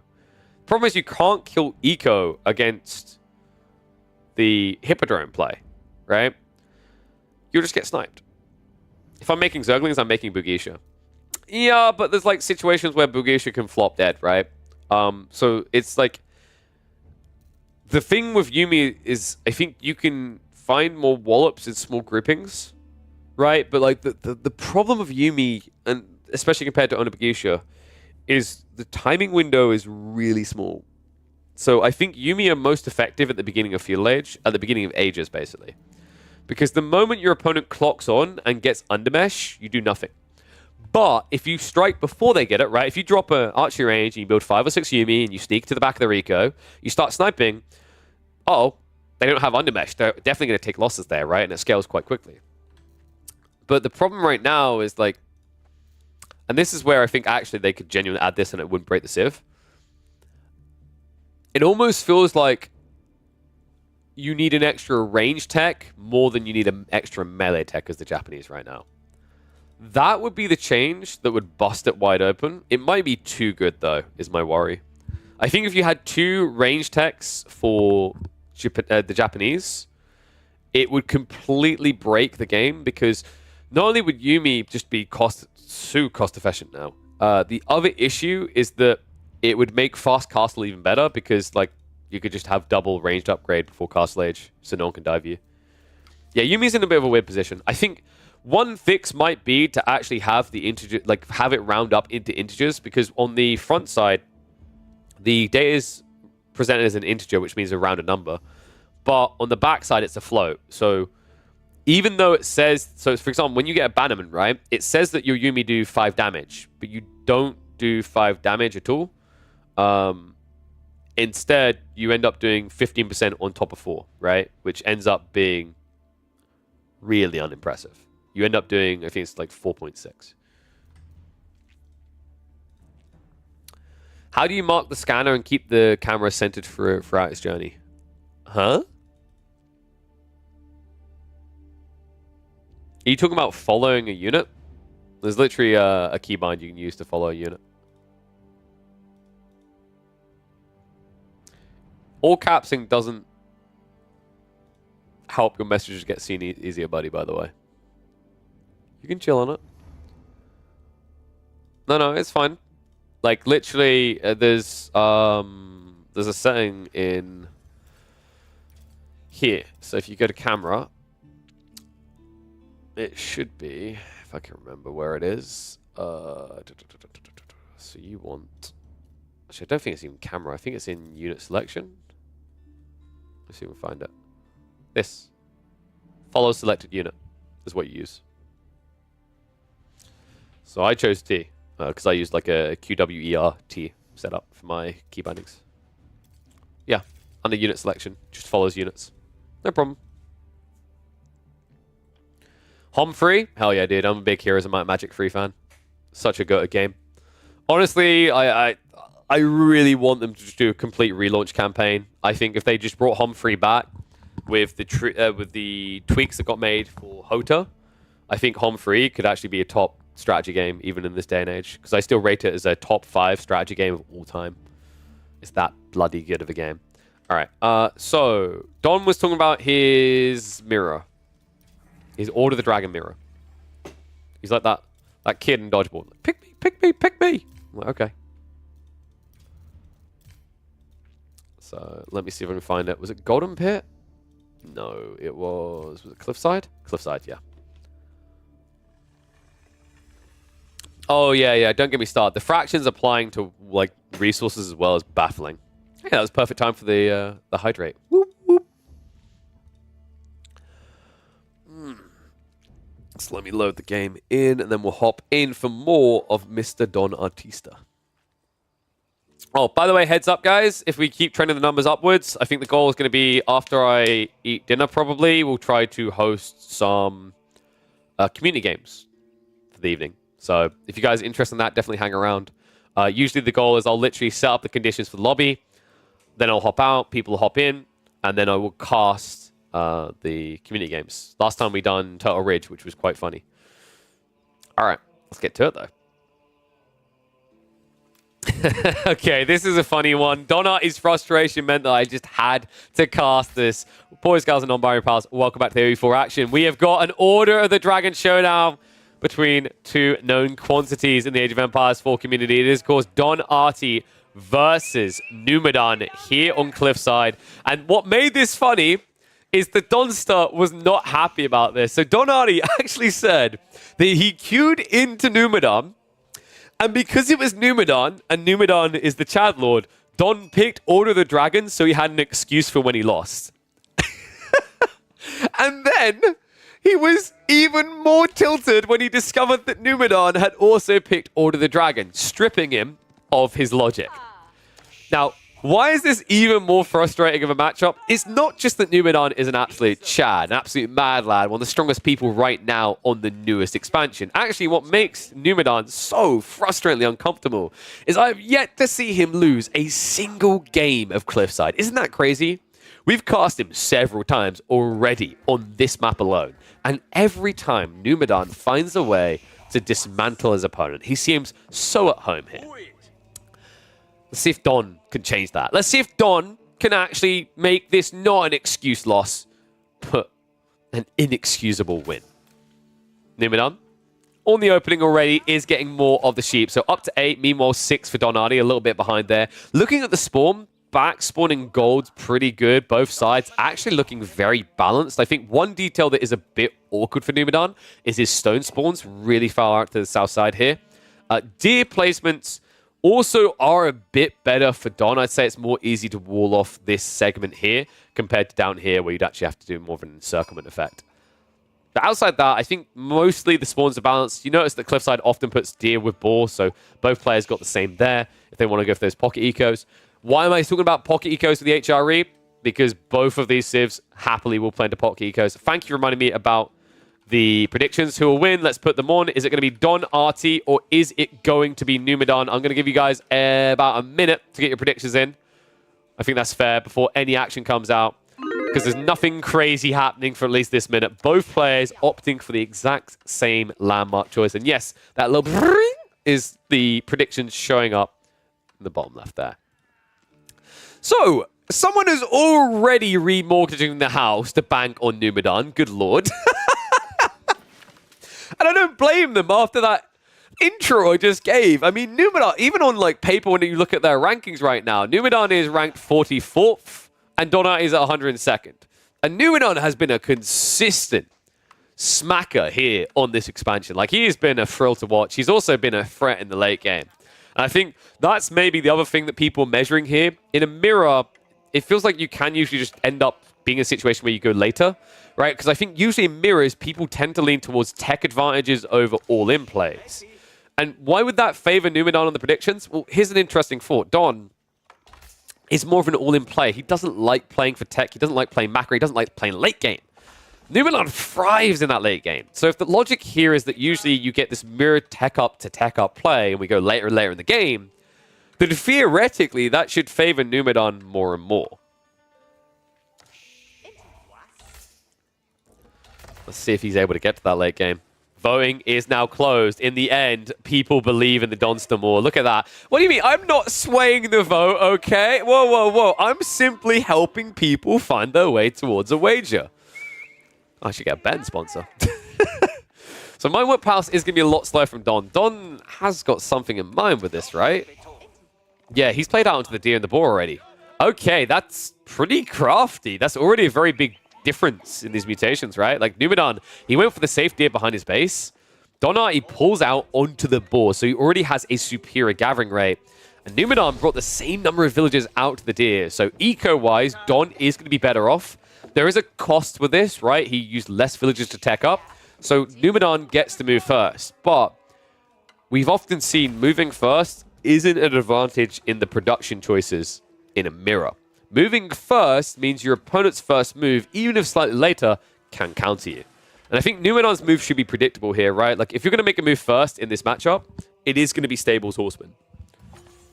The reasoning is pretty logical for Numenor. It's that if you're going to get countered, well, then you have something that's countered that can still do things, right? It can still outflank, it can still outmaneuver. Let's see if Dom reads this correctly. He's yet to commit to anything. I would expect a Rax instinctively here. We're already going to get the outpost as a priority on the deer stack. And his scout just returned home with a final sheep. So he hasn't eyeballed in on what Numenon's doing yet. Luckily for him, Numenor, good guy Numenor, is going to let him know. His ass is riding out.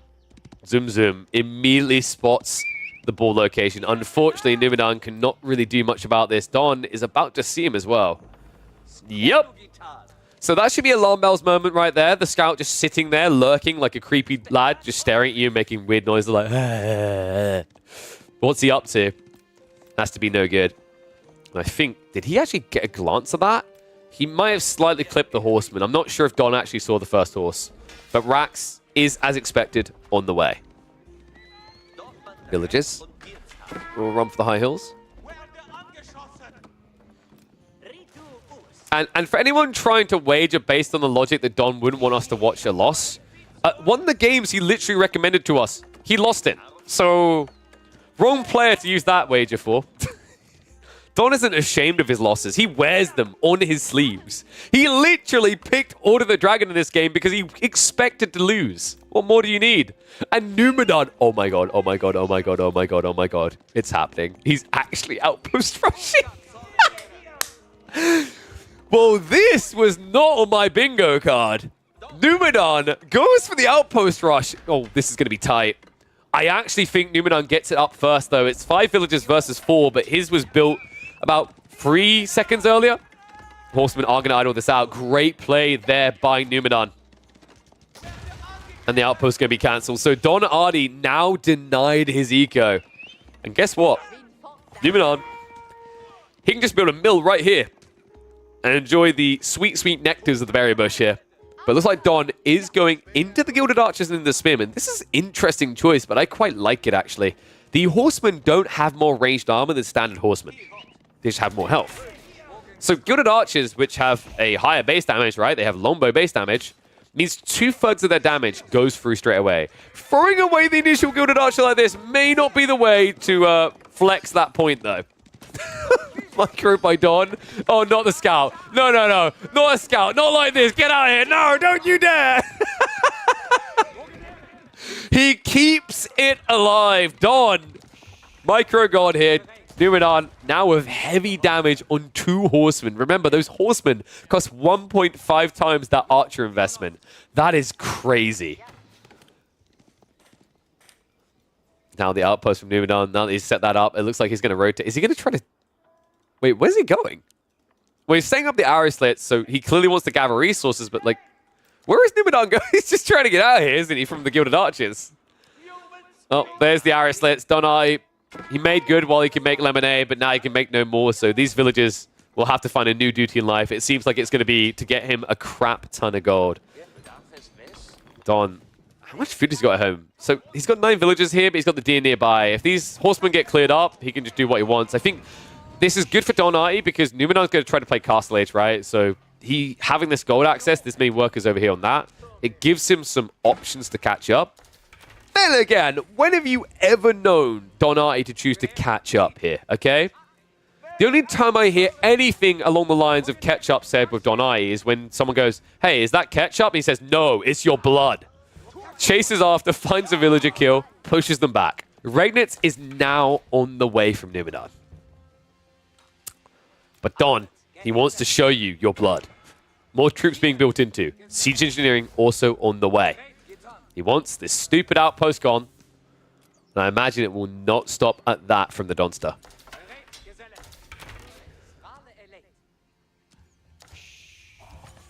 Actually, kind of wondering here is that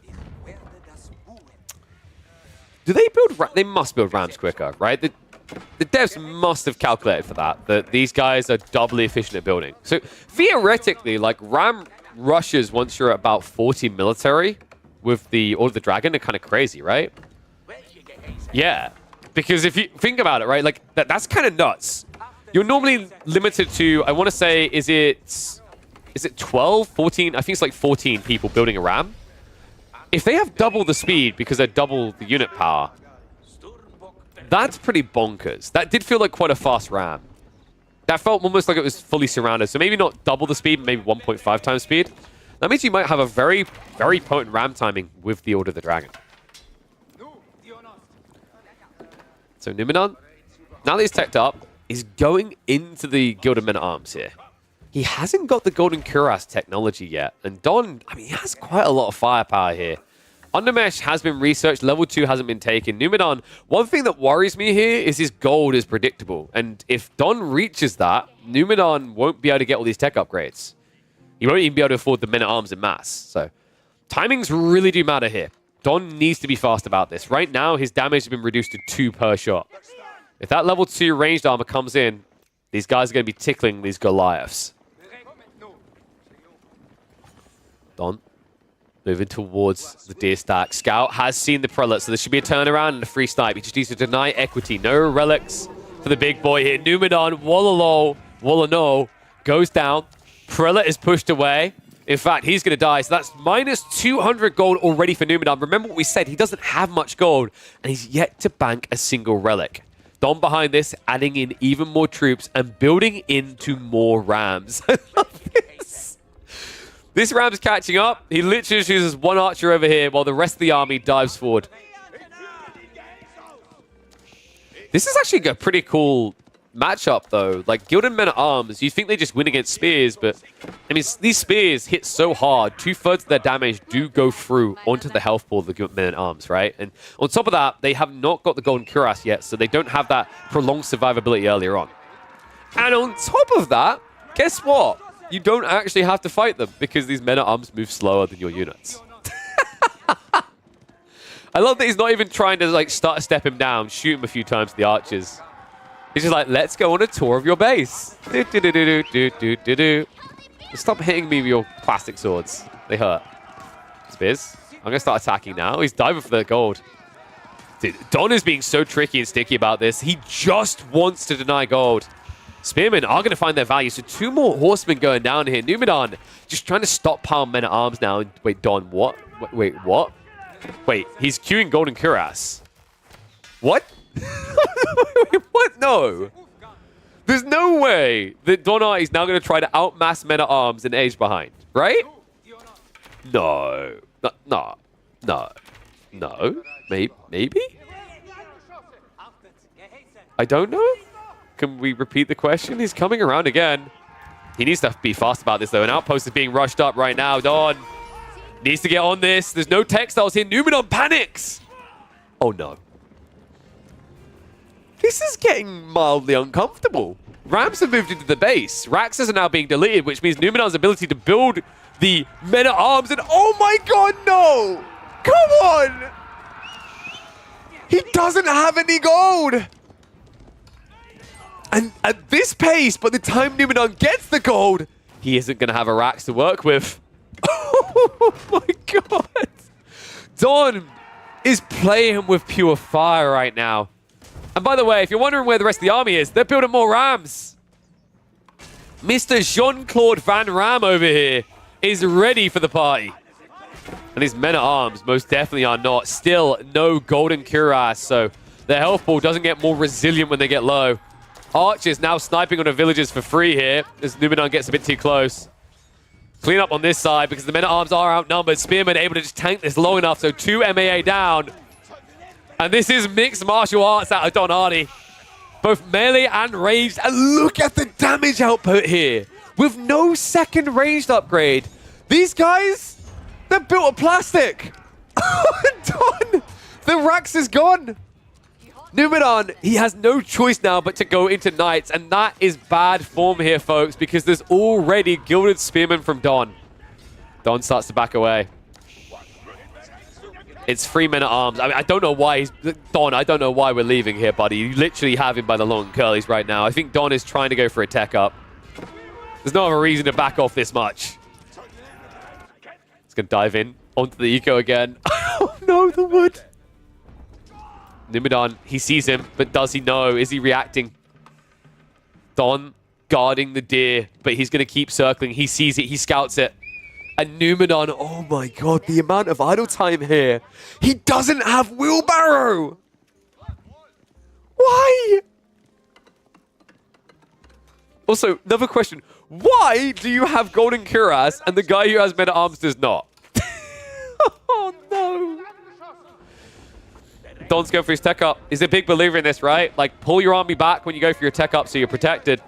I mean, the crazy part is actually Don doesn't need to. If anything, he's giving Numinon a way back in now that he has access to gold and the new racks. But with an army this big, Don is clearly not phased. Instead, with these guys 360 no-scoping, he looks more phase clanned up. Because he's about to get that tech up. Burgrave on the way. And with that, we're going to see upgrades into the Gilded Archers here. Guaranteed. At which point, these men-at-arms are going to take more than a tickling. Gilded Knight does at least find its way in the back.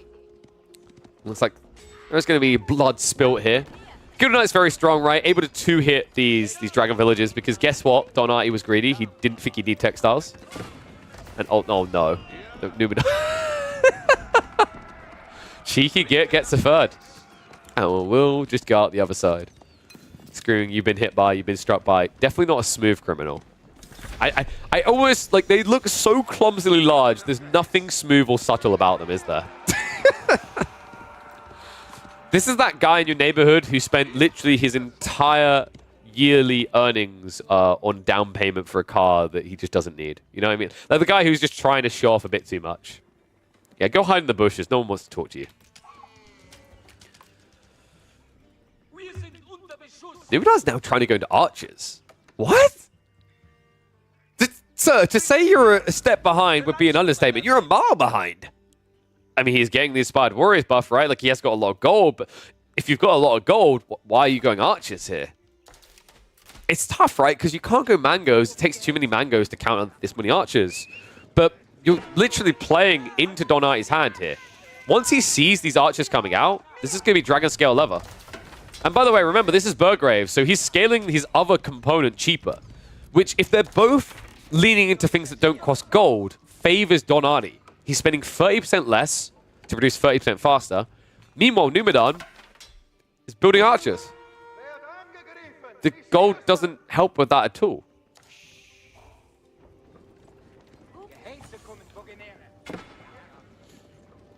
Don, well, he's going to push it while he's got the big advantage here. Scout gets a little bit ambitious underneath the TC, but no garrison from Numinon. Rams are coming, guys. Remember, Don still has the 3 Rams alive this entire time. He even repaired them. Oh, my. Looks like he repaired them anyway. A little scratch on one of them. Pretty much brand new. Well, Numinon spent his life savings on that Mercedes. Don was happy with a second-hand Skyline Nissan. Look at him go. The GTR model. Zoom, zoom, boys. Get in there. Lovely. He goes off the houses here. Numinon already about to be housed. And guess what? He didn't prep another one ahead of time. He built 2 on the front side, and both are going to be gone. Dive in towards the farms. That's going to force the idle time out. And Don Artie now with the dive here. He is missing the Dragon Scale lever, mind you. However, I don't think he cares. I don't think there's enough arrow fire for him to feel it's justified right now. Dives in. Men at Arms versus the Spears. There's just so many Gilded Archers. We've seen this time and time again in this matchup. Mass Men at Arms actually doesn't beat Mass Gilded Archers. The other player literally just has to add in a few melee units, and you get idled and delayed. And now, look at this. Don says, no. My Rams, no touchy. He doesn't even care about these men-at-arms. They don't do enough damage to register for him. Rams back away. The idle time alone is killing Numinon. I mean, these trades, it looks like it's okay, right? Like, he takes out 2 units to lose 1, but it's not good enough. Numinon now going to lose pretty much all his beef eaters here. All the men-at-arms down, only 1 left alive. And the TC now down to 3k HP. No E repairs yet. Dom with the dive. Archer's looking for it. Not going to be able to find the easy targets. They might be able to get the prelates, which is a big deal here, actually. That's a damage buff that Numidan's going to have removed. He will target them down first. So no inspiration buff. And a Gilded Knight. A heavy dose of irony. And an immediate GG. Numidan, he paid full price for that Mercedes. But guess what? Don Hardy, woo, he got it so much cheaper. Woo, that was a sick timing. Interesting as well. Remember what we said. A lot of these mirrors are about tech up after tech up after tech up. But Don Hardy is the type of player that will look to use that tech up against you. And that's exactly what he done against Numidan. This is a big deal, by the way. Numidan, higher ranked. I think he'd be fairly favored in this matchup. On a map where he was undefeated, finally, we see the Swede take the knee. Woo! You lose so many points? Oh, yeah, I'm sorry. What was that? You guys bet wrong. Don Hardy gets the win and Numidan burns your points. I'm sorry. I'm the bookie guy. I don't know. Don't think either of them play OTD so that auto favors Don because he's a scrappier player. I think Archers is the right call though. Like I've seen this. We haven't seen much of the OTD matchup mirror wise recently, but last time I was seeing it, I think there's a really good game between Wham and someone else where his opponent literally just went men at arms and Wham just started scaling archers, and then he would build a few men at arms to bait the mass men at arms off to the side to keep them away, and he'd just keep trading with archers. I actually think Gilded Archers is a pretty decent solution against that comp. And then you eventually scale into Castle Age, right? And if you ever reach that, you've got archery ranges for crossbowmen. And also remember, those men at arms move slower, so gap closing quite difficult for the MAA. Okay, let's check the live ones here. Let's see if we've got any familiar faces poking up their heads.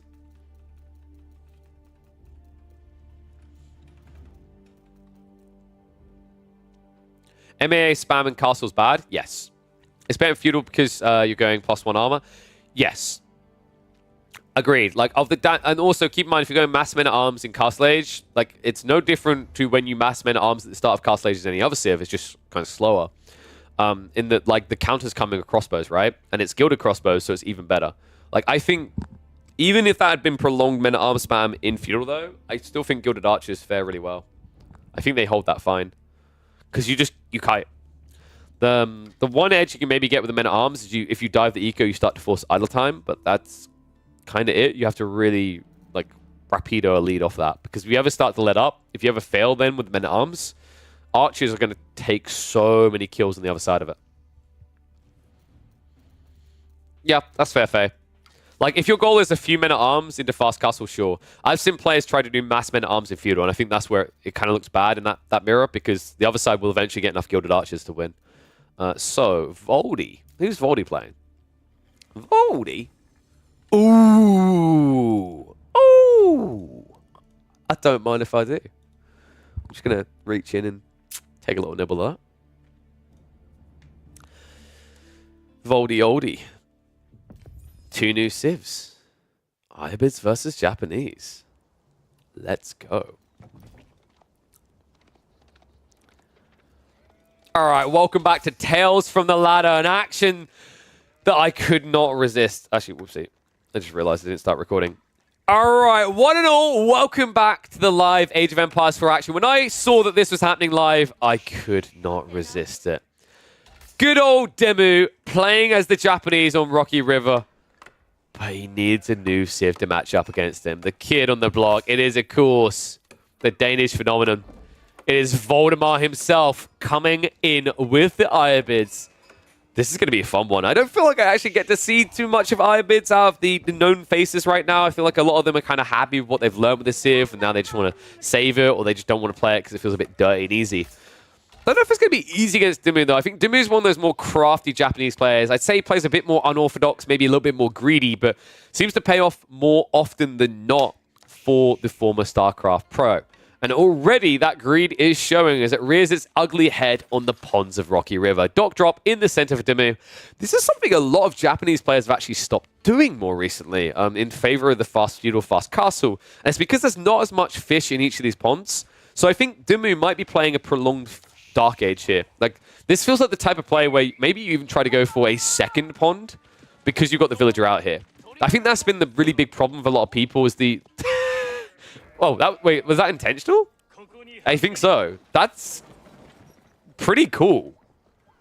So Dimmu, he dropped off a sheep here for the villager.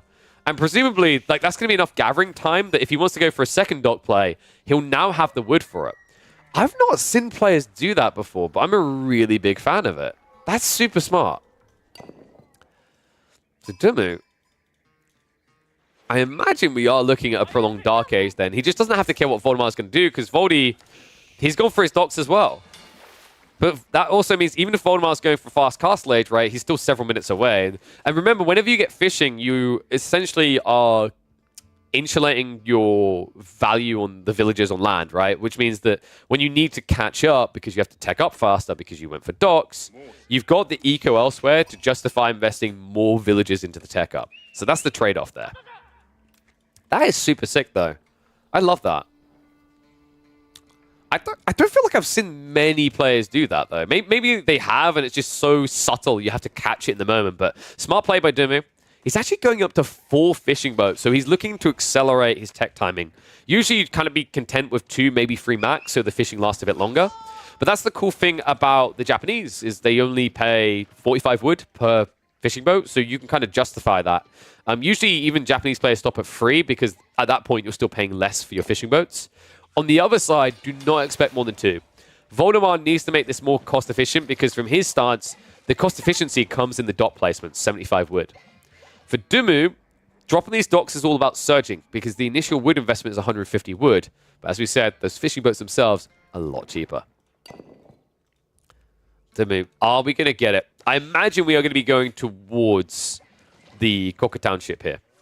It's just a really good matchup for it now that your opponent has played onto docks because you can also move out and start to burn those down, right? You can perma-deny them from getting any defenses out. You can even catch your opponent with the timing of Koka Township before they get the second dock set up. So we'll see if he wants to go for it. Gold is being gathered. Only 4 people here, so a little bit delayed on his timing. Dimmu is going to have surplus food to play with. And then on the other side, Voldemar should already be on the way, right? Yeah, Growthwing coming in. Growthwing's really good on this map. If you're able to play out into the mid, the amount of berry patches you can upgrade with that 50 extra food is crazy. Voldemar, a little bit of inefficiency here, though. He played out into the berries, and he didn't move past the initial patch. So, although he's going to upgrade most of these, there's going to be one that is just gone. Essentially, his play, his opening onto berries, has cost him 50 food that would otherwise be there. In fact, at his current pace, it might cost him more than 50. It's going to be tight, but I think he should just about be okay. Oh, wow. Dimmu did not go for Koka at all. He goes for the Kura. Okay, so this is interesting because usually you're a little bit worried that your opponent's going to try to scale into extra ponds. For Dimmu, this worked out nicely. Like, he just took the other central pond. He didn't have to worry about this. But usually, Voldemar playing Abasas or Ibids right now would be playing for a second dock that you'd want to deny. This is a different permutation. I don't want to necessarily say it's bad.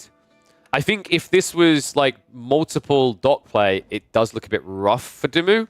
But probably what happened here, I imagine Dimmu scouted this out, or he's just playing awkward permutations. Like if there is a standard meta that you're expected to do, an implied odds, but you play off of that, your opponent doesn't have the prep solution to it, right?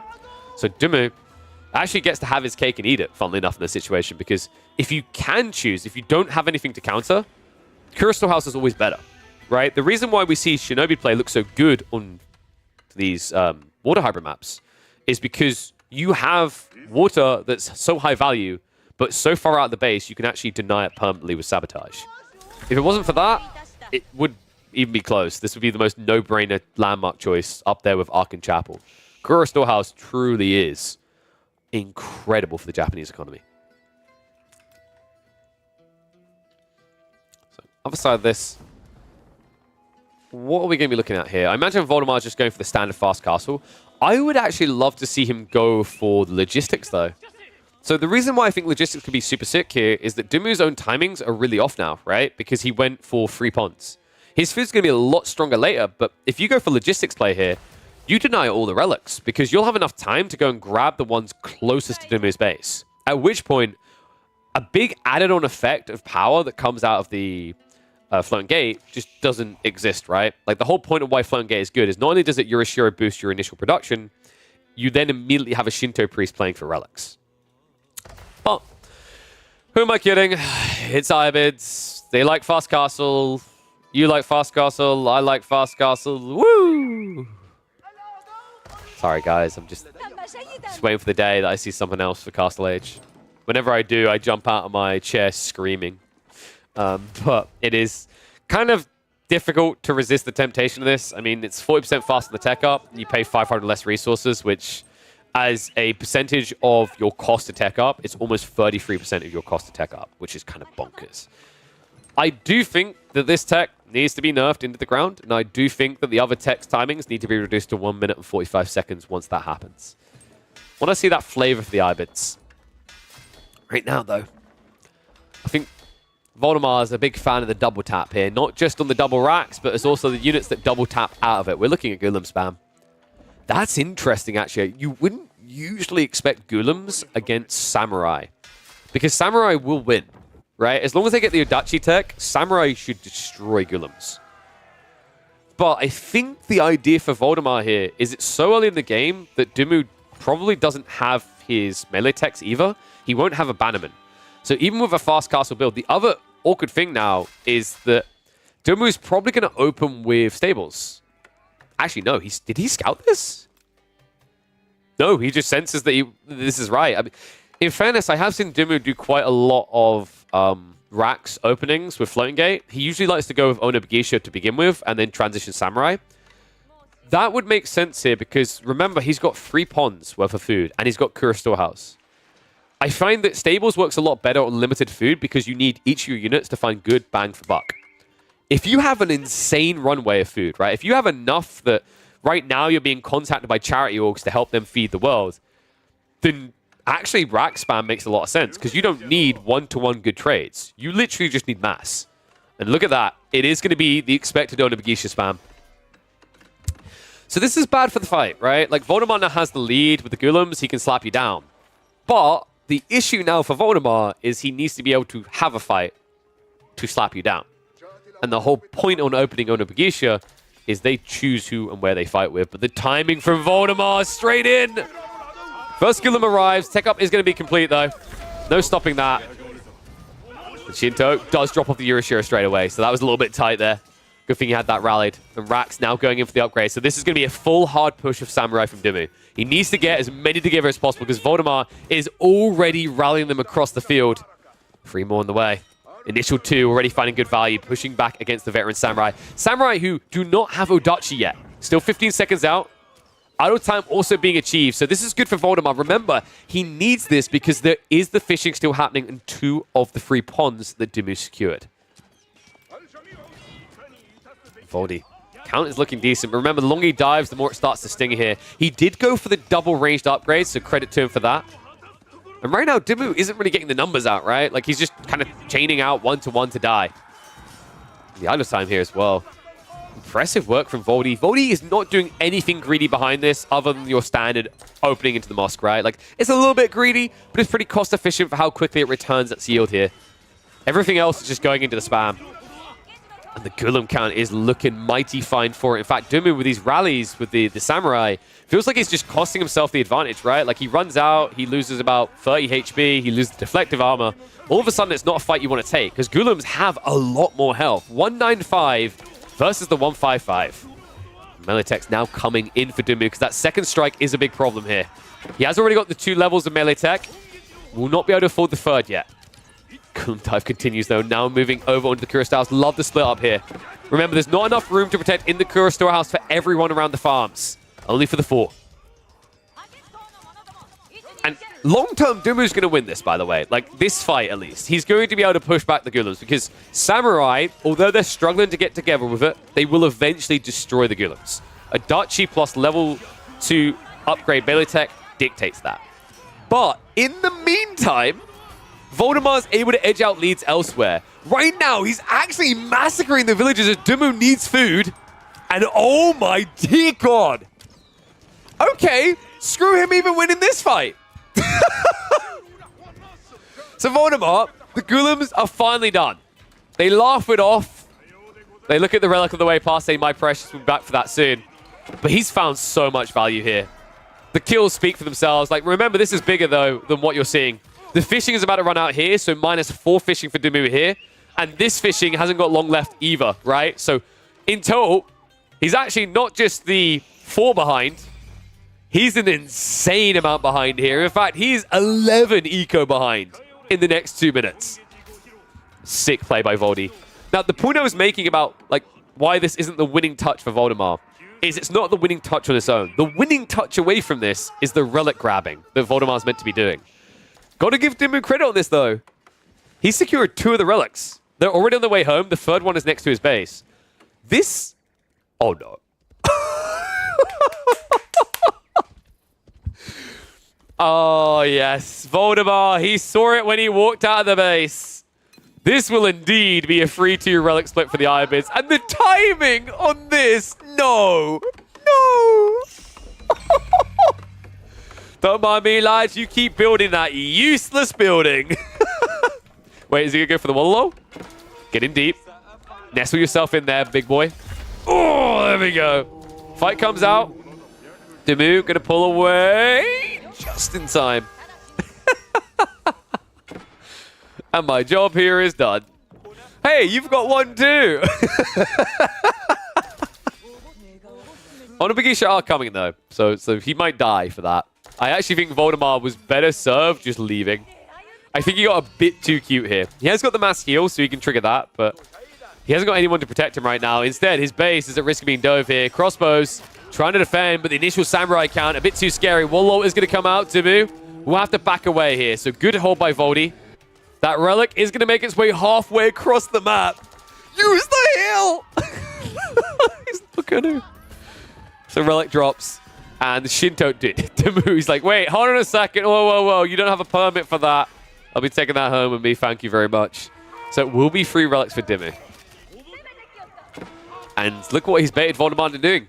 Voldemar has countered the Samurai, but now he's going to get countered by Mass Onabagisha. So this is the awkward balance of this matchup that gives an edge to the Japanese right now. Is this one building can force Voldemar to dance back and forth between 2 building types. All the while using just 1 building type, right? You build Samurai, oh, you have to drop Archer Rangers. And now I build Onabagisha, oh, you have to drop Raxes. So it is a bit difficult for Voldemar at this stage, which is why it's important that he got such a big eco lead earlier on with those kills. If it wasn't for that right now, Dumu would be cruising. Right now, he's looking to make sure Voldemar's the one cruising for a bruising, though. He's wrapping towards that economy. He felt the pain of the dive, and now he wants to return the pain. Might even be able to. Villagers from Voldemar playing risky games as well. Playing out onto pocket economies makes a lot of sense. The berries, the deer on this location are absurd. Especially with that growth wing we talked about, where he's getting the extra 50 food per berry. And quick wall just in the nick of time here from Voldemar. Will cut out the flank attack from Dumu. So well spotted there. Voldy able to push back against this. Now, he is gathering a little bit of stone, but 3 villagers doesn't suggest that we're looking at any sort of TC. It's just going to be outpost upgrades to defend his eco. Makes sense. I don't feel like Ironbids feels really good if you have to resort to multi-TCs. There are some situations where it works. This just doesn't feel like one of them. Not unless you see Dumu do it as well. And now these outpost emplacements are going to be super effective against Dumu's comp because his whole power is in dive and quick kills. Like, he can't sustain these dives against any sort of defenses with limited health pools and no ranged armor ready to speak of. This is also one of those tricky things about running Katana Bannerman with Onabagisha. If you want the Onabagisha to fight, it makes a lot of sense. If you want the Onabagisha to just raid, it doesn't make sense at all because they're losing a 0.12 movement speed per second because of that Katana Bannerman. Gaining damage, sure, but look how much quicker these guys are to dive in. 1.5 and unleashed. Sacred Sight's also now locked in, so Dumu with his dive just drawing Voldemar back towards his base. A base that he's yet to wall in and won't be able to. Gets cut down on the north side. And what? Were those villagers? They kind of look like villagers. They were crossbows, right? They had to be. There's no way villagers were that far out. Unless he A-clicked them by accident. Still, Dimu in a position where he could actually start to eke out quite a few eco kills here. Hold him up. We'll have to garrison, but he brought too many villagers. No! No textiles either. The ladies are angry. There's even more villagers here. What am I doing? Dimu's like, oh, even more things for me to murder. Formation Shuffle actually comes in clutch there. He shifts the low HP villagers to the front side. Voldemar will get away from this with only one villager lost, but Dimu, he walks away. He says that's only wave number 1. You know, it never gets old to me watching a Terran main play Zerg in Age of Empires 4. But he really does, doesn't he? It's literally just Zerg. Second TC also behind this, so Dimu. Not only is he now going to have an opportunity to get kills, he's going to have an opportunity to scale. Remember, Dimu, this is like cost-efficient losses for him, right? The farms at the back are actually covering the cost of these dives, in conjunction with the fact that he now has 3 relics and 3 sacred sites. Never underestimate the owner Bugattis, folks. He's still just one-tricking it. Can't blame him. Voldemar hasn't been scaling into Golems, he's been scaling into more crossbows, so it's just a better trade for Dimu. And also, it's cost-efficient from a one-on-one investment standpoint, right? Like, these crossbows cost 120 resources. On a Big Isha, only cost 80.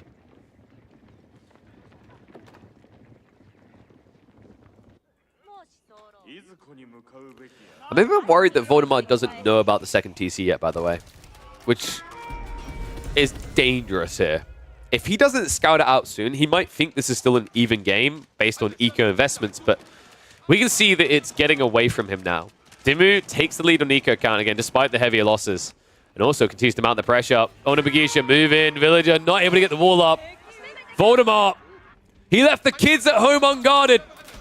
You better pray this is like Home Alone and they know how to save themselves. Moving in from Dimu, straight away to try and deny away the mosque. Love this play, just trying to starve the gold right now. One issue with this map is Rocky River makes you play out the map, play out into the map rather for gold quite quickly here. So just slowing down the gold trickle will slow down the escalation to both Golems and crossbows. Also, just draws the army home, right? Okay, congrats. You've caught me. You've killed 2 Onabagisha. I'm leaving. This is still a cost-efficient trade in that this building costs 200 resources. He lost 160 resources worth of units. On top of that, every minute this building doesn't exist, Voldemar is losing resources. Or rather, missing out on ones he should have had.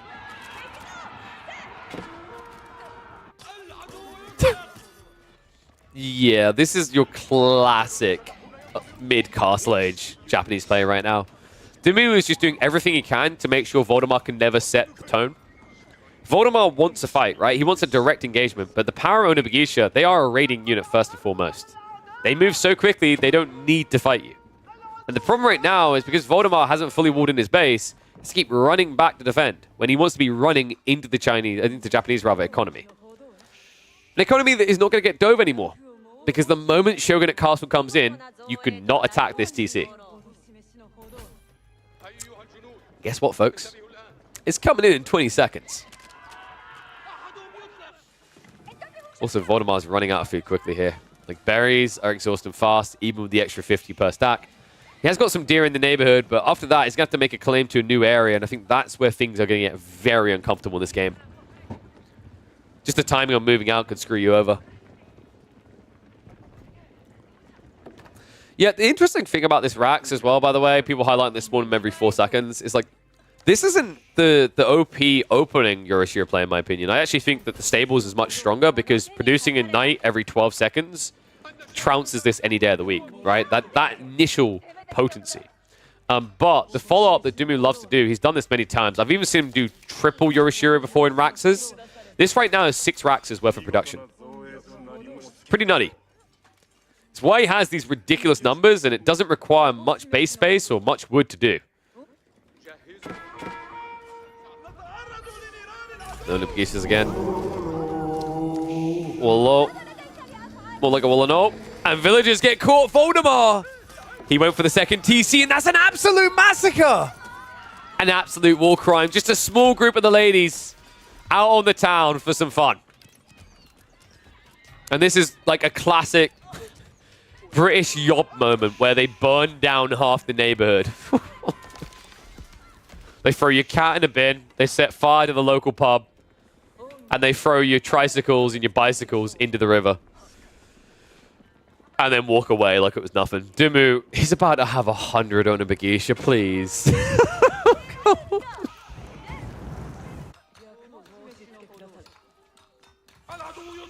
I think this might be over, folks. I don't think Voldemort can even win a direct fight now.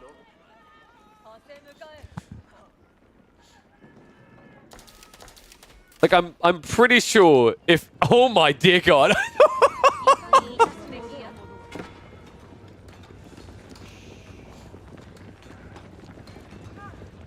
Well, it was nice knowing you, Voldemort.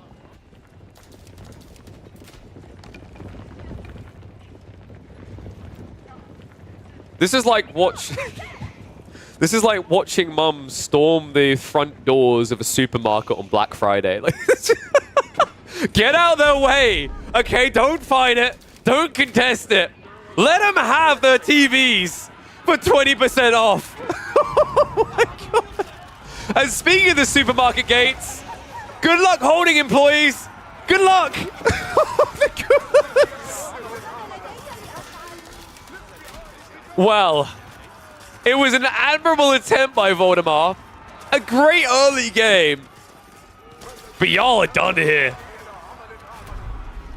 Dumu says, Golems belong in Lord of the Rings, not Age of Empires. Get out of here. Get out of my game.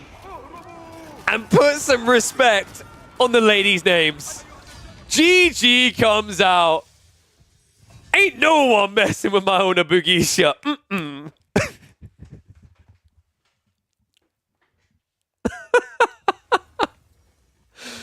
Oh my God, dude.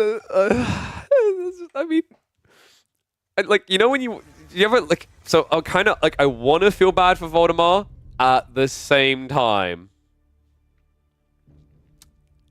He did pick Irbits, so.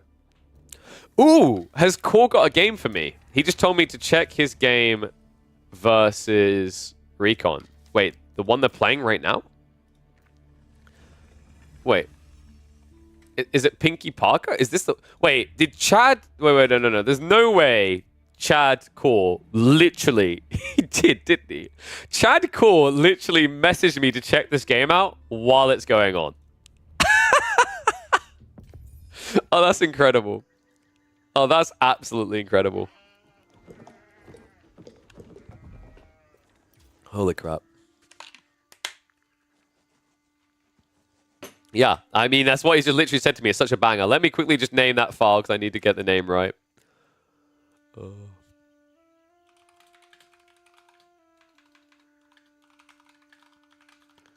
I don't know what my thumbnail is going to be for that Dumu game, by the way. I'm not sure if it's the Relic Yoink or if it's just the single ladies out in the town, you know? It's a bit hard to decide. Anyway. All right, let's get right into this one. Check what we've got here. A game which apparently is going to be such a banger. I literally just got messaged by Core while he's in this game telling me to cast this game.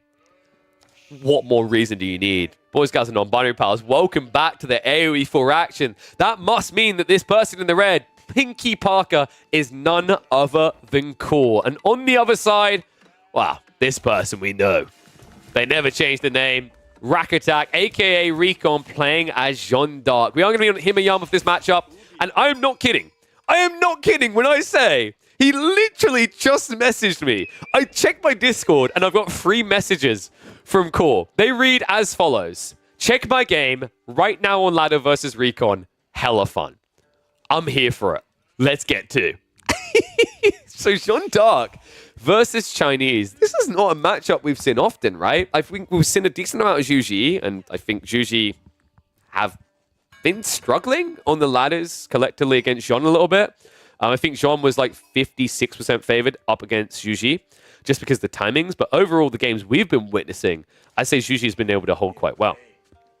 Chinese is more greedy less aggressive focus. So curious to see what Core has in mind up against this Civ. Opening wise, oh my god, oh my god, oh my god, oh my god, oh my god, oh my god. Don't drop a dot. Don't drop a dot. Keep going. Keep going. Pass go. Don't collect the $200. We are going for an outpost rush, folks. Oh yeah.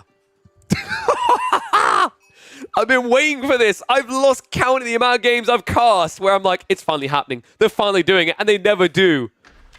But not Recon. He delivers straight away in the Shroud next to the stone because he knows Chinese players want one thing, and it's disgusting. Not this game. Jeanne d'Arc with the block to the classic Chinese play. And well, resource gathering wise, we aren't even going to see a Barbican yet. This is super effective, by the way. Jeanne, she builds so quickly. She's the equivalent of pulling 3 villagers to build this up, or 2.5, right? The initial villager worth 100%. Each follow-up one worth 25%. So with a 33% increased build speed, she's worth roughly 2.5 villagers. Just look how quickly this outpost goes up. Another cool thing, by the way, outposts give a hell of a lot of XP. You always want to be building with Jeanne. If you have a choice, you build an... Oh my god! Oh, yes! My boy! My little trash panda, look at him go! The School of Cavalry right next to the Chinese base. And oh, no. He doesn't even know still. He doesn't even know, guys. He doesn't even know. The outpost next to the Barbican, and only one person knows about it. And it ain't the Civ with the extra vision. He only just saw. Cool. What do you do now? School of Cavalry. We even have 2 extra villages coming over here. What? Is he just going to repair it and back away? Or is he's garrisoning? Core can't even get the free burn damage in here. So the villagers are going to push him away. And I imagine he's going to assist with the School of Cavalry build-up. Because here's the interesting thing, folks. This is actually the correct play, what Recon's doing here. You cannot now build with just Jeanne alone. It's inefficient. Because Jeanne, if she builds from start to finish on a School of Cavalry, she'll level to level 2. But he already built an outpost as well. And oh my god, the villager pull. Here we go. Scout goes down. Villagers are pulling past. They're going to try to pinch him here. He needs some Villy kills. He can cut and run. He can actually get out of here. It's going to be tight, though. Timing matters a lot. One villager goes down. Now run. Run. Fly, you fools. Villagers chasing. Wait. Wait, no. No, they revealed it. Build, damn it. One villager goes down. Recon. He's pulling more. It's too deep. He can't stop Jeanne. Right now, she's idling 10 villagers. This is actually worth if you can keep her here. If you can keep them here, rather. Wolf even chasing after Jeanne is like, I know what your plans are for me later. Lead with Jeanne, man. Lead with Jeanne. School of Cavalry being torched. Villagers going to start to stab away at each other here. He needs to lead with Jeanne. If Jeanne tanks this, it actually can fight back, right? Like 10 versus 4 because she has the health pool of 3, but no way. No way do you give this up. No way. Get back here, you coward. More villagers now. We're not done. 9 villagers. He's rushing an outpost. Cool. Oh, no. Oh, no. I'm starting to think, yes, this was the moment where Core messaged me. The outpost is up. Yeah, build a house. Build everything, buddy. You need level 2. Is he going to rush? No, you can't rush the landmark. What do you do now? I mean, Recon, like... Well, he got it! Go! Level 2! Villagers burning. Jeanne cleaving. But textiles from Core to save the day. What is this game? This is a meme-a-thon right now. Villagers being stabbed down. They're going to go for the garrison. They are pinched right now, but Recon, this is so many workers. Look at the difference already. 4 villagers behind. Scout also goes down. Outpost is still standing. Core, with the play into textiles, may have just clutched this. But both of them are paying a high price. Villagers come out. Keep in mind, the longer you're stuck here, by the way, the more likely he gets cleaves. And oh my god, there's even more! That is almost Recon's entire economy on one screen right now, folks. Damage coming in fast. Repair crew. He's pulling more core. What is this game? John, she got the glaive! Oh, that is it. No. This is too much of a price to pay, core. And you know it. John, she's brought low. Can she get away? No, she's going to get sniped. But the outpost has to be going down. There's no doubt about it now. There it is. It burns. And just like that, 0 military, neck and neck economy. What is this game? That's value, actually, Core. I'll give that to you, mate. You just took away the XP from Jean, but it's complete. The tech up is there. And right now, I think they're both sitting back in their chairs, thinking, what just happened? Wait, he's trying to outpost block it. How is this still going on?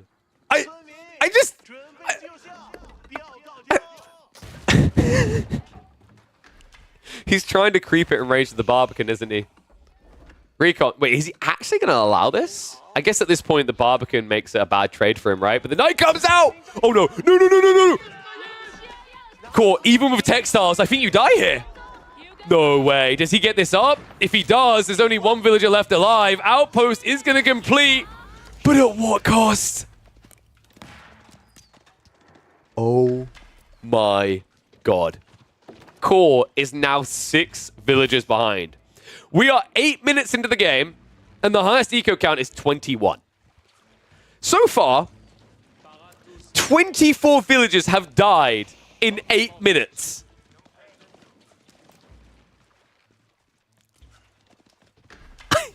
I'm at loss for words. Yeah, okay, we made the game fun for KP. Let's go back and play for Imperial Age, say both players, right? Nah, I doubt it. Recon, look at the way he's playing Pocket Eco, actually. This is less efficient for the Jean d'Arc versus French because the meal costs double the price, but it's still a great food gathering rate. He's going to Surge Knights. So here's the thing. What if, hear me out, what if Core intentionally committed to this play because he knew he'd have so few villagers that Knights couldn't raid anything, right? Like, think about it. When you play Chinese, it's always annoying. There's always these circling Knights thinking, oh, I'm going to kill something. And then eventually you realize you've got so many villagers, there's not enough room to keep all of them safe, right? Like, you're going to lose some. Core, the genius, has ensured that will not happen. He has enough garrison spots for 31 villagers. Almost double his current economy. Oh, man. Is that me? Or does there seem to be a distinct lack of, like, long-term resource access right now for Core? Like, the gold in the woods, I think, what scare me the most. He doesn't have any protected wood. So, like, outside of straggler trees. Yeah, so that's pretty crafty, actually. I don't know if he has enough wood, actually, because the outpost losses. He had the lumber camp already. He needs to get a little bit of wood, and I imagine we're going to see a TC drop probably up here towards the golden wood or between the 2 wood lines on the south. Meanwhile, Recon now adding in archers. So who do we think benefited more from this early game? And why is it Recon? Because he literally has a perfect proxy-based location now. You know what? If you're a French player, if you're a Jean player, there's nothing you love more than having to walk less distance to reach enemy base for Killy Killy.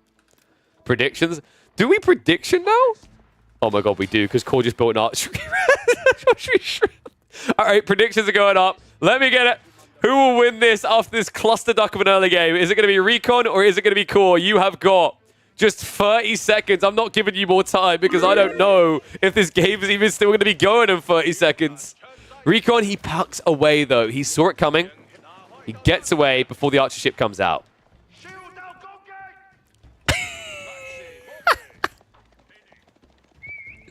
So, if people think that Core's just telling me about this game because he's won it already, like, when he sent the message, the times don't coincide for it being over. And, like, on top of that, quite frankly, with how weird this early game is, I don't think it matters whether you win or lose. You still recommend it. Just for the clownery of the beginning. Things have calmed down, though. Jean, I don't know how much XP she's got. A decent amount. She killed, what, was it 5, 6 villagers died in range of her after she got level 2. And he's clearing up rather the boars. Already cleared 1, going for the 2nd. So decent amount of XP, and we are 11 minutes in the game already. Nice, also charging in. Remember, the textiles actually is going to be super clutch here. Just keeping the eco losses down, which he desperately needs. Knight gets baited in, though. Poor micro there by Recon, coming a little bit too close to the hand cannon sleds. Is circling with second group, though.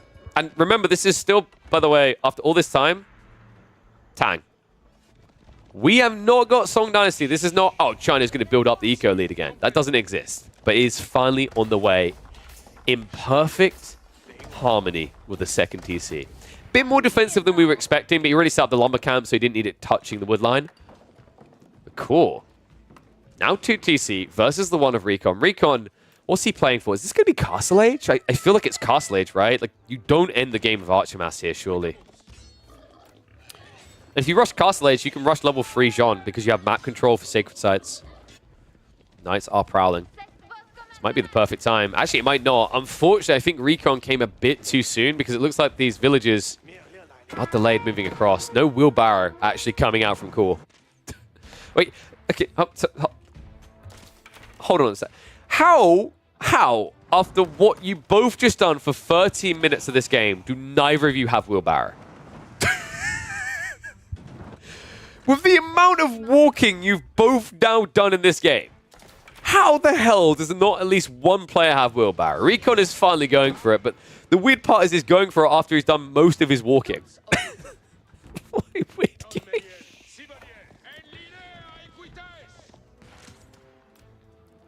Oh, wait. No.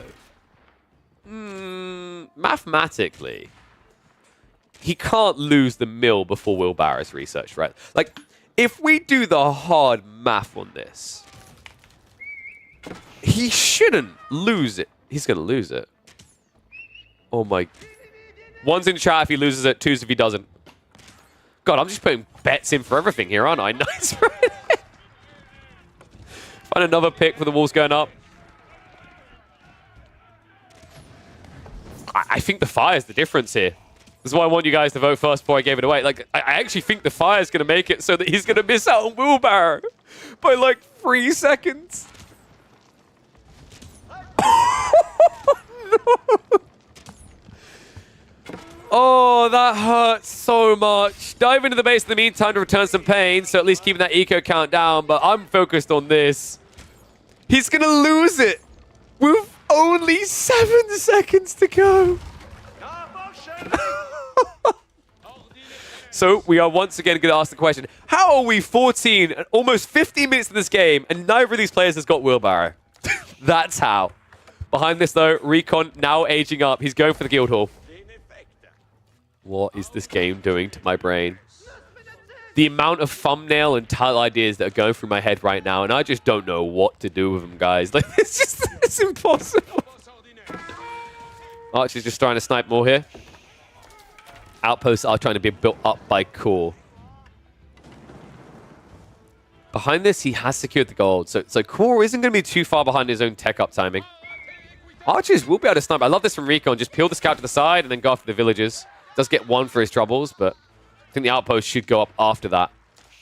In fact, he could probably still reach in there with limited threat to him, but I think outpost is going to be successful. Keep in mind that Core is lacking wood access right now, so this outpost was everything to him. Hand cannon slits now in, but still very limited wood. Plenty of areas for Recon to roam here. I love this from Recon, by the way. Like, Recon is a guy that historically is known for being quite the turtler. He doesn't really play aggressive. That's the Recon of 2022. I think even in 2023, he was starting to rise as a bit of an aggressive beast. And 2024, he starts off by really kicking it here. Jean d'Arc just not slowing down. From the outpost rush into the Ford School of Cavalry. I mean, literally look at his base layout right now. He's a guy looking for blood. Yeah, this is not the guy with the nest of bees from the Crackety clip. Oh, Recon. You know the one? It's not that guy.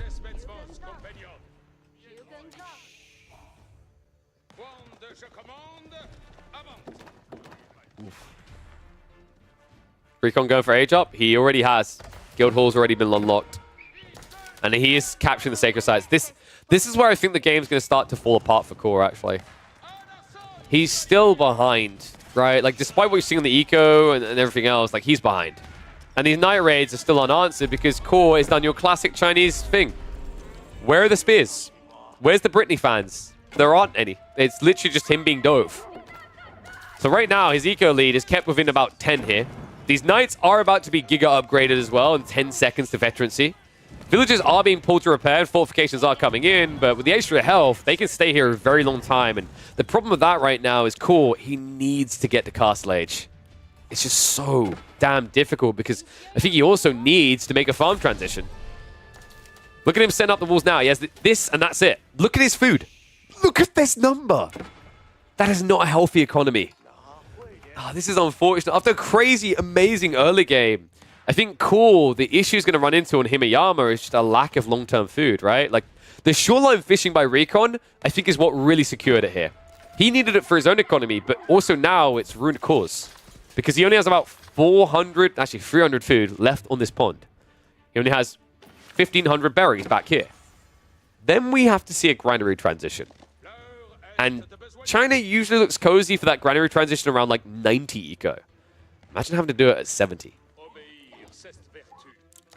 And also remember, although it's a 67 to 50 eco lead for Core, it's 2 sacred sites and relics are already being grabbed by Recon, so he's taking that lead away. Also, Guildhall behind this, right? Like, another 5 or 6 minutes, we're almost ready for Imperial Age for the French. Jeanne d'Arc riding in. He's going to dive past this, looking for the villagers. Looks like 2 of them will be going down there, so that's more XP farming for Jean. And you take every little bit you can get. Archer on the side. Oh, no. This is pain. The archers can kill you here. Oh, no.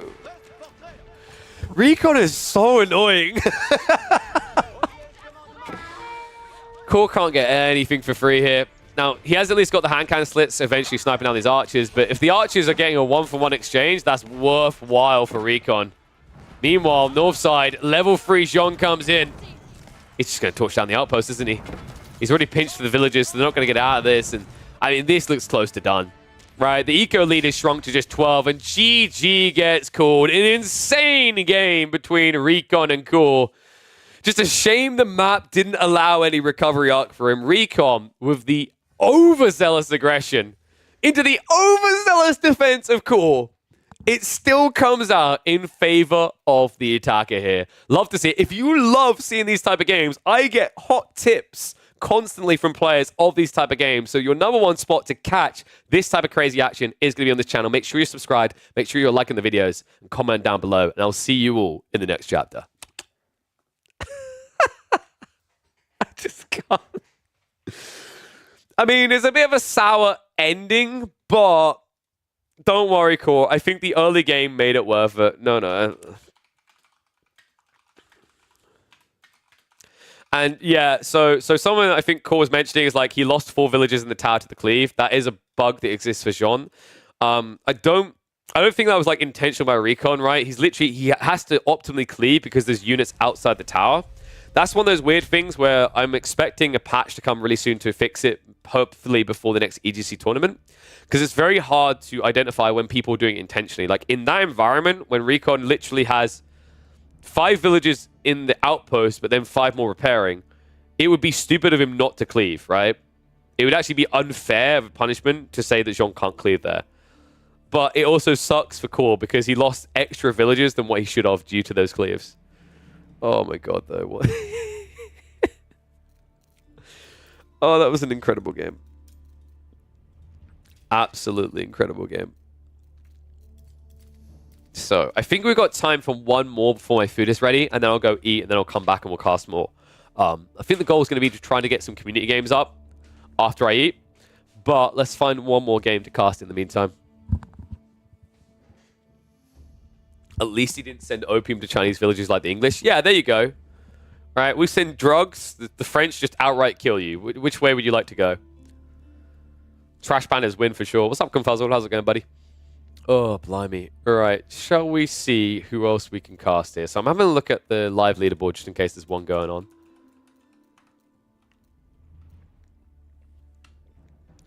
What are these names? Please tell me these are high-ranking accounts. They're not. 784. Wait a second. Doesn't that put you firmly borderline gold? Oh, they used to be diamond, though. I'm less impressed now. Well, that's kind of sad. With names like that, that would have been a perfect one, but they are both gold to plat level. Well, between... I think actually the true ranks are plat and diamond. So let's keep looking, see who else is live. Oh, man. That was an incredible game.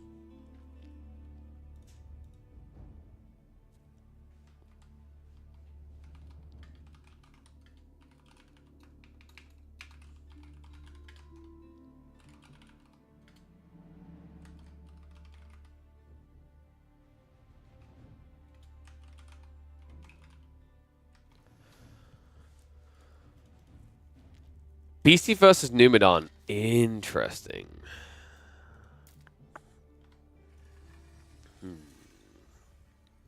Have a look. Oh, I need to dish out the points for the wieners, don't I? English versus... Okay, no. We want more Order of the Dragon, so this will be good, actually. Let's do this. Let me do the predictions. And then... So, choose outcome. Recon took that. I'll put the predictions up now. I'll give you guys... I'll give you a minute.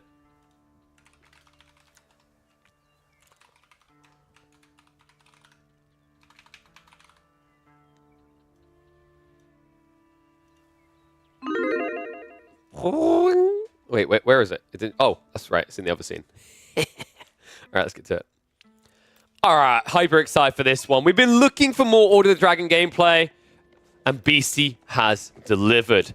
Welcome back, one and all, to the Age of Empires 4 action for a showdown between Order of the Dragon and English. Beastie will be taking the field with the Order of the Dragon, and on the other side of this, he's going to be up against Numadon's English. Numadon, a fierce force to be reckoned with here on Cliffside. So for those thinking, oh, Numadon is going to get stomped, it's Beastie number one. I want you to be cognitive of the fact that Order of the Dragon is still something that hasn't been solved.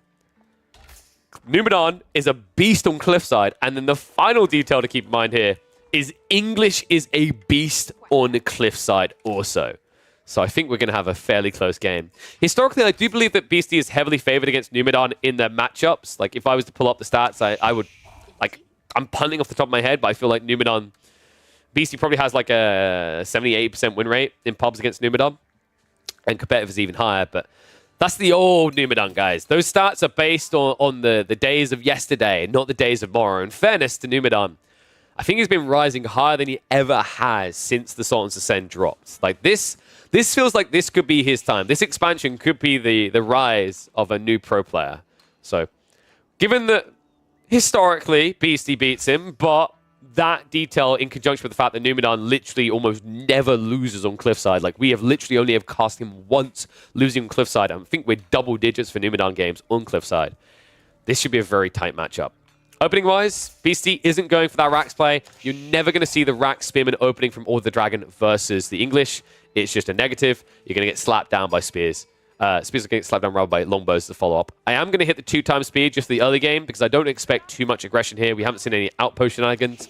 We're going to keep an eye on the sheep count. Looks like it's going to be 12 so far for Beastie. Meanwhile, Numadon... Oh, wow. Wow, he got screwed, huh? He literally has 4 sheep right now. That's a bad start. And I'm impressed by this from Beastie. Beastie getting that sort of scout RNG rotation in conjunction with the fact that he only went 1 scout. We've seen a lot of these HRE and Order of the Dragon players that go double scout. I think actually Order of the Dragon needed a little less than HRE. HRE double scout almost feels mandatory, but I was not expecting this type of dominance here. I think Numadon's going to make up for it now, though, because it looks like he has got the back corner of the map to scout. So panic averted. Beastie will still maintain the lead with 12 sheep, but Numadon is able to clutch it back up, and I believe he might even find 1 or 2 in the back corner here to make it about a 60% sheep haul in favor of Beastie. Beastie, Now taking up Minework Palace versus the Council Hall here. This is pretty standard. We're not really seeing much Arkan. Right now, people's jaws are dropping. They're going, wait, Beastie says Arkan's the best and Minework sucks. With normal HRE, folks. This is not your regular. This is the irregular HRE. Order the Dragon. They'd only get a 10% buff of Arkan. Just doesn't feel worth it. Especially considering that some of these unique techs almost feel mandatory. Golden Cuirass for some of the opening plays in Feudal feels like a must. So having that option on the table is too much of a benefit and well worth sacrificing the 10% gathering speed. Numidan, wow, stopping those gatherings altogether. Nice snipe in here. Lombos arrive pretty quickly from Numidan. Beastie already dropping the stables and going into the Horsemen. I'd love to see an immediate follow-up into Archers here. I think you need to realize this is definitely going to be a Spearman Council Hall pump. So you need to have Gilded Archer plus Horseman as a counter, which, by the way, I think is really strong for Order of the Dragon. The alternative is Beastie might lean towards Rax if he has enough food. I just don't know if I'd say he does right now. Not long-term access, right? He's got 6 sheep remaining. If he's able to wall this in and access this, sure, but this is a very dangerous location to gather deer from. It's a cliffside against English. If Numidan ever scouts this in Park's two longbows here, you can't gather at all. So, not to mention, actually, as he's walled right now, if Numidan just stands here, he can't gather. So, we'll see what BC's fault's going to be. For the timing, it is just going to be the Horseman pump. Second one comes out. First one does go with the Scout. I like this choice by Beastie. This isn't just about your ability to just take the main fight. You have to treat these initial Horsemen kind of like French Knights, right? Like, they have similar firepower, really. Like, they attack a little bit slower. Their base damage is lower, right? It's 19 versus 15. But with the extra HP, this is a unit that can actually dive the base if they see you go. You're going to get a 2-hit, of course. It's going to take 4. But still, it's a unit that's able to be more aggressive in small quantities than Horsemen ever are. Villagers now pulled by Beastie. Going to the ball on the south side of this, far away from what Numidan's doing. Numidan, by the way, is trying to burn down this wall because he wants rotational access to the wood. He knows that this kind of curve is really critical right now, and denying food is important when you see your opponents going horse. We are going to get the archer range follow-up, so Beastie, he's fully aware.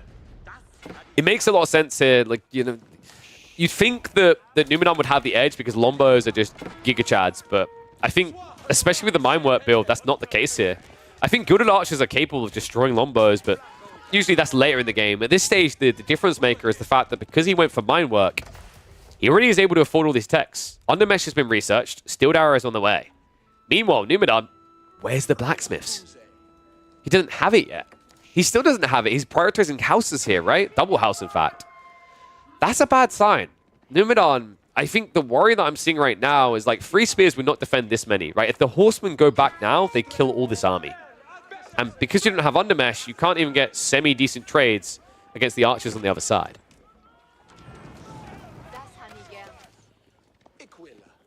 DC. What's he up to right now? His army should be reacting, right? Like, he's got the horsemen. I think he's hoping to cut off the second wave, which would be pretty crafty because there's less spears with it, but Villager goes down, so First Blood does get drawn for Numidan. First Eco chopped down.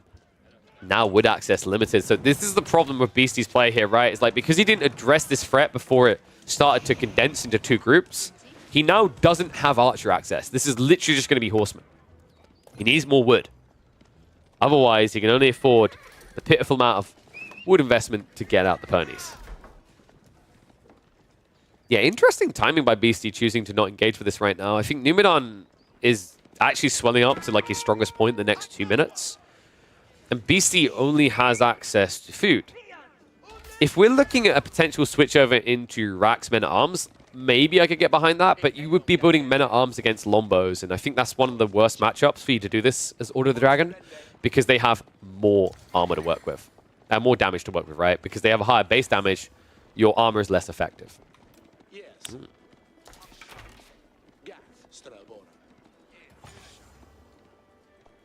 Numidan, does he know about the boar? He hasn't scouted for it. He should be checking this area though, right? Like, this is a very popular play for OOTD right now. They typically play boar a lot, more so than deer, I'd say. Just because the gathering rate is worth the walk time. Instead, just keep circling that gold. He just gave access to the wood again, so Beastie is going to get a bit of breathing room. He's going to get into additional archers here More walls also going up. Love this detail. This problem started to occur because Numidan had a quick rotation right to left, always able to block out wood. This small wall does a lot for Beastie. It buys time so he can move to shift on the left or the right side of the wood line. Now, Numidan also finds himself cut off. This is the worst position to find yourself in as an English player because you have slow-moving units. You don't want to be cut off from the reinforcements. E-Repairs is just going to offset this damage here. One issue right now for Beastie, he cannot scale additional archers whenever these troops are around, right? Because he'll just get insta-sniped. So he has to wait for his timing. We're on the way here. More horsemen, a lot more horsemen being added in fact. So you can see what his target is going to be. It's a bold choice because actually it feels like he needs a lot more archers right now, but it's equal part spearman, equal part longbow here.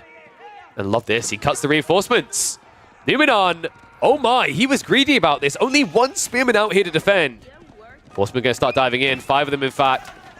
Gilded Archers here as well, so a hard fight for Numidan. Great read by Beastie. He wasn't ready to take on the main army, but the reinforcements are another matter. So Numidan has to camp in his base longer, and now this has bought vital time. Beastie, with additional troops coming out, he can look to cut off these troops before they get home. I imagine Beastie isn't going to necessarily rush for this. He might just try to scale more military, but considering when Numidan is rotating, his hand might be forced. Starts to charge forward. Horseman wrapping around the gold vein here. Spears getting baited in. Gilded Archers getting range here. That's exactly what he's looking for. And now he runs through with the Horseman. Straight on top of the Longbows. The Gilded Archers, just enough of them to clean house here. Great pinch by Beastie. Spearman starting to hurt a little bit, but the damage really is being done to Numidan in this fight. Has to run away with the remaining 4 spears, just trying to cover the retreat, but a breakthrough here. Second wave is coming in. Beastie is going to get slightly pinched, but totally worth the exchange here. More losses for Numidan, sets him back, protects the boar investment. Beastie now with a beefy lead here in destroyed value and army value. He's ahead in both by quite a margin, actually. Numidan is scaling to more farms, so realistically his food is going to start scaling a bit better. You have to remember that Beastie is right now playing on finite resources with the deer, with the boar. But it's not a 2-minute recovery window for Numidan, right? This is something that will matter 10 minutes from now. And you have to question what's going to happen in 10 minutes. If Beastie keeps taking fights like that, game could be over in just 10.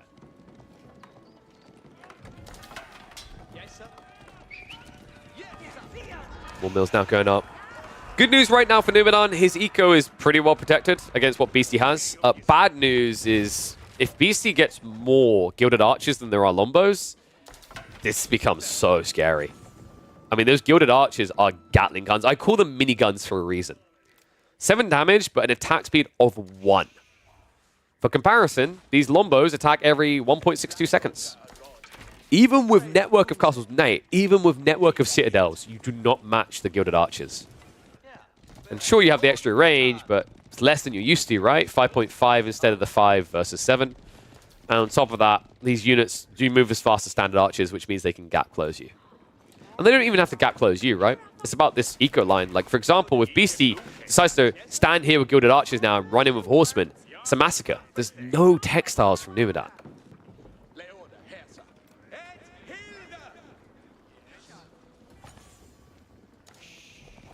Numidan now marched towards the base quite boldly, actually.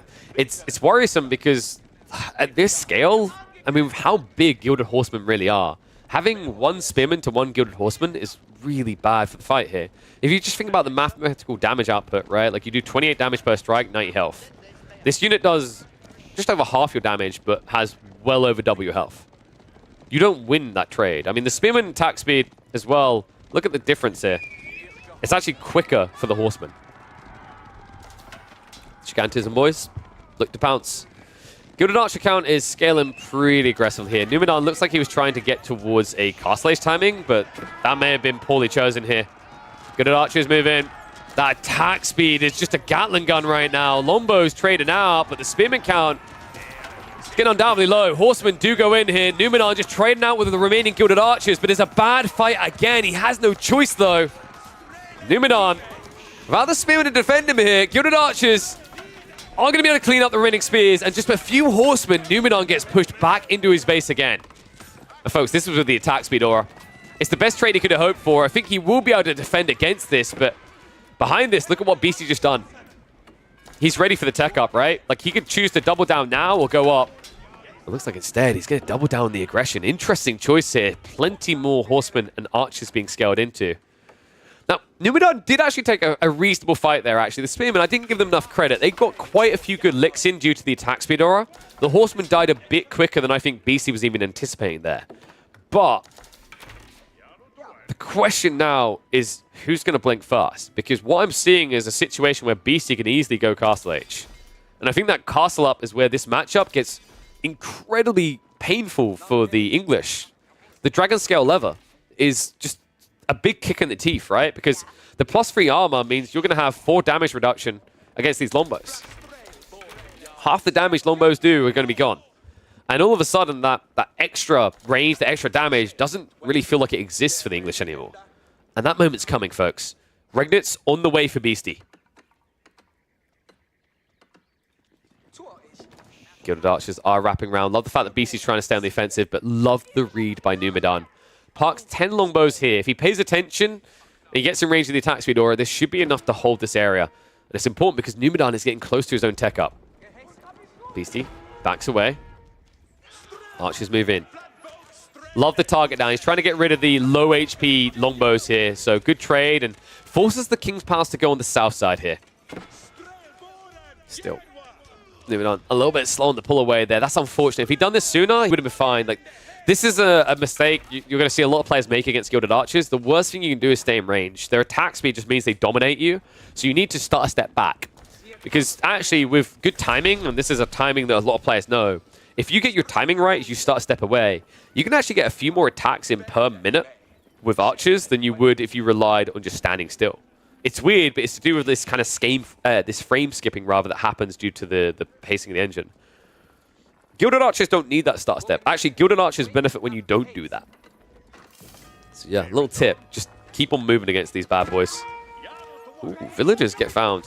It's just Gatling gun speed here. He could have dove on the King's Pass, which would have definitely forced out more idle time, but gets a few villagers. Tech up is at least going to be complete, though. So Numidan, now able to start scaling his eco lead. He's going to need to, though, because BC's playing for something else, remember. That tech up, he's playing out towards the relics. Prelates are already on the way. Gilded Knights also being added in here at a critical time for Numidan because he stopped building into spears. Only 5 of them in the field. The greed on these pocket ecos as well from Beastie. Playing under the berries this wide is kind of crazy, but it makes sense, right? Like, he didn't want to go back towards his own. He wants to take resources away to make the finite resources last longer, and he was already out here for the boar, so pretty cool little read. It's a bit weird, but I actually rate it quite well. I don't expect Numidan to ever take this or look for it, because when you play the English, you don't go after berries, right? You just make a farm transition. And it means long-term, that farm transition comes further down the line for Beastie himself, because he's got plenty more pocket eco on his own side.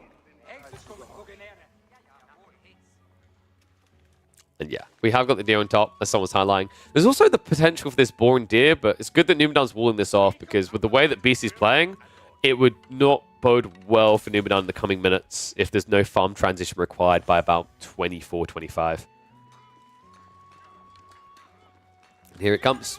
Dragon Scale Lever. This is the thing that starts to favor the Order of the Dragon. The only way that the English can kind of match this at all is if they have the Network of Citadels buff. But Numidan doesn't have a castle, so that tech isn't going to come in Castle Age. In fact, we very, very rarely, I'd say in like less than 2% of games, it feels like right now, see English players building castles before Imperial Age. Getting to Imperial Age might be difficult. Numidan, at least able to take away some of these relics with the walls. And it looks like he did find the eco, so nice move out here. Beastie will target down the spearman, so there's a chance this outpost survives. Psych. He could clutch a repair, actually. The problem is 2 men at arms are a bit awkward. The saving grace might be this. The Gilded Knight does come in with a charge. Immediately snipes out the crossbowman. I love that from Beastie. The villagers are going to tail it out of there.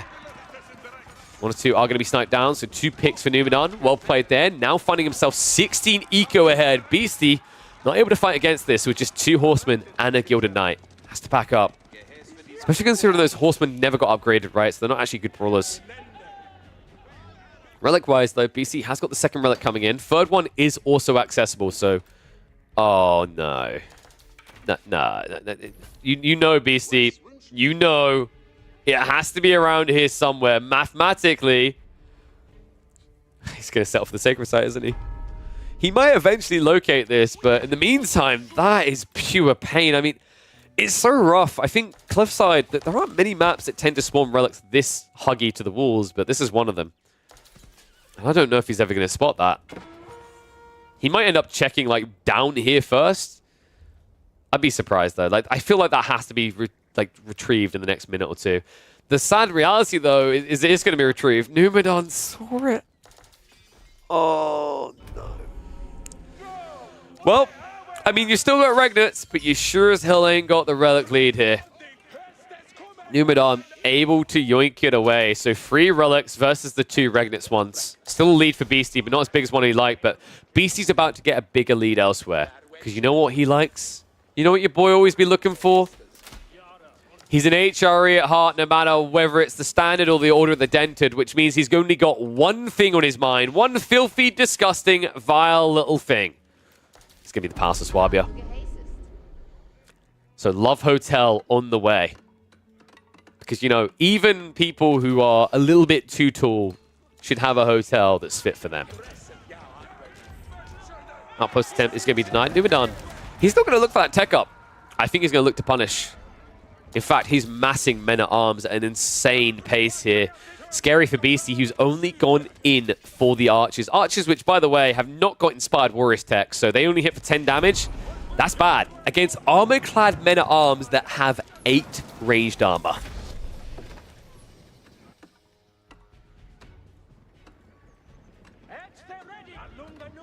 Numadon, now that tech up. Alarm bells have to be going off, right? It's like, okay, this is go time. I need damage. He's halted production, by the way. He's going to look for his own Imperial, but he needs to do damage in the meantime while he's got military advantage here. Beastie backing away. Hasn't even queued up the upgrade for the Archers yet. Trying to get into Gilded Crossbowmen, but coming at a ridiculous angle here means Longbows can instantly snipe you down. Sprint placements are going to be annoying, but Numadon continues to dive here. Clash comes through. Gilded Knights charge on in. Archers looking for the trade out. They may not have their upgrades, but they have at least got their Castle Age upgrades, which means right now, these Longbows only do half damage. Dive past the line. Trade outs needed here. Gilded Crossbowmen are going to hit snipe, but Numadon is losing it all. In fact, he's investing in more men-at-arms because he thinks that he can hold on to this. MAA are incredibly tanky right now, but my issue with this dive from Numadon is the outposts. There's a cannon placement coming. There's a relic inside the Springald. I don't think you're doing any damage here. I don't think you're doing enough anyway. I mean, you're trading military for military right now, which means Eco is scaling for Beastie. And Numadon, remember, he invested more MAA. I'm glad to see he cancelled the 3rd wave here. I think you can't win this now from behind. Your only realistic players to go Imperial Age. And the cannon emplacement is going to guarantee that. So, clean up by Beastie. Still has 9 of these Archers left alive. A Gilded Crossbowman as well. The other side of it, Numadon is probably going to build enough troops to defend. He even start taking a put away from his opponent. But this should be a Berkshire drop in the center. There is a perfect location on the hill here. And that's an important element because with what Beastie's building, his army's slow, right? So if you can block him out of the shortest route to your base, it means your own tech up timing doesn't get punished. Don't you just love how this Civ just builds a few buildings and smiles?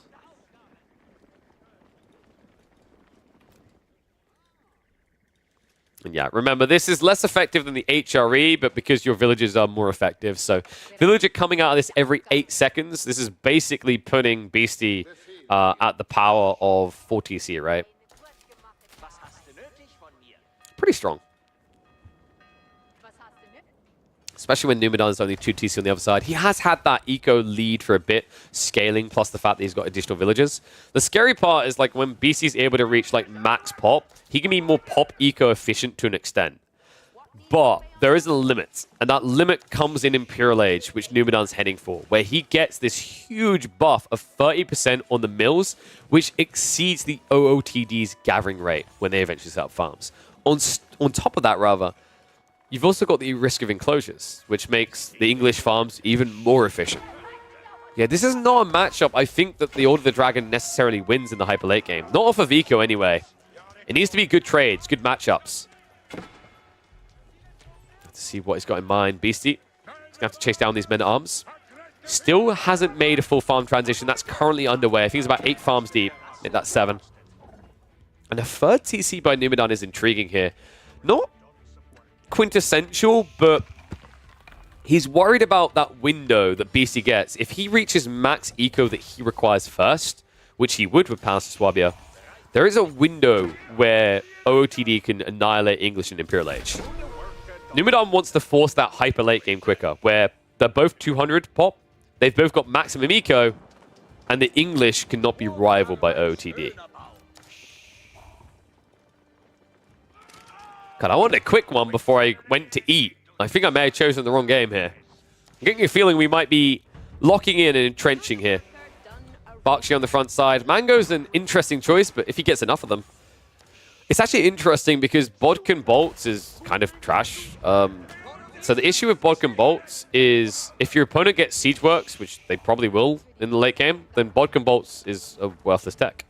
Right? It just doesn't do enough. Like, you hit for 19 right now, you upgrade, I think you go to 22 with the crossbow by default, and then Bodkin adds in an extra 10. That means you'd be doing 2 damage against Mangonels when they have Siege Works.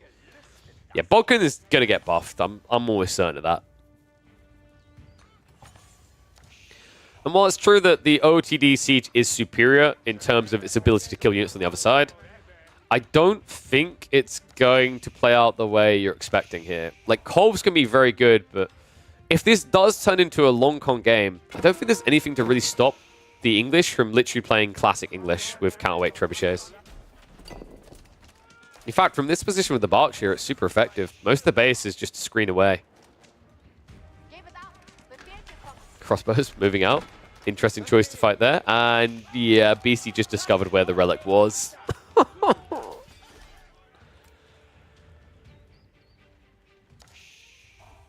And the yellow thing is just a small wall. He tried to block the wall going up. And Numidan is now playing wide flanks, just trying to deny any gold access for Beastie. Decapping those sacred sites, of course. Because that is going to be a trickle of gold he doesn't want to give. Needs to be careful, though. That's a cannon placement. And he's stacking a bit hard here, so... What the comp's going to look like in this late game? It's actually weird, isn't it? Because we're watching the variant in the HRE. Usually you wouldn't see someone massing men-at-arms against HRE, but that's exactly actually what you do in this matchup. You just stockpile crap tons of men-at-arms in the English, and because your opponent hasn't got good men-at-arms as the game goes on compared to HRE, you can win. Now, we are starting to see Beastie go into these MAA because he needs a frontline unit, and they are very tanky, right? 340 HP. With the Golden Cuirass tech, even more tanky. But on the other side of this, you know, although they're on 155 health, they also have a lot of armor on the English men-at-arms, and they also have the ability to attack quite fast. Especially if we get into Network of Citadels. I'm kind of surprised it hasn't been pumped just yet. Feels like the fight is going to be situated around this area. Raid on the villages. Outpost won't protect all of them. And more troops are coming, so I actually think that BC is just going to lose eco on this flank here. Greedy Boy was trying to get the stone required for more of those cannon emplacements, possibly a keep drop as well. And Trebs now wheeling out from Beastie, so 3 trebuchets to start denting into the Berkshire.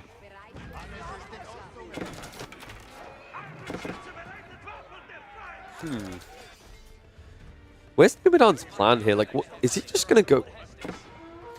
Horseman kind of makes sense against the comp you're seeing, but it's bad against what's coming, right? Like, it's men-at-arms. The other play was maybe he was thinking he'd try to torch down the landmarks, but it's E-repairs, right? And OTD are going to be pretty tight, so mass Horseman doesn't make total sense here for Numidan. I actually feel like Lombos might just be your saving grace. I'm kind of surprised he's not going into it, because we talked about this before. Like, if it turns into Lombos versus Gilded Archers, I think Gilded can win. But part of the requirement for that is they have good map control. And this Berkshire prevents that map control. Network of Citadels would actually put the Lombos in pretty good contention. And then with the volley ability, they actually have an edge intermittently in fights.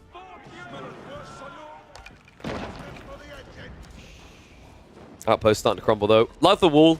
Spirals have already been built by Numidan. Beastie's just being a crafty fellow, right? Like, everything he wants to kill is right here, so great choice there, great play. And if you're wondering why Beastie's gone Trebs, it's because you have to. Against Berkshire, its range is too high. 15 tile range, so nothing but Trebs will do. I always feel bad for Mongol Trebs. Numidan, of course, his only response can be to try and get his own trebuchets. I don't think he has shattering projectiles, though. No, it's only being researched now, so a minute away. Chemistry also coming through, so it looks like he's going to go towards the hand cannoneers. Hand cannoneers is kind of a weird predicament here because of the range of gilded crossbows. I actually think this isn't a terrible unit to counter hand cannoneers. If Numidan's ever able to gap close, sure, but like the gilded crossbowmen have 6 tile range compared to your 4.5, right? So it feels very difficult to ever get close enough to do significant damage. And yeah, Mongol Trebs are worse. I think is it 14 tile range now? They did get a buff a while back. So it's the Traction Trebuchet. Let me double check the stats. So they used to be 13 tile range, and then they got put up to 14, yeah. Which means they still get attacked by the Berkshire. Still better than where they were, because they used to be 13 tile range, which was a problem because Kolves and Springles could very easily trade them out. Berkshire, still no network of citadels. I mean, it's kind of maybe a dead weight tech right now because he's just not getting the aura at all, but I feel like it would have been worth having here. Still just trying to snipe out those Trebs. I just don't feel like this is the correct approach for Numidan.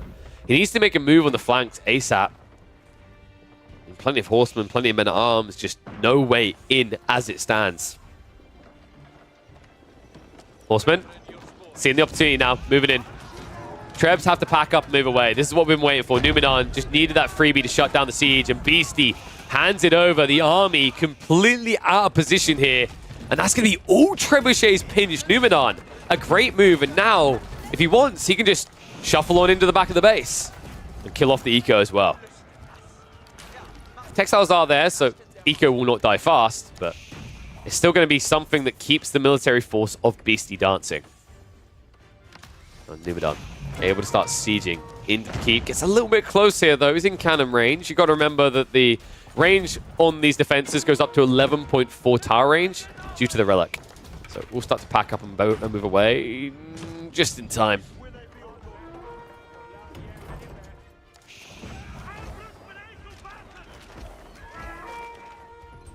Yeah, BC does have a lot of eco. So wait, here's the thing. So Faye just said killing Vils here is going to help BC because he overmade them.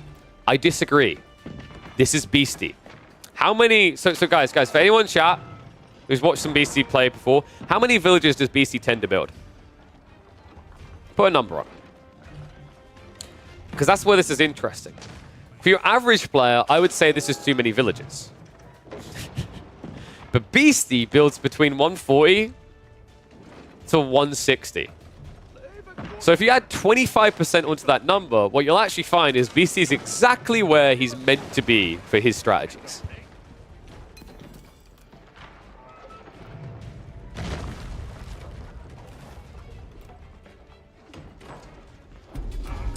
No, that's fair, Faye, but here's the thing. Like, you might say that if you go above 100 villages, your military is going to be small. Remember, this is a guy who's willing to just have 40 military and still make it work. BC's literally just building up something to rival the Bank of Serbia right now. That's what his goal is. And after that, you'll see him deplete the eco. Because the issue right now is Numidan's not really contesting him properly, right? He's pressuring him with some Trebs, but he's not actually going into the base. He's not doing significant damage. So BC's getting away with this. And with that extra eco, look at where he's playing. He's playing out onto pocket resources on the flanks. He's playing risky resources because if he turns into a hyper late game and it comes down to who's got more, well, that's an area where BC never fails to take the lead.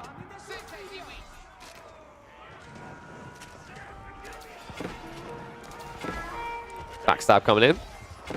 This is actually a really good fight for BC. I think Numidan didn't show enough respect here. Sent troops ahead of time, and just look at the price he's paying here. Hankan is now also showing up. With the Golden Cuirass, this is an insanely tanky small group of men-at-arms. Get a cross moment. I'm just going to stand their ground. Surprised he's not stepping these back. The men-at-arms are still going to lose out, folks. I mean, these Gilded Crossbowmen hit for quite a lump sum. 46 per shot versus heavy. This is what I was talking about, where if you start targeting down these hand cannoneers, they just get eviscerated. Numinon, this was an expensive fight. Let's clear up in the end. And in fairness, those are Gilded Crossbowmen, so it's worthwhile for him. But still, losing hand cannoneers like that, it's not a worthwhile element of it. I think if you just sent men-at-arms, although it's slower, it's a better trade. PC now, though. Wait, is he really going raw men-at-arms? That, to me, feels a bit greedy. When you see your opponents building hand cannoneers, this feels like the one thing you should probably not be building into. So we'll see how it works out. Beastie marches those MAA out. Diving towards Numinon. Numinon is going to pack up New Wave the trebuchets. Love the clutch repairs to try and save the day. He's going to need it because these guys do not die fast. Hand cannoneers, if they were here, this would already be over, but they were out of position. And now the villagers, that delay may have just broken the Berkshire. Final shots are coming in. And that is going to be landmarked down. Numinon, the thing that was keeping back the tide here, has been removed. Beastie, I mean, at this stage, if he wanted, he could delete the Trebs and just go more military. Obviously, he's not pop yet, so that's not going to be the case. I think Beastie is prepping a transition, though, folks. Only 1 minute. Okay. So, the points being raised about the inefficiency of Order of the Dragon's population requiring lower eco only holds true when you're building squishy units, folks. What if you just built rams? Beastie isn't building more active military. He just has a small group of men-at-arms, and then it's just rams. What? Well, that wasn't on my bingo card for late game OOTD, but sure. He's going to follow this up, though. We can see that he's queued up biology. He's queued up the horseman upgrade. This is just going to be a hard pump of horsemen. And there it is. The flood is going to begin. Beastie's villagers are going to be pushed back off the gold. More men-at-arms are being queued up.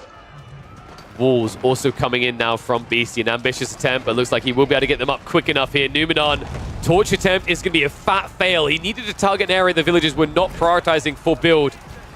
Now it's too late, so one less way from the raid. I say it's too late. The gate? Oh no. Oh no. Beastie, a little bit of a miss micro there. The villagers did not prioritize the build on the gate. They walked past it for the wall, so Numinon is going to find his way in. However, Beastie distracting with these rams now, shuffling on the flanks. Men-at-arms reacting to the north side, but bombards are coming out. Numinon is turning this into a wide side affair, and that's a problem for Beastie. With limited military to throw at different directions, spreading him thin might be the way to break him. Numinon now diving in towards his outposts. E-repairs does come out, but at this point you just commit. Meanwhile, center, looks like the horsemen are going to wrap around into the hand cannoneers, but they don't do anything but die. Oh, Beastie, come on now. And he's got chemistry coming, but I don't think we're going to see a hand cannoneer transition. I don't think he'd afford that right now. Beastie instead going towards Langsknechter. I don't think Langsknecht win this. Hand cannoneers will kill them very quickly. Also, Langsknecht are a little bit slower right now than intended on their initial strike, so they don't kill fast. If they're able to stand still, their attack speed ramps up, but that initial swipe, from what I've been seeing at least, looks like it's slower than intended. And it feels like against hand cannoneers, you might only get that initial swipe. Now, I think Beastie's thought process here is mass men-at-arms, but it's mass men-at-arms assisted by hand cannoneer. That's the X factor.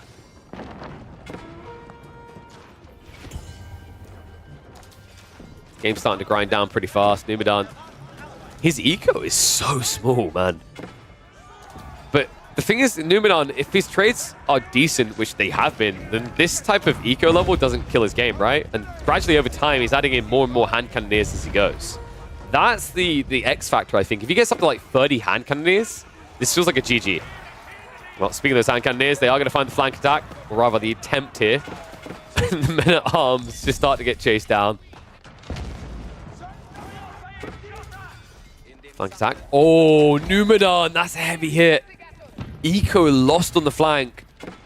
I don't think that it's the end of the world and that he doesn't need gold. He does need to get more walls up, though, because gaps are starting to emerge in this late game. Numidon, look at all the raid locations coming in from BC, wrapping in the north and the south now. Central looks good, but it means Numidon needs to break through soon. Trebs are at least getting buffed up attack speed here, but about the Berkshire, they are relatively undefended. Castle on the other side isn't going to last long. Beastie not able to keep it alive. E-repairs would not change anything here. Horsemen are going to wrap in again, and it looks like that unguarded factor comes to bite him in the ass. 2 Siege will be taken out. Second wave coming in, though, and that's Lang's next. Oh, my. And there's no hand cannoneers here. BC about to get a marvelous fight. He just needs to start cleaving. Club them down, boys. Instead, he pulls off a few. He wraps around looking for the Siege, so the fight does split up a bit more, but Beastie, are these trades going to be good enough? How much runway does this type of play have? I think he actually has more potential than Numidon right now. Numidon continues to lose eco. Down to 70 now, and the food income is speaking for itself. 1,000 food a minute behind. Gold is going to last a while, but if you keep pumping hand cannoneers like this, you're going to burn through that reserve quite quickly. Yeah, Numidon, it's weird in that if he just had some more walls up, right? I feel that these men-at-arms probably shouldn't have been even allowed to move where they were, but Beastie, he was ramming for a while, right? Those rams on the south side, I think he tried the same on the north side to open the path. In fact, yeah, it was also the case that it was only wood walls. Numidon now trying to fix that gap, but heavy damage has been rendered at this stage. This is the awkward thing for Numidon. Like, if this ever turns into a stationary fight, his army's just better. It's so much better. But BC's never giving him that opportunity, right? Instead, he continues to just spread the map thin. I mean, it's funny because what Numidon is like having happened to him here, like what BC's doing, is exactly why BC always tends to get one over on Numidon. It's the exact same playstyle he plays with pretty much any other Civ. Greed the map, and then play wide. Read the map, play more wide. They don't wall you off, keep playing wide. And Numidon, he has realized the mistake. I just think he's realized it too late. Men-at-Arms coming in here again. Numidon, the amount of troops he has to react with, like what's going to happen in the center here? Next wave's just going to push on through, right? Keep in mind he still hasn't cleared up the north side. Oh, the lag stacked. Getting good slaps in here. And remember, these men-at-arms with Golden Cuirass, they're actually going to win this fight. Like, this is a beatdown on this north side. South side, looks like the hand cannon is at least able to clear it all up, but second wave coming in. It feels like the writing is on the wall here. Numidon isn't really holding on anymore. The Berkshire is not up, so the front door is left open, and the population speaks for itself, right? BC is always maintaining 200 pop. Numidon is being kept around that 160 margin. And if you're wondering what's happened on the north side, it's just Beastie prepping for the insanely late game. I mean, he has got 5,000 gold in reserve, but that can run out fast, right? So what better to get you on through than several marketplaces? Oh my god, the lag stick! He got too close. And now the backstab from the Horseman. There's no way to run. This is it. I mean, there's just not a front line anymore. GG comes out. No way of getting that stationary fight he was looking for. Beastie, it's a different way of having to play with the Order of the Dragon, but not a different strategy for Beastie. All he wants is all your map, and he's willing to play wide to get it. Great plays actually coming out from Beastie, showing you Order of the Dragon can actually beat one of the best Civs on Cliffside and one of the best players on Cliffside as well. If you like what you've been seeing here, be sure to subscribe. We have got a bunch of Beastie videos already up on the channel. In fact, I just uploaded one the other day. There's another one launching soon. We've got some incredible team games as well. All that can be found on my channel, so make sure you're following and subscribe there, and I'll catch you all in the next chapter. If it gets late game, we all know who's winning. I mean, it's pretty cozy for BC, yeah. Right, my food is ready, guys. So what I'm going to do now, I'm going to put on a replay. Probably a game that a lot of you, I doubt, have seen, so should be entertaining.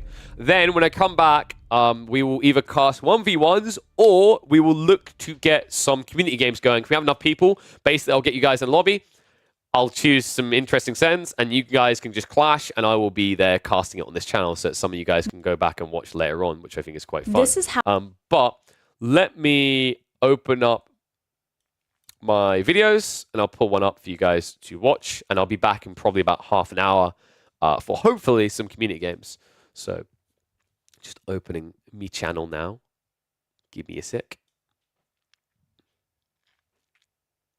What do you mean greed the map? He literally takes as much of the resource away from the map as possible. It's pretty much Beastie's patented style if you haven't seen it before. Like, he will literally wall the outskirts of the map and then take the resources. And he'll overboom eco, right? Like, he overboomed Order of the Dragon eco there. But it's because it's all part of the plan to build up a reserve that can't be contested.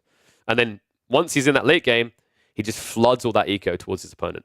Right, give me a sec. I'm checking my games. Gonna check a bit further back so that it's not something that maybe you guys have seen me cast in the last day or two. So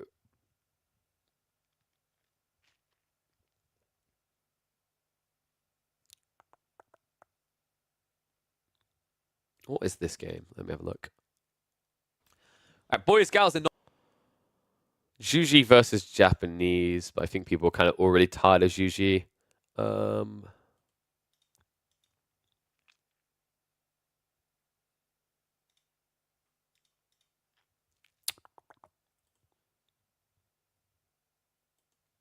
Just going to open a few, see which ones we got. Poppy Paw versus Divine, that wasn't a good one. I should delete that, actually. boys, We've seen the Dimu versus Louis one. Sorry, guys. I'm just trying to get one that like you wouldn't have seen. all right, boys, gals, non-binary. Louis versus a Chinese named player. Pals, welcome back to the Age of Empires 4 action. Dude, I'm excited. Whoopsie. The hell? Oh, yeah, this one was really cool. No, this one was actually pretty dope. I think this is a good one. This is English versus Zhuji's Legacy, but it's a very creative way that the game gets played out by both players.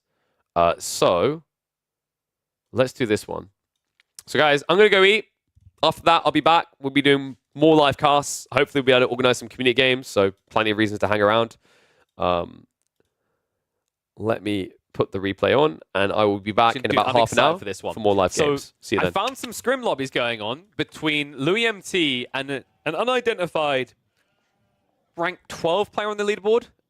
Player in the blue here. I wouldn't be surprised if this is like Yui. Yui tends to do this with their name a lot.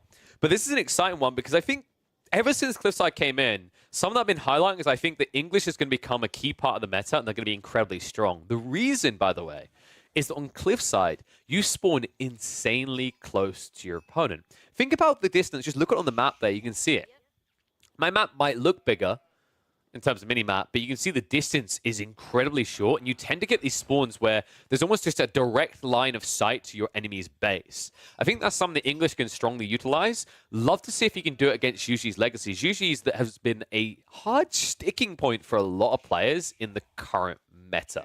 I think right now, people are seeing this as a ban-webby civ because the expansion brought a lot of good things. One thing I don't think that people wanted to see more of on Twitch was the casinos. And it kind of feels like that got snuck into the meta when you consider the way that the Ayabids function and especially the way that the Zhuji's functions with the Trade Wing and the Meditation Garden respectively. So let's see if the English can put a stop to that plan before it can actually unfold. I'm expecting Meditation Garden to at least go up. I'm not sure what's going to happen past that, though. These guys did play 2 English versus Zhuji games, so we will be doing both of these together as one video to make sure you guys can kind of see which civ is going to be stronger on Cliffside, which I think is going to be very important in competitive play. Like, these are, I think, 2 fairly popular civs. Other ones that come to mind, the likes of Roos, are going to be really hot on this map. But we already see the Council Hall being built. Meanwhile, Louis, a lot slower here. Interesting, actually, because I think... Was that because they moved out for the mill? I mean, they lost a bit of optimization that way. Did they not? There's no way Louis moved all the sheep out and then clubbed, right? You would have killed some... You would have killed one here. I guess not, but that means you lose critical time and a worrisome time.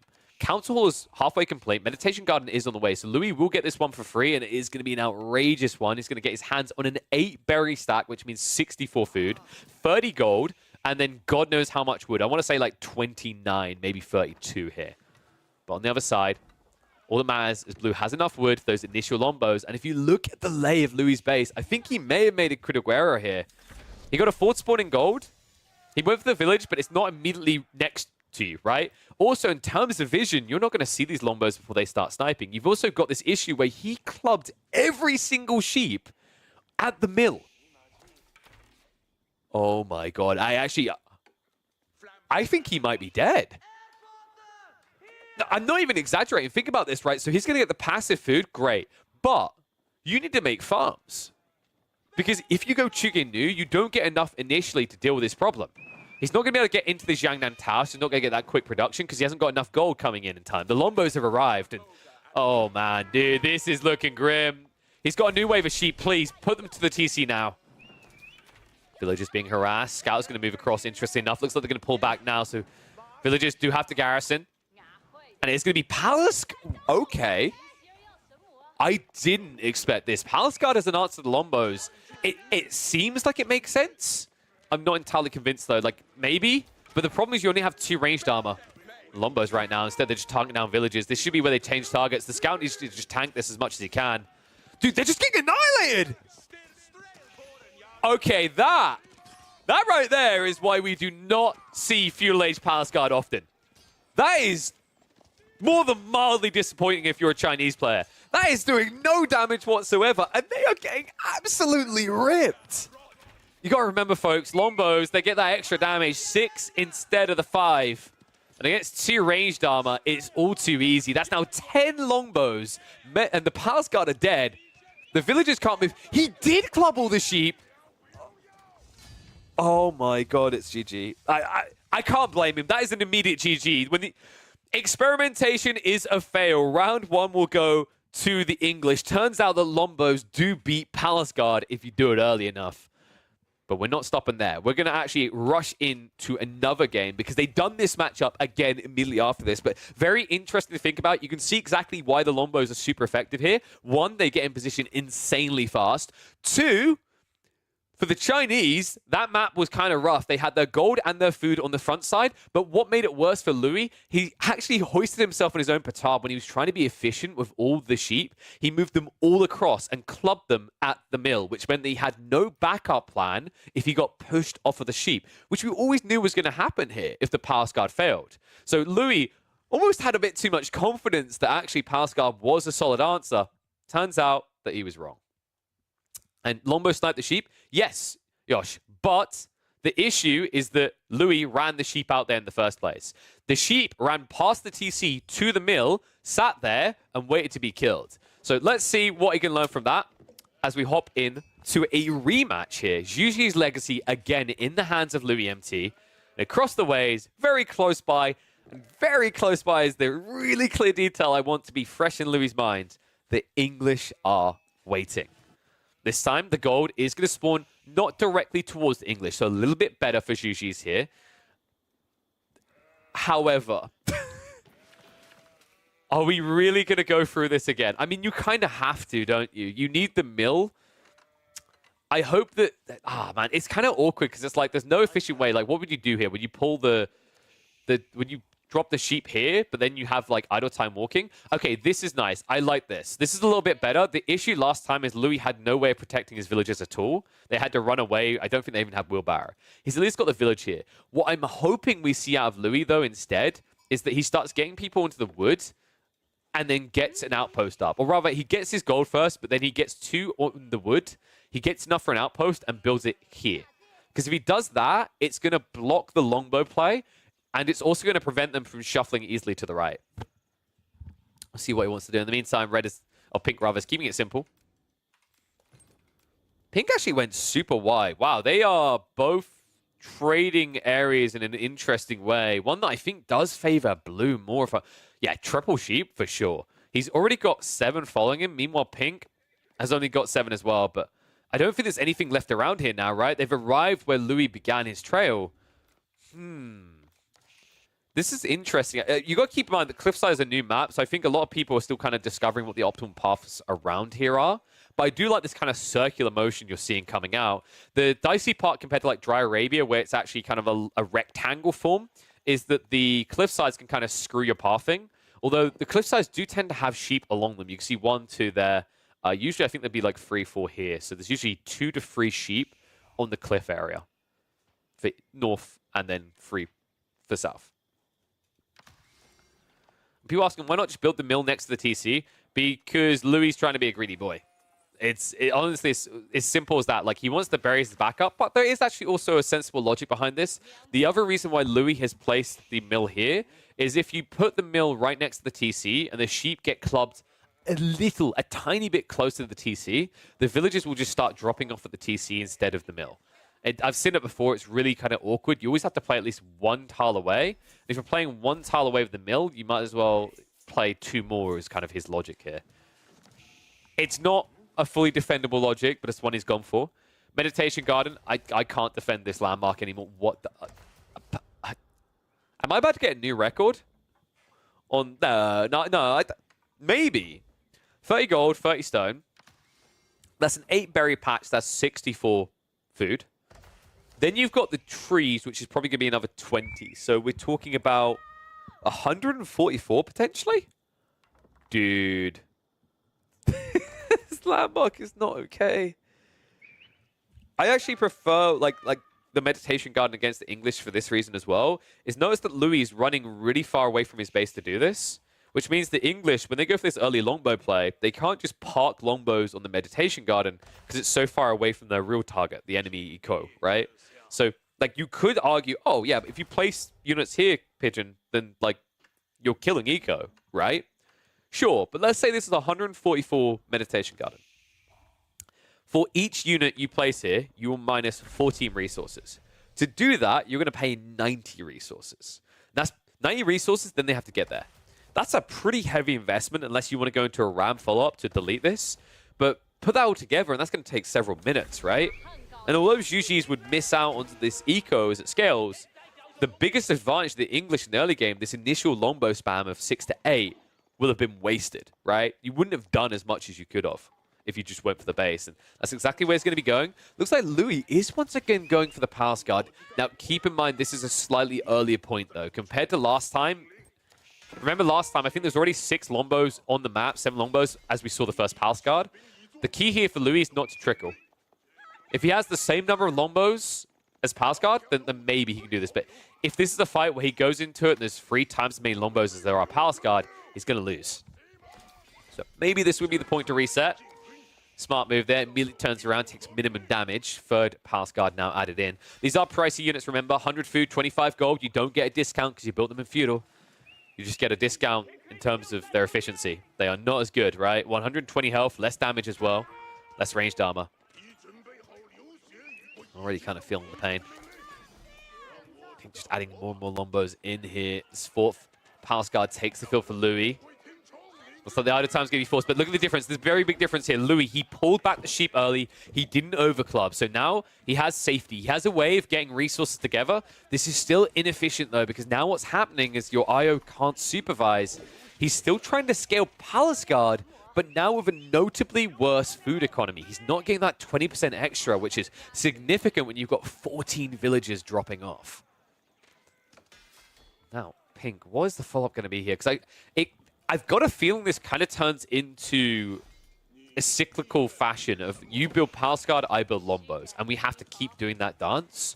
The good thing for Pink in that regard is they have at least already pulled Blue away from the extra 20% food, which means that the difference, isn't being shrunk here.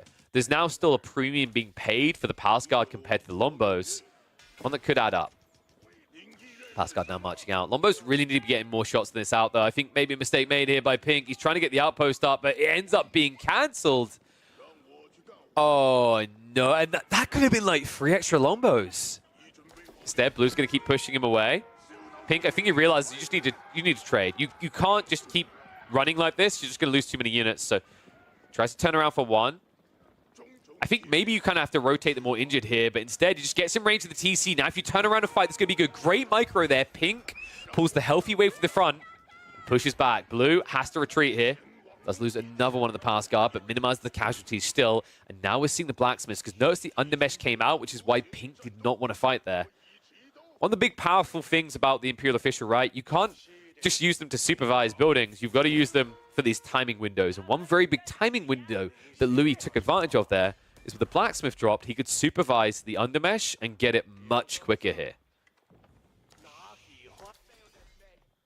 It's a great read there. Buys himself some time. I think you get it in 20 seconds if I remember correctly. So you have 20 or 25 seconds to get that level 1 Blacksmith tech, which is a very big edge, right? Like, if he had to wait an extra 30 seconds, he maybe loses 1 or 2 extra pass guard. The outpost goes up. It's actually the bigger difference. The outpost goes up. All of a sudden, you can't really even chase.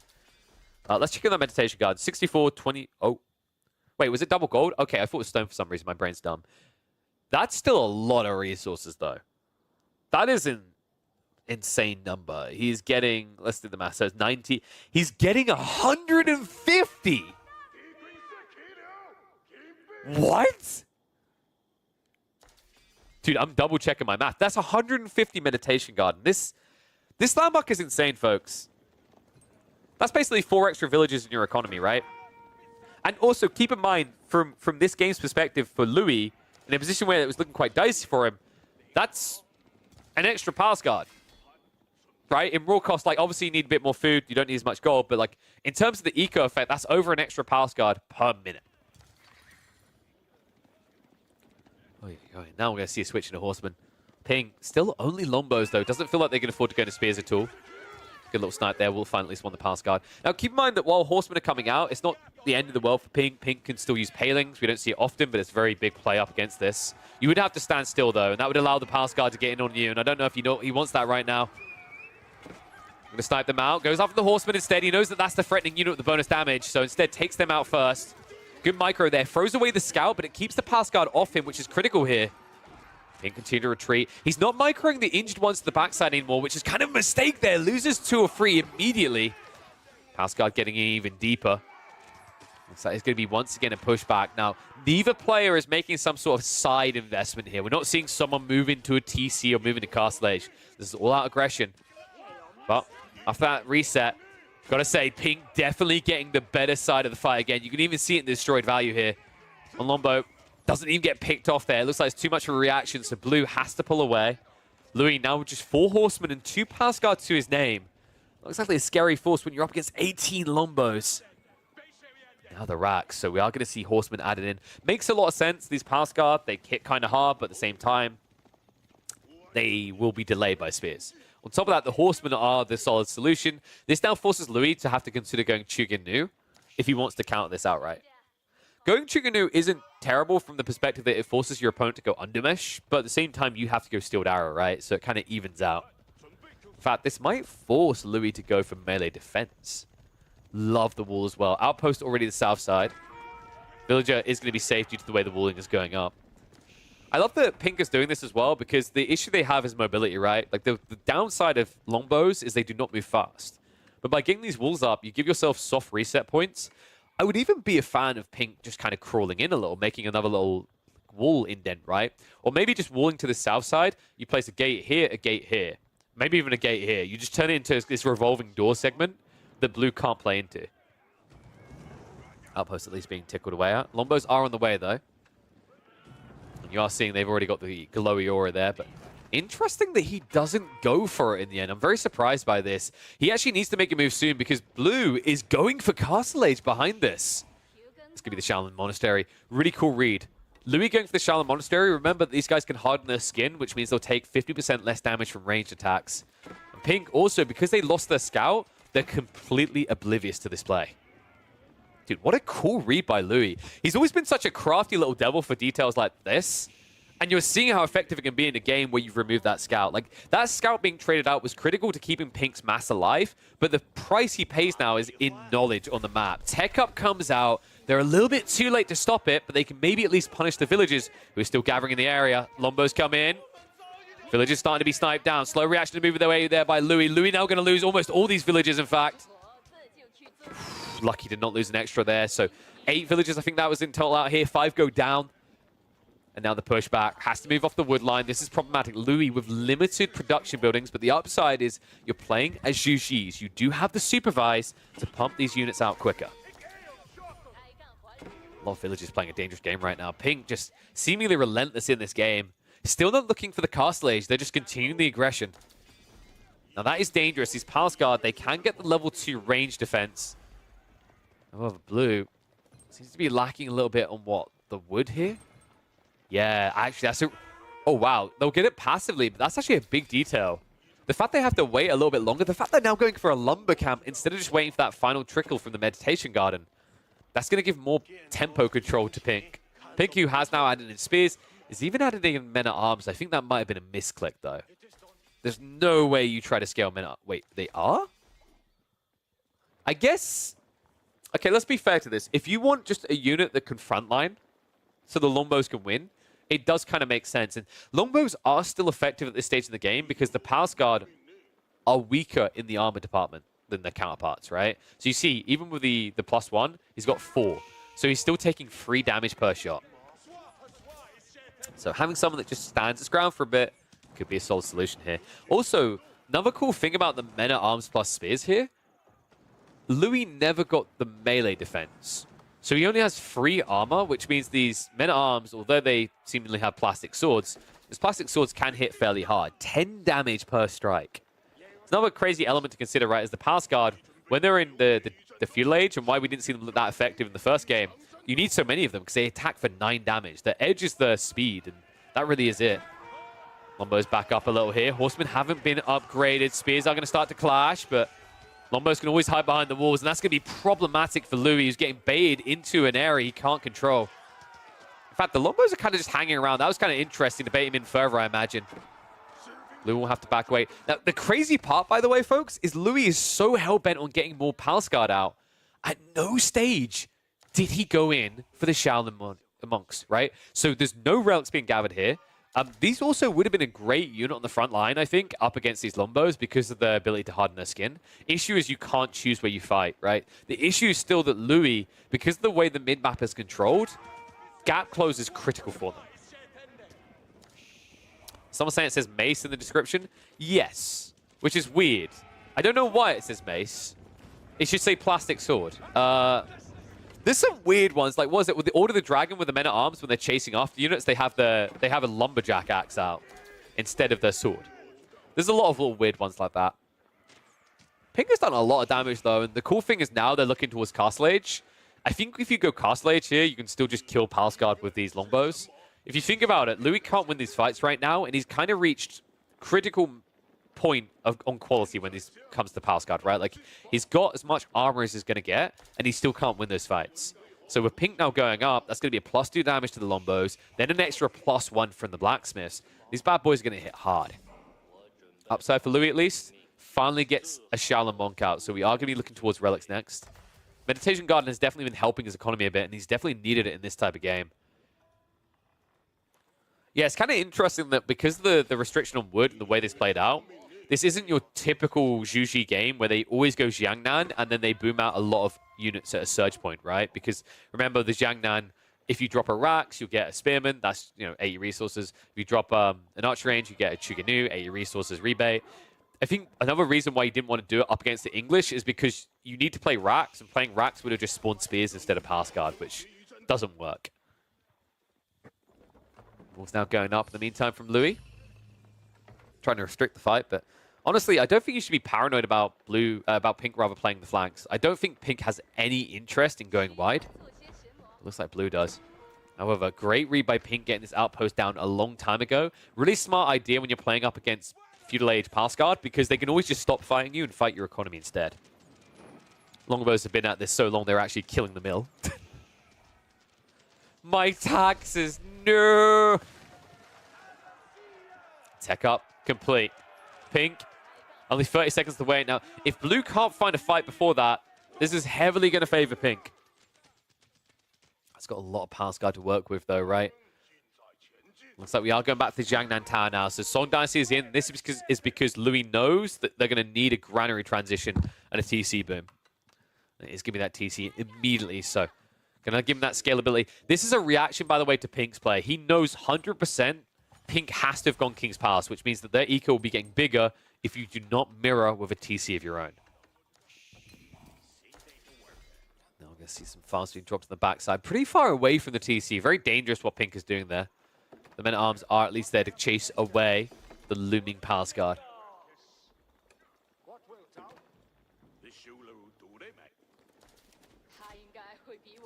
This game now has gone very quiet in terms of aggression, but even though you're not seeing outright kills, what you're seeing is this mirror of movements. Finally, we're going to see a few as the villager does go down, but the whole idea is the reason why not many kills are happening is because these guys are essentially in lockstep with their movements, which is critical here.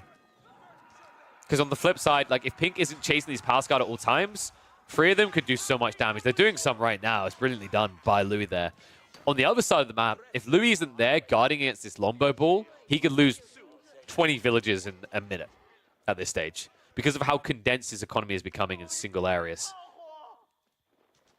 In fact, once again, he's going to lose a bunch. So goes in for the trade, comes out worse for it, as he only gets 2 villages for his trouble, but loses 3 in return. Louis has at least got this wide side to play towards. He's trying to go for those relics right around the back. It looks like Pink has no interest in that. This is a pretty ballsy play, but I like what they're doing. If they went for relics right now, that's a 200 wood investment into 150 gold per. That's going to take away from your tempo.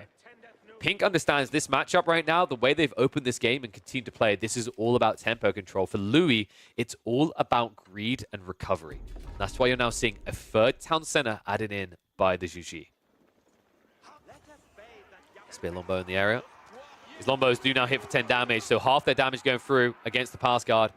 That's going to be walked away from this, so Pink does at least delay the relic from being dropped off. Hasn't stopped it outright. Now, keep in mind that the UI isn't showing it, but yeah, we have got a 2nd relic being walked back here. And we're about to have a 3rd one soon as Shaolin Monk is just about finishing up on the Sacred Site up here. That's a pretty cool read by Louis. Playing the wide flanks for Sacred Sites is not something that Pink wants to address. The entire army is infantry, so they can't easily go far out on the edges of the map. Burnin. Just trying to take that gold away. We have got a nest of bees on the way now. This could be a very big deal. 1 nest of bees against this many Lombos. It's the type of moments that GGs are made out of. He's going to hemorrhage a few troops in the meantime. The Palace Guard do get spotted. Continues to wrap around here. Zhuji need to find a choke point to hold into. Louis, if he has to come out to the open field, there's a risk the men-at-arms might just wrap around here onto that 1 Palace Guard. This is not a clock tower Palace Guard, folks. It's not as tanky as you'd like. Quick reaction there. Oh, Pink, though, immediately pulls back. Only takes a tickling of damage, so now they can slow things down. Instead, they're looking towards relics themselves. And Louis, has to be said, hasn't noticed his Shaolin Monk is still standing here. So hasn't picked up this relic yet. Has at least banked 2. But there are still 2 more that haven't been picked up on this map. Those numbers didn't make sense because capture age, folks. 3rd one is on the way back for Louis. And this is getting dicey. Like, right now, Louis is playing your standard kind of Chinese build where you just build a bunch of melee to protect siege, right? But you've got to remember he's playing a less effective version of this Civ to do that. He doesn't have the clock tower, which means they're not as tanky. He also does get spotted out trying to rotate back with the relic. So we'll lose 5 Palace Guard. Probably lose that Monk as well. And on top of that, the men-at-arms get in. It's only a small group. If he can force some big idle time here, maybe even just snipe out the Imperial Official, exactly that. Pink goes in. Now that's the premium kill. Getting rid of this IO means you've removed 20% food income. And the next one is nowhere near. So he's going to lose the troops, but worth it for what he got. This is always an important detail. When you're playing against Zhujis, when you're playing against Chinese, more kills here, by the way, go for those IO kills. They are insanely valuable, not just because they cost so much more to build, but because removing them here is now going to be 2 minutes, probably, without an Imperial Official supervising the granaries. Ripple effects, right? It's similar to the logic, like, you need to look at Imperial Officials the same way you look at a Prelate, where you're like, ooh, that's worth killing.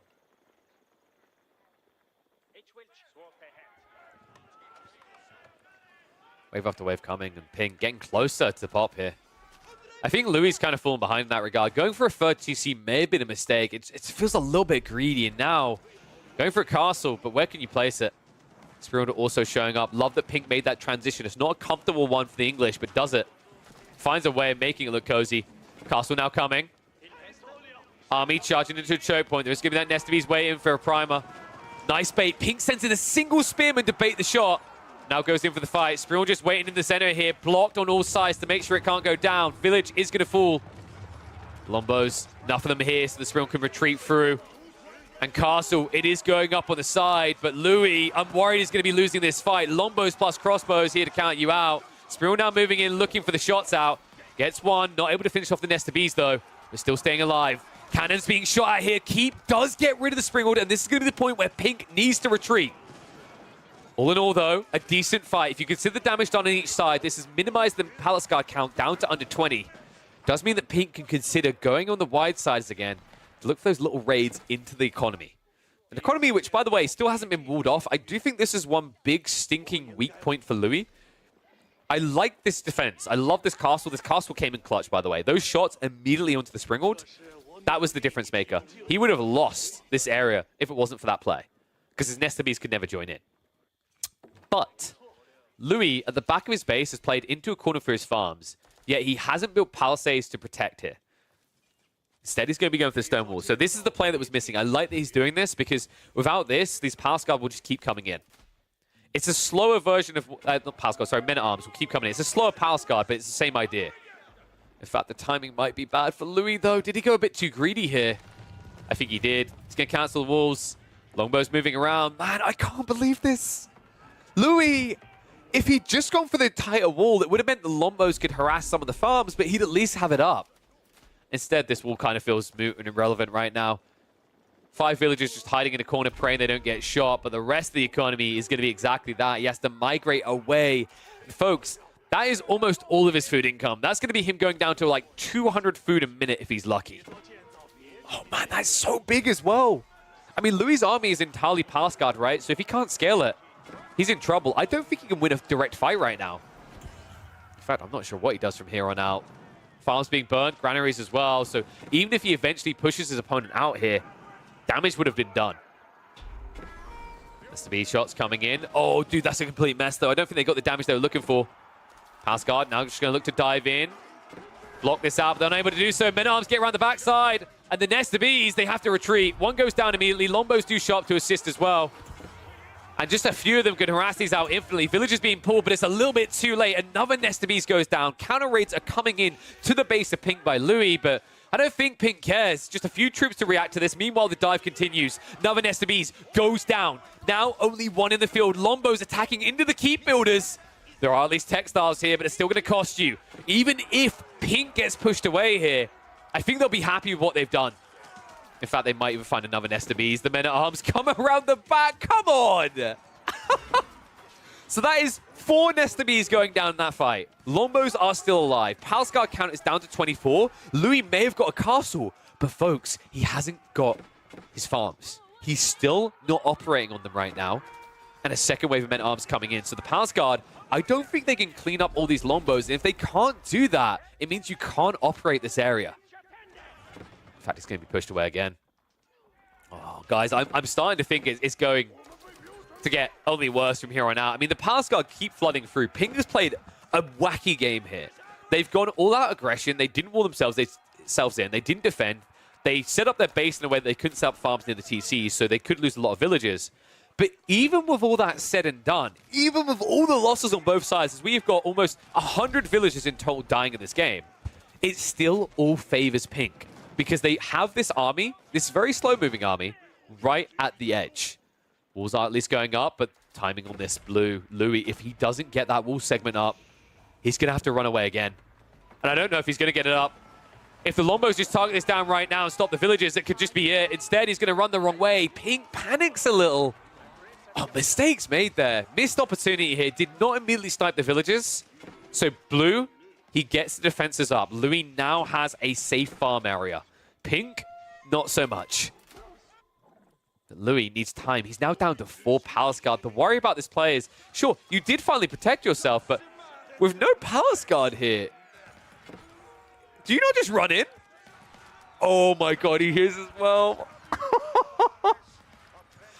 All right, this is pure pain. I don't know. I think Louis just has to call it. This is the end of the road, right? Like, you can't do anything anymore.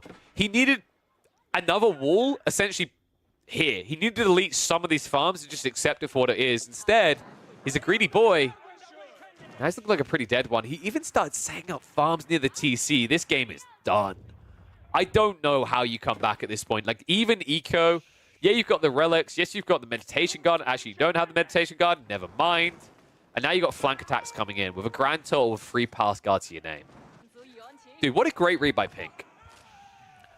Part of this is going to be the matchup. I'm going to stand by what I said, that I think English is very good on this map.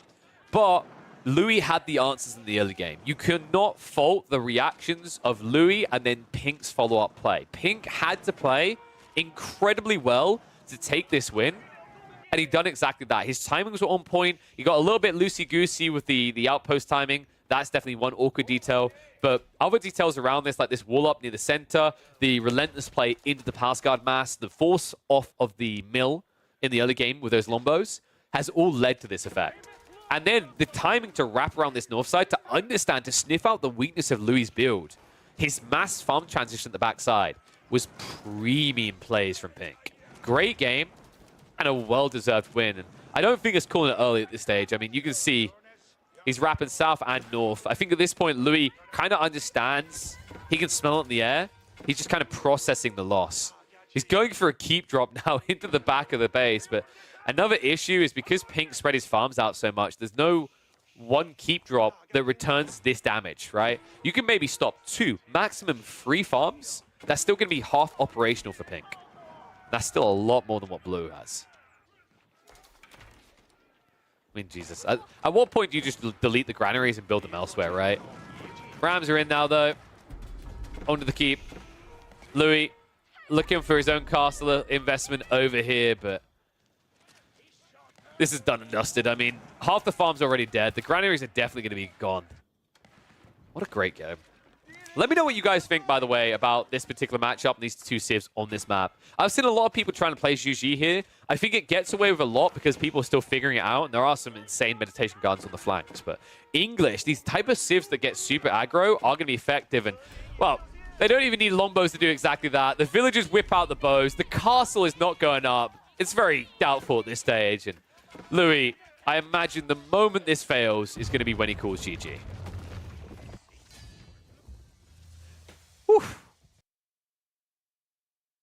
There we go. I knew I was going to do it again. Hello. Hopefully you enjoyed that one. Told you it was going to be a fun one. Kind of baited you with the 3-minute and done, didn't it? But yeah, I thought it was interesting because they had back-to-backs on there. Interesting the way that still plays out, though. I don't know who that person was playing as Pink. But Louis, definitely not an easy person to beat, so always more impressive to see that type of thing. Right, so goal now is to do community games. We're going to see if we've got enough people for that. So let me go ahead and just smash new poll up. Let's see. So, who wants to play in community games? Yes. Why am I voting? All right, there you go. 2 minutes, go. See if we've got enough people. The goal is to have like 7 or 8 people at least. That will give us enough people to do these. Doesn't matter what rank you are. It's going to be free for all. So honestly, even a goal can be a conk in that environment, right? Like there's so many random variables that it's just about having fun. What format? It's a free for all, dude. So it's going to be free for all. I'm going to select a map. I'm opening up now to actually have a look at what maps we've got to potentially choose from. What's the caveat? Probably going to be the map selection. So the last one we done, it was quite interesting because we basically had Turtle Ridge. I'm kind of tempted to do another Turtle Ridge just because of how fun the last one was. Turtle Ridge is messy because due to the fact that you spawn in these kind of like choke point entries, it can be really hectic when people have to like rush down a wonder. We literally watched a gold beat multiple conch level players because of it. So I think there was also... While you guys are voting, I'm going to have a look at maps to see if any new creative maps have come out. I'm always looking for new ones to keep it fresh. I don't think there's been anything crazy, right? Let's have a look. Rivers with wooden bridges. Doesn't seem to rate that highly. I haven't tried spawning bridges at scale. I don't know how good that would work. So the problem is, like, a lot of these maps aren't designed for free-for-all format, right? Could Mega Maze be interesting? I don't know. Would people be interested in Mega Maze? It could be peculiar. I think it would be a bit too slow. And also, the more trees, the more laggy it is on people's PCs, right? Ooh, I need to actually check King of the Pit to see if King of the Pit spawns well for free-for-all. So we'll have a look at that. Drowned Forest is a bit flimsy. I wouldn't trust that one. Sanctuary might be interesting. We're going to double check Sanctuary and King of the Pit are the two I want to quickly check here. See if they spawn well.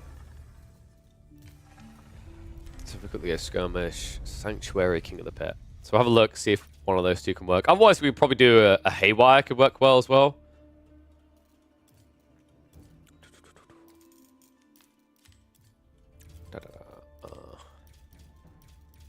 So this one we're doing Sanctuary. We'll have a look at King of the Pit afterwards.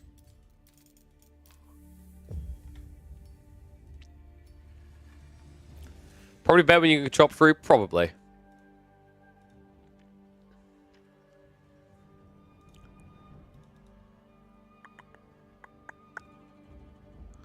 Oh, so we only got 2 people interested. That's kind of unfortunate then. Maybe we have to go back to 1v1s. The other option is I know there's going to be some free-for-alls later today. I just don't know when. I imagine it's going to take quite some time. You join if the kids fall asleep. I mean, you know what you do. You just got to get soundproofing rooms. And then you just pretend they're asleep. It's definitely good advice to hear coming out of the mouth of an actual parent as well. So, yeah. Oh, that is funky. 2v2v2v2, right? Dude, what? So Sanctuary is good for 2v2v2s. We've got a few maps that actually work quite well for 2v2v2v2s.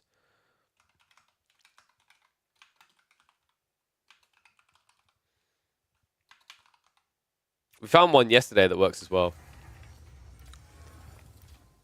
Your wife doesn't approve? Sounds like she's volunteering for baby duty. That's what I'm hearing. Have work? Boo. Let's see. So we said King of the Pit was the other one. Where are you? There you are. So King of the Pit was one of Avli's creations. It might spawn in an equal surround, which would be really good. But maybe 2v2v2v2s could be pretty interesting.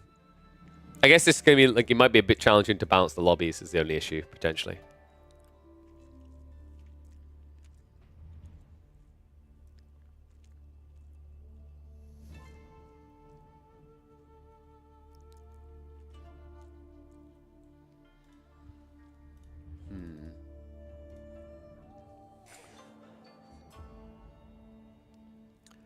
Hoping Avli, Avli had quite a banger with the mostly water map as well, like Shallow Waters one, with the way it spawned for big games. Maybe,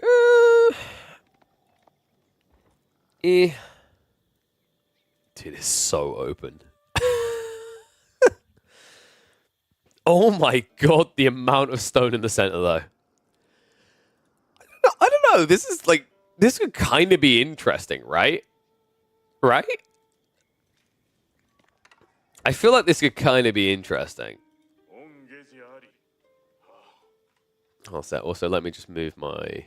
Just realized I don't like the way that that's sitting there. So if we move... Like that.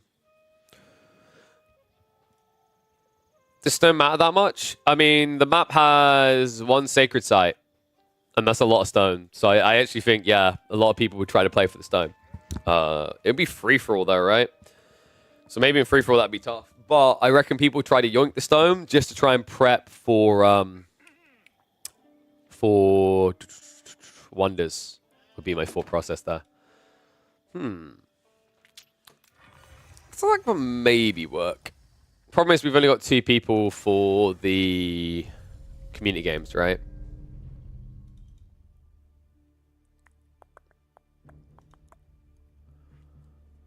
So I could try to stockpile randomers. Alternatively...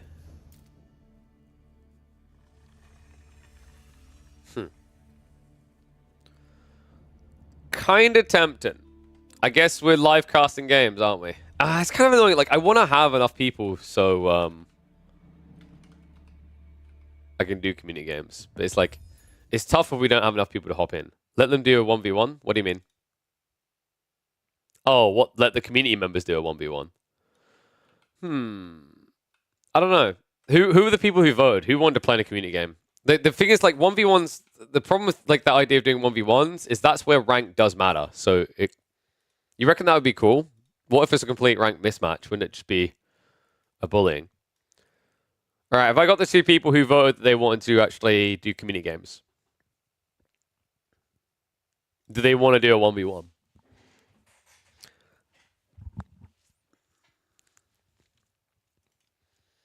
You're Diamond, you don't know who wants to watch that? You'd be surprised. I mean, statistically, with where most people are, right? You don't see a reason for just 1v1? I mean, unless we can come up with a creative format, right? That would maybe be the way. Let me check the mods, because I'm wondering what's come out. It's annoying, because I've actually got a really fun format for doing community games that I want to start kicking into. Like, map-wise. Something pretty spicy, but I need enough people. So, what you could do... There might be some game modes that can make this quite peculiar. Have there been any good game modes? Because I haven't checked game modes recently. King of the Gold? Player to have most golds in 10 minutes. Oh, good lord, no. So many mega AIs. I want something spicy. Limited time for the most kills. Is that kind of interesting? I don't know. Would people find that intriguing?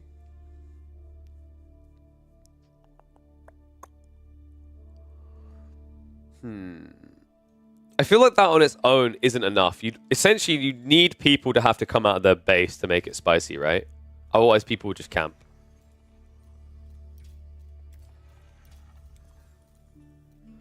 We'll download it because it's good old Foxstar. I think this guy done a few, if I remember correctly. So maybe it's intriguing, but like, yeah. I feel like you need some sort of incentive to get them out of the base. Otherwise, it would just like, literally, you just have 8 cherry picks and they just build cannons, right? That kind of crap. Dude, has there really been so few game modes that, like, this one shows on the second page? That's kind of sad. Well, let's check tuning packs. Tuning packs might be spicy. Tuning packs is where we found the micro villager thing, actually, which was so freaking good. Sheepmageddon? Bigger sheeps. No. Like, why couldn't it just been bigger sheeps? You've gone too far there, buddy. You can train sheep at mills. Good lord. Feels like with a lot of these packs, people just over-tune, right? Like, give the options if you want, but, like, don't have it all on by default.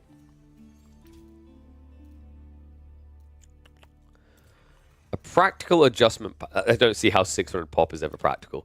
So many Chinese ones, but have they translated?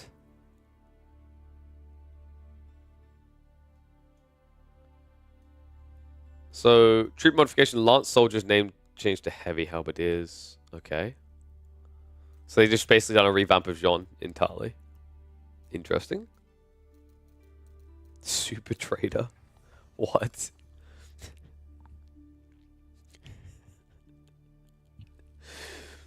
That is beyond dumb, right? Just feels so unnecessary. 6 times movement speed. What? Good God. I actually need to see this. It sounds so stupid, and it's going to be so bad for gameplay balance, but at the same time, it sounds freaking hilarious. Just the trade. Only trade. Nothing else. Just trade is bussing it.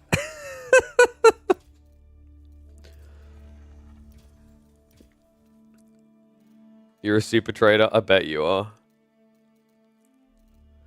Yeah, man, I don't know. It's kind of sad how limited the amount of modders are we have in our community right now. Obviously, we lost some big ones. Oh. So, if I'm not mistaken, so I had a very fun mod, but if I'm not mistaken, I can double check this. I don't think it works with new civs. So let's have a look. So if we stick Japan, and there's this very, very fun mod. It's like my favorite thing I've discovered. It's called Puny Peasants, and it is incredible. But I don't think it works. You can't believe all these options exist, but most of them aren't very creative options. Most of them are literally just modifications on population and resource. That's not very creative. Right? Versus like units operating in unique ways and stuff like that, right? Exploding villages, different ways of having to build, right? Like maybe you only have one structure and like, you know, it becomes a micro game, whatever it may be, like changing the rule set. I think the only ones that have tried that is like the Chinese community. So yeah, there you go. Oh man. See, this is one of those models that disappeared. Like whoever created Puny Peasants was a genius. This thing is incredible. But it doesn't work with new civs. This mod was made before the Ottomans and Malians got added to the game. So it only works with the OG civs, which is a heartbreaker because it's absolutely hilarious. Basically, these villages, they cost 1/10 of a population to build. They cost 5 food to build each. And they gather much less food. I think, wait. Was it 5? Okay, so that bugged as well. So now they actually gather full... Wow. Wait, did they completely break it? No, they stop at 13. Wait, no. What do they stop at? Is there any limits? Or do they just never stop? Because wheelbarrow would have been 14, so that pulled away early, right? No? Okay, so they now do 13. So basically, they used to do, I think it was 1, and then you got wheelbarrow to give +4. So because the maths changed, like the modification changed, and it broke the threshold of 1 resource. So they just keep running back, right? And then you get wheelbarrow, and they became uber busted because they were like 5 times more efficient. But it was really funny. And then they have no HP is the catch, right? They have practically no HP. So like, they just get hit by a Mangonel, they're all dead. A Langsnet comes in, they're all dead, right? But if you whip them all out and go and torch down some crap, oh my god, it was a jackpot. Those are the type of things that actually make the game really fun. You know, things like that, game modes or whatever. Like if we look at the game modes, if one's created recently,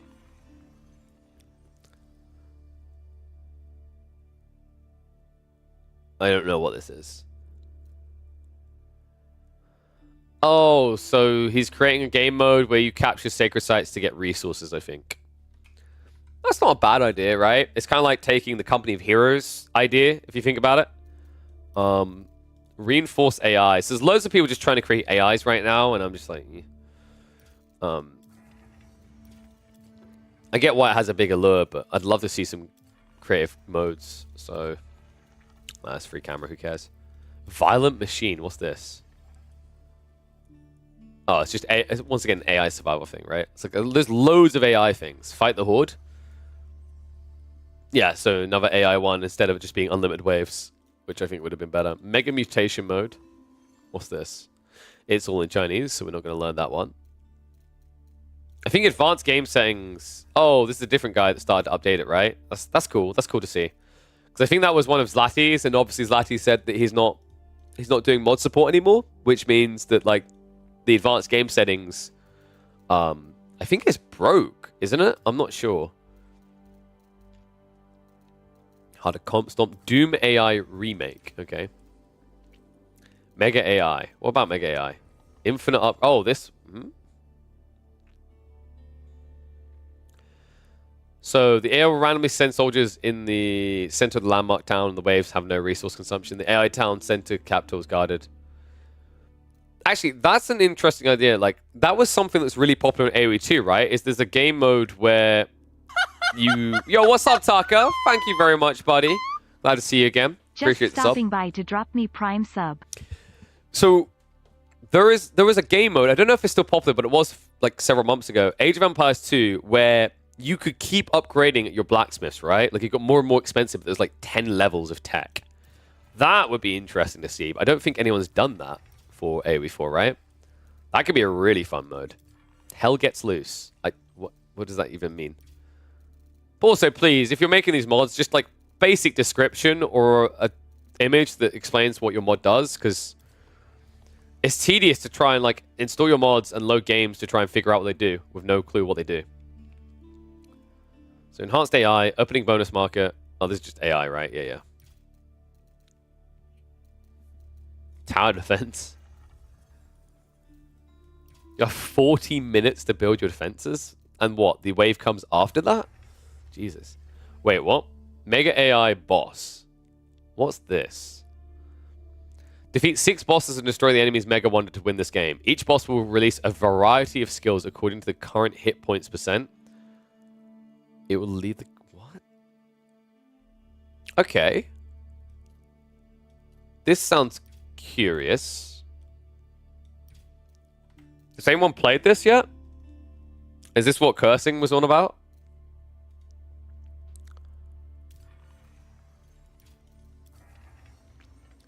Ooh. Is this meant to be basically like Company Heroes win condition, where you capture sacred sites and it generates points towards a win condition? If so, that's really good. Mega AI waves, that's just another like AI survival one, right?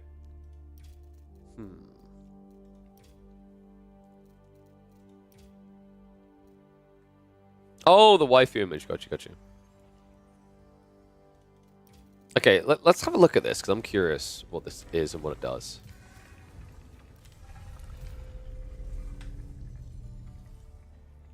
So we want to have a look at, it's the Mega AI boss.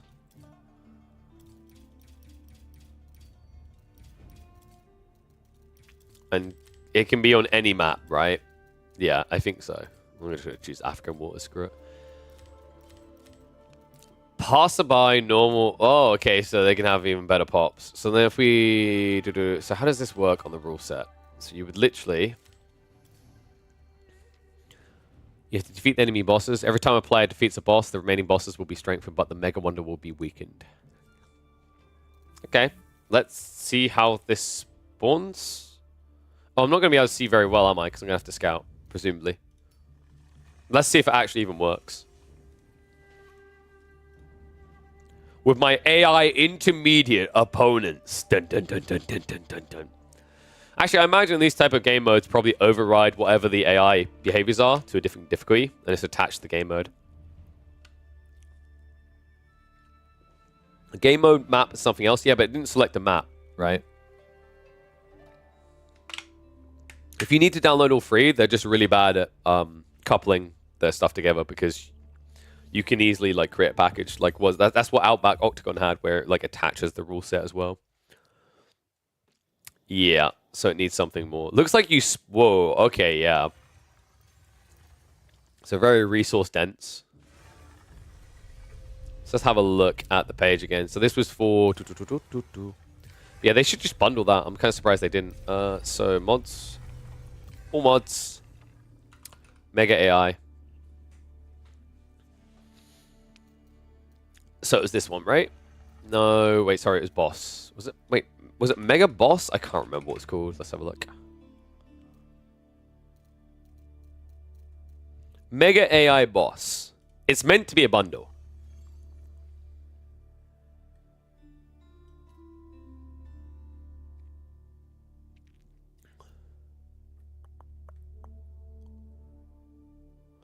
It doesn't say anything about needing something else, right?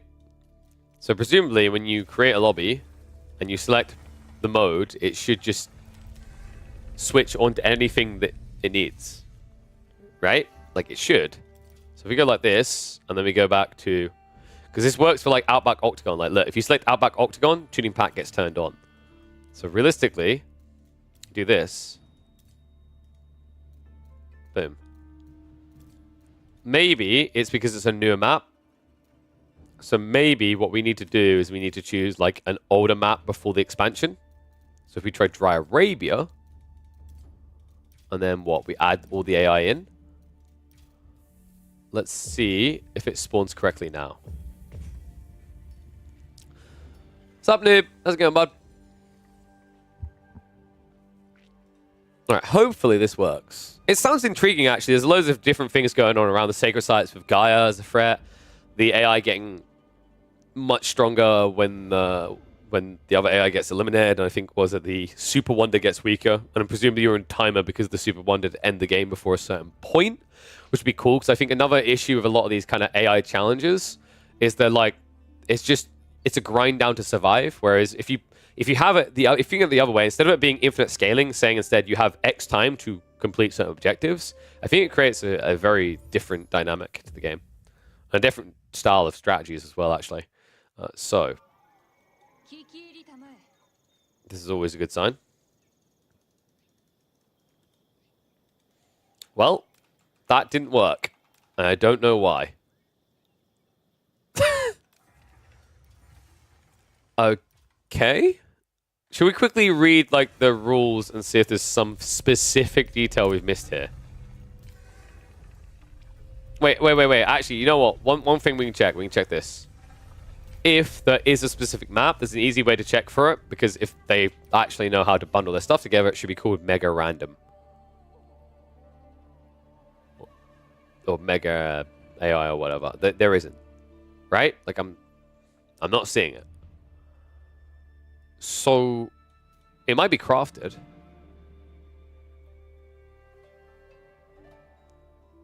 Nope.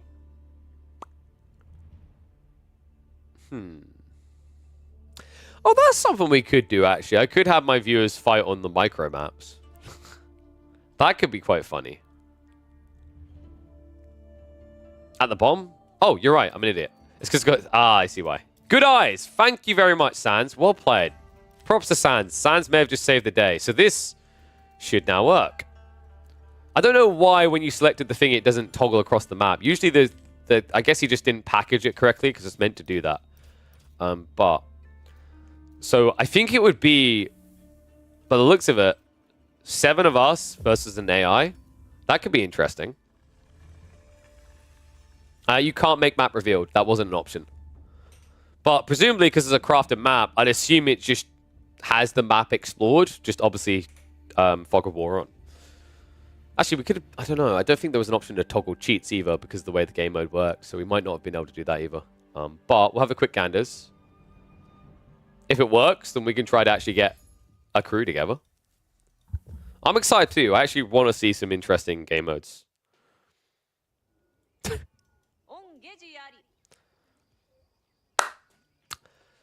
Really?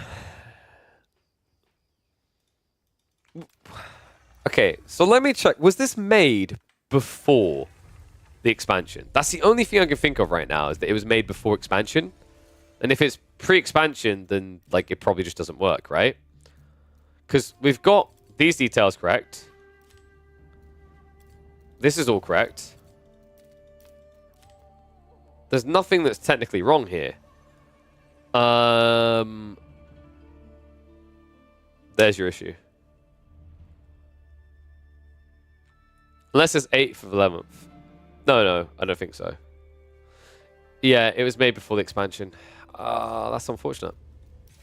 Yeah, we haven't really got many mods that have been updated post-expansion, or rather, like, have been uploaded since the expansion, right? That's annoying. That would have been fun. Like, the more I was reading about that, the more I was like, yeah, this could be exciting. I'll actually hop in and play this with the group, sort of thing, right? Fight the Horde. No, I don't think we want to fight the Horde. Only if assigned to teammate, the Horde waves will spawn for the player AI. Okay. Wonder why there aren't more modders. I don't know. It's almost like modders' lives get made harder and harder with the way that, like, always live services work, and they always tend to update and break things that other people made.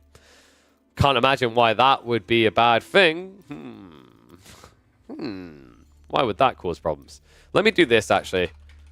I think we need to just be safe, because advanced game settings, I think it is a RIP. It doesn't work for Zlatia, or it probably won't work. It's unsupported, right? So there's no point using this one. You might as well move across to Omega Lord. Because Omega Lord's actually updating those, right? Like, there you go. 2711. Kind of sad. basically, I think it'd be fair to call him. I don't think the others would take offense. Our number one modder, right? The guy who made the Outback Octagon mod pack has said he won't make new mods, so, and he won't update the existing ones. So, Mega AI Siege was this? No, these are just so there's like a cutoff point. It's almost like you need a filter by patch, which I don't like that that's not an option. This one, oh, there you go. This one could work. Enemy AI will get a resource bonus every minute. Random waves spawn in the landmark. So is there like something special about this? Is this a package? It doesn't look like it's a package. This is a bundle. I don't know what this is a bundle for though, because it's completely in Chinese.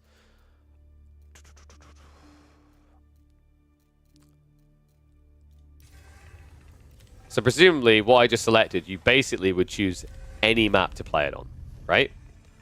So if we have a quick ganders. So we just selected Mega AI Tide Plus. No point doing that map. But theoretically, you could do any map, right? I mean, you know what? Actually, just to test it, let's literally just go for a standard map.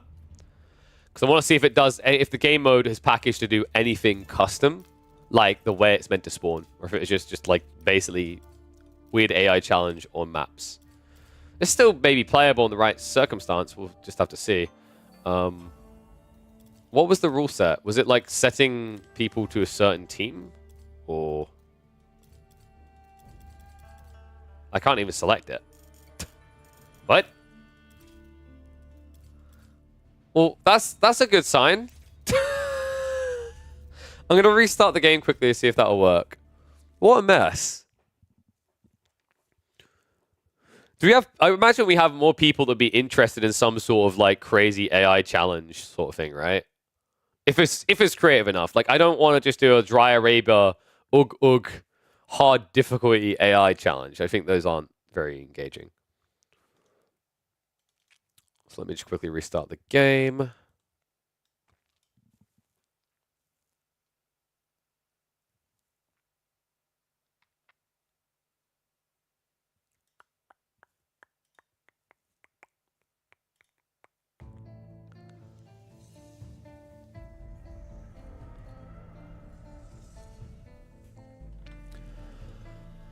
Oh, right.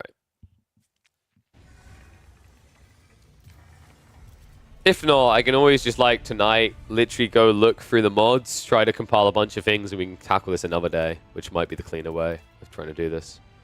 So I imagine people find this very boring to watch me trying. I don't know, maybe they are, maybe they're not. Maybe people will chill about it. Did the Twitch integration thing ever work that well, by the way? That's literally where Twitch chat can just do things, right? I know that Vortex and Lucifron tested it a bit. Does anyone know thoroughly how it works? Because I don't think we've got Henro here right now to explain it. You have to link in your Twitch, right? I think so. I think you have to download something. I'll have to check with Henro because I think there's something you have to install locally, if I'm not mistaken.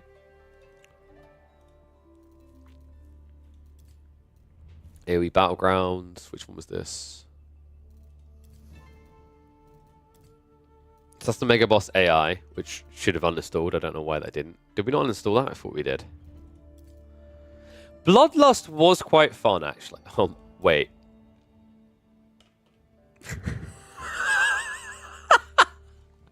Oh god, why did I think of it sooner?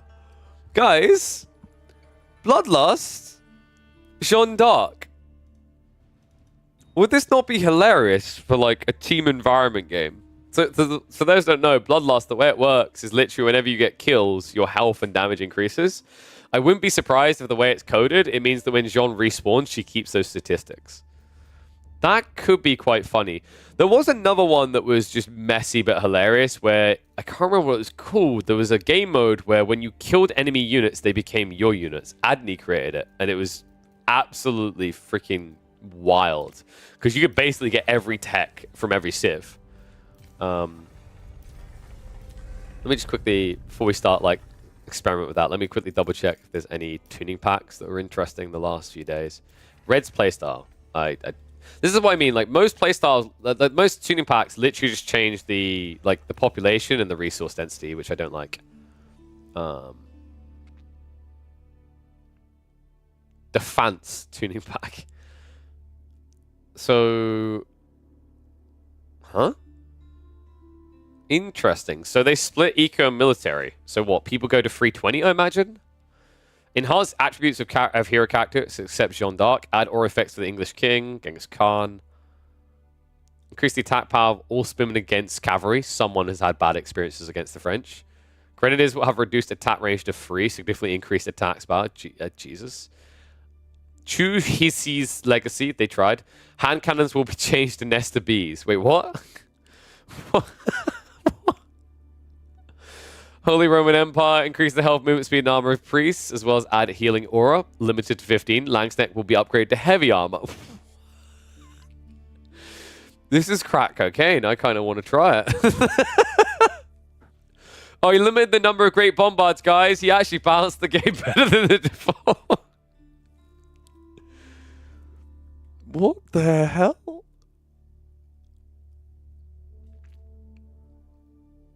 Strengthen the Hatamoto unit. What's the Hatamoto unit? Is that the Ozutsu? I don't know what language this person speaks. Dude, I kind of want to see this. Like, am I the only one who kind of, like, am curious by some of this crap that he's done? I mean... Oh, he sped up the village. I mean, I guess it gets you through the early games. So is this kind of like a turbo? Because he's limited eco, right? I don't think he's done the cheesy crap that everyone does where they just inflate population to a dumb degree that is unsustainable. Like this. This is terrible. 1,000 pop cap is bad. 2x Order of the Dragon. Wait, what? Okay. Okay. That... In fairness, that... People keep saying Order of the Dented are underpowered, right? So...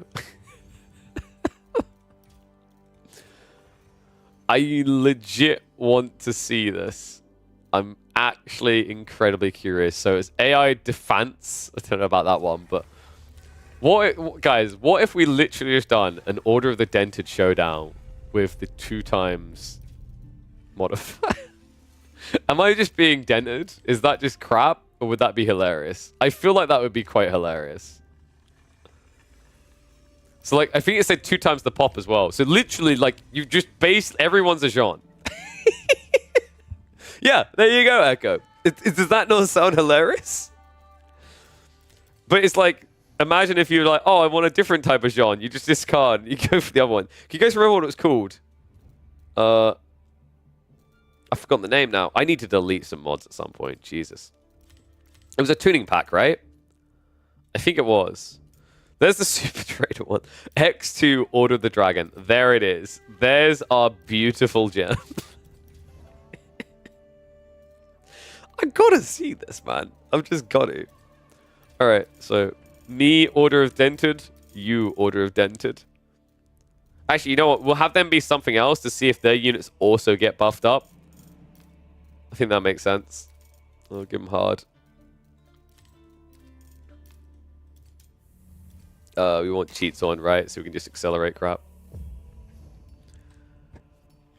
Playing ARAM and Link. That's what I mean, dude. Right? So the idea of some of these, like the idea of just shrinking the amount of eco someone's allowed, but increasing the eco you get. I don't mind that. I hate when people warp population to be like 500 plus. I think like the idea of just making eco more efficient and putting a limit on it, what that does is I like to think of that as like a turbo mode more than Empire Wars. I have 100 health. Oh, my scout's a pussy, though. Who cares? Right, do they have any buffs? Nope, you're a pussy. You're going down. So it's in a jiffy, right?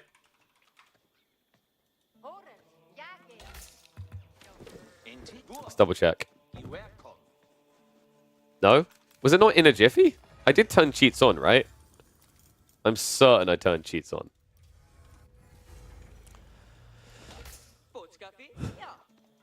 Oh, is it space? You're right.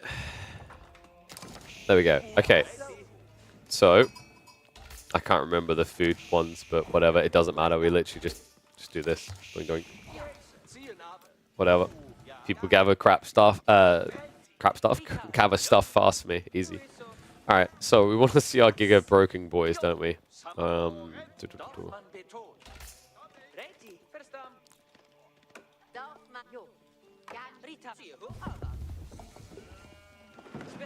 Can you guys get closer? Come on. All right, so who cares? An Arkin Chapel. I can't believe he done it. That's heresy. All right, so the one that I want. so yeah, 440 resources. Oh my! Wait, but it's not double, right? Like no, it's not, because normal Gilded Archers are 6 damage. So why has he just made a worse Order of the Dented? They only get they cost. Okay, no. So they cost double the resources, but they're 1.5 times the attack power. But they do have, I don't know, the health pool is like more than 1.5 times, I think. They do have the same population cost. So like it's not that bad. But this would be quite hilarious. Wait, guys, you know what we're gonna do, don't you? You know what we need to do. I need to see how much them knights are gonna cost.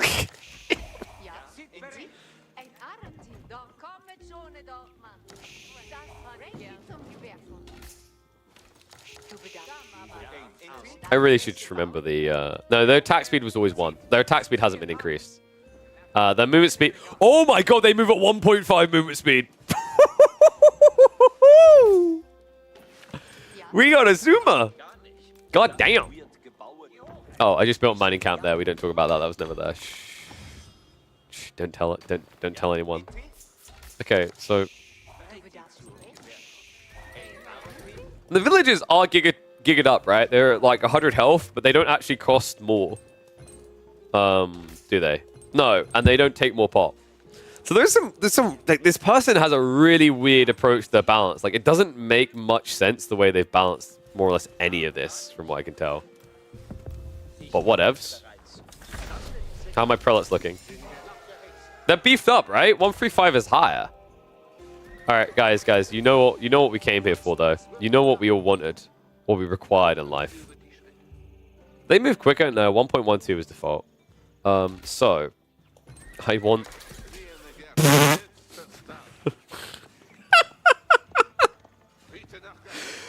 Oh my god! Wait, why is it building Chamber of Commerce? No, I'm helping you. Stop building that. It's a bad landmark. Go.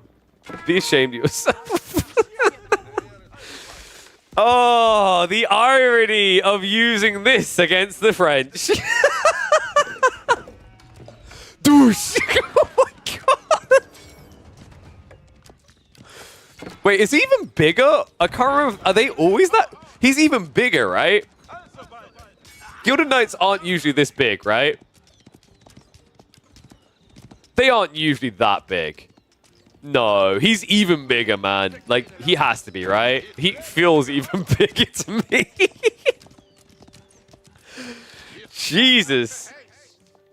You guys thought Jean's champion was OP. Alright, be honest, chat. Would this be fun? An Order the Dragon only game with this mod? The horsemen have 500.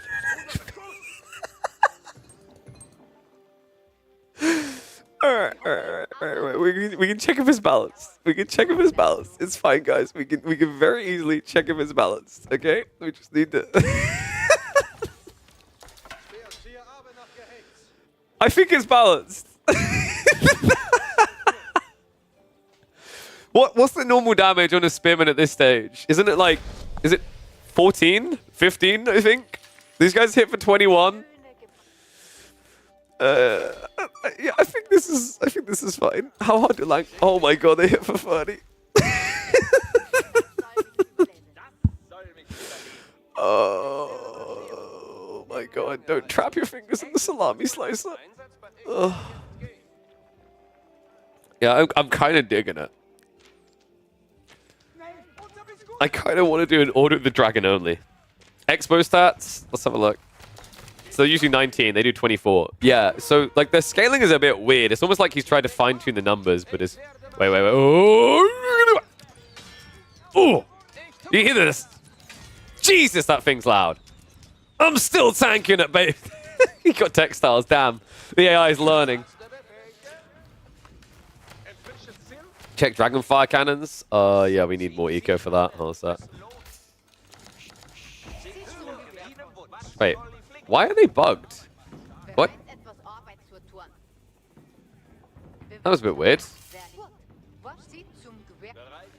It's almost like they bugged out, right?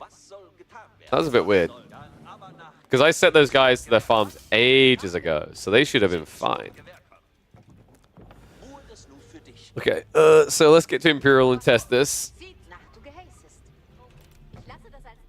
I can't remember the... It's not pepperoni pizza, is it? I can't remember what it is. Oopsie.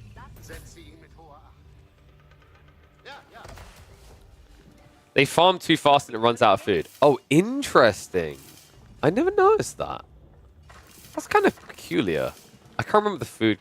Is it smorgasbord? It's not spelled like that, though, right? Is it? I don't think it's spelled. It's spelled like that. It's spelled differently. That definitely sounds like one of the ones I remember. I just can't remember what it was. So House of Schwabia. Wow, I age up so quick. So we wanted to test. What was it? You want to see hand cannons? What I love is it's 50 plus 5 building damage. Not bad. Not bad. Then you get, guys, you get chemistry, and then all of a sudden, you destroy buildings. Nice! 15 damage per shot to buildings. Nice! What else is there missing that we haven't seen here? Please tell me Siege don't get buffed. That would be wild. No, Siege is standard. Normally Siege, which means you never build Siege in this matchup. As in, basically, in this mod. Prelate buff on the knight? Oh, good lord. Why are you committing heresy like this? No, that's not a legal move, sir. Wait. Watch.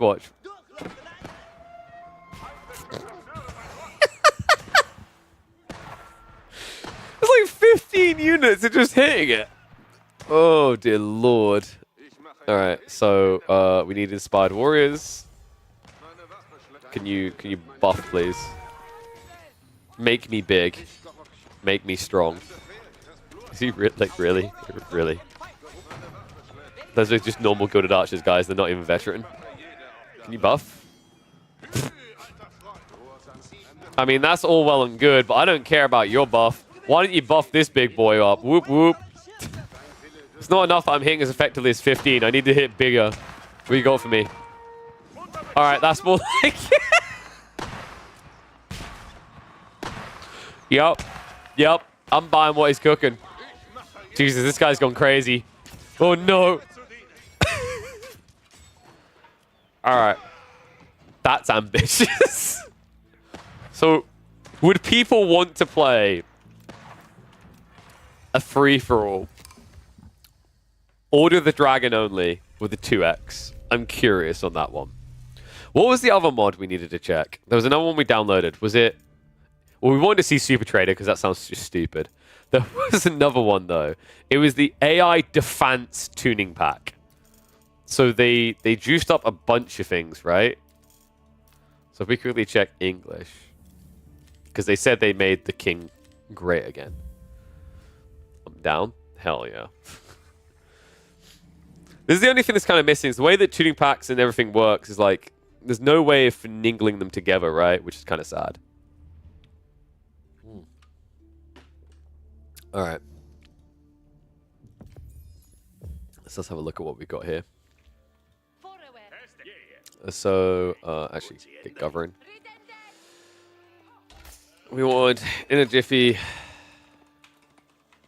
I can't remember what the smorgasbord one was. None of us could. Wait, why are they not in a jiffy gathering now? But the HRE ones did. What? That doesn't make sense, right? Why? What? Nani? Anyone remember what unlimited resources was? AoE4, unlimited... No, not population, that's cringe. Resources. Ah, smorgasbord. Yeah, I found the spelling for it now.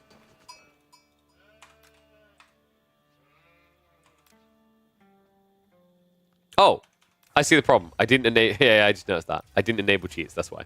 Oops. That's why Inner Jiffy didn't work. Oops. I guess it also resets you off cheats allowed. I mean, we changed tuning pack, right? So I guess it makes sense. All right, let's try this again. So apparently he buffed up the English and he gave them abilities and whatnot. Are we just literally now like the mod scouting channel? That's kind of cool. The problem is there's just not like there's not enough mods to really justify being the mod scouting channel. Oh, that's kind of sad. Okay.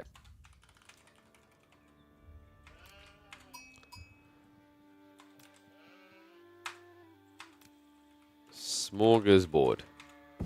There we go. You can't... That's weird. You can't copy and paste. Wait. What? It doesn't let you have the council hall. You have to take the Abbey of Kings. What? No, hold on. What? Please tell me spears are buffed. Yep. Oh my god.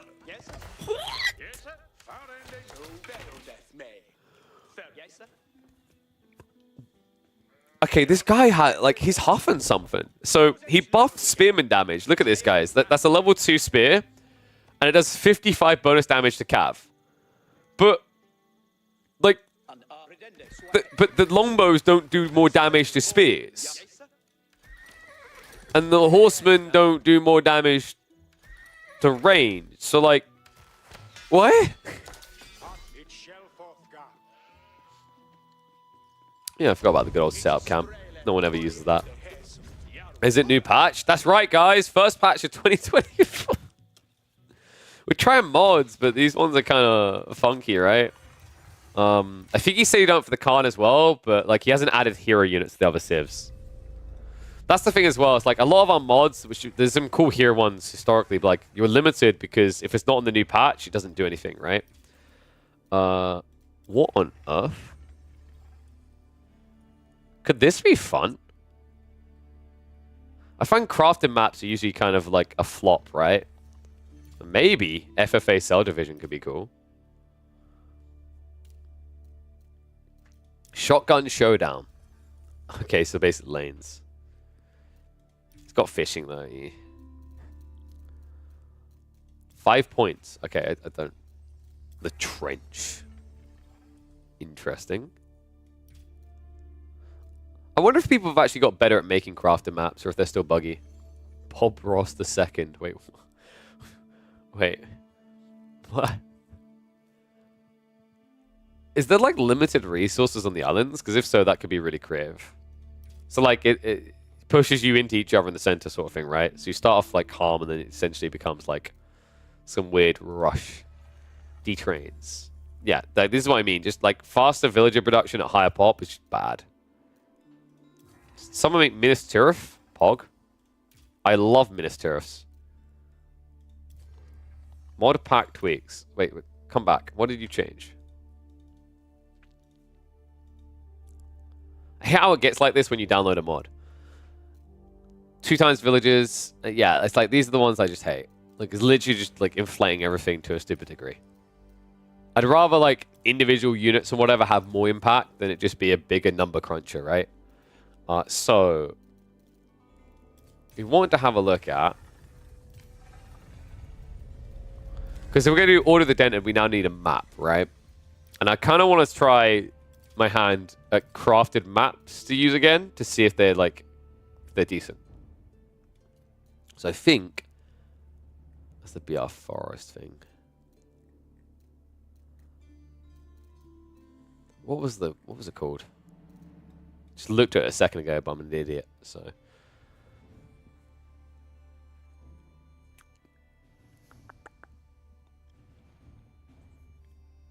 Okay, there's your 8-player Helms Deep, guys.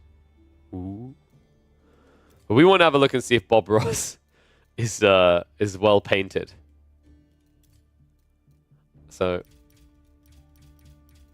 if we quickly set it to, I don't think I care for AI defense. Part of me wants to do Treb's findings. Oh boy. Anyway, let's go with reveal, cheats on, and we'll see how this map spawns, if it works well or not. Jean Dank.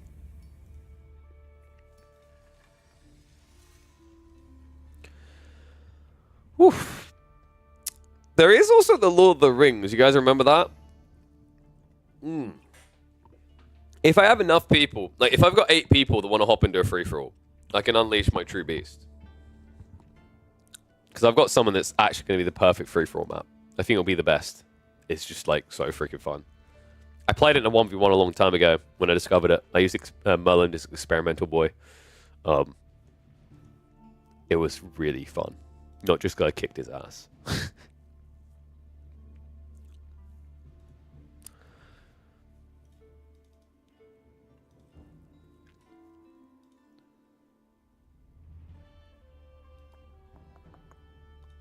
It's taking a while to load, isn't it?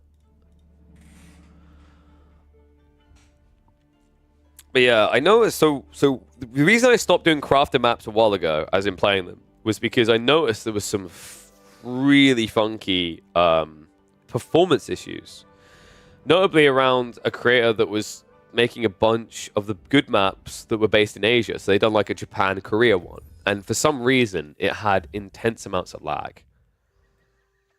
Okay, so this is literally full camper map, isn't it? Yeah.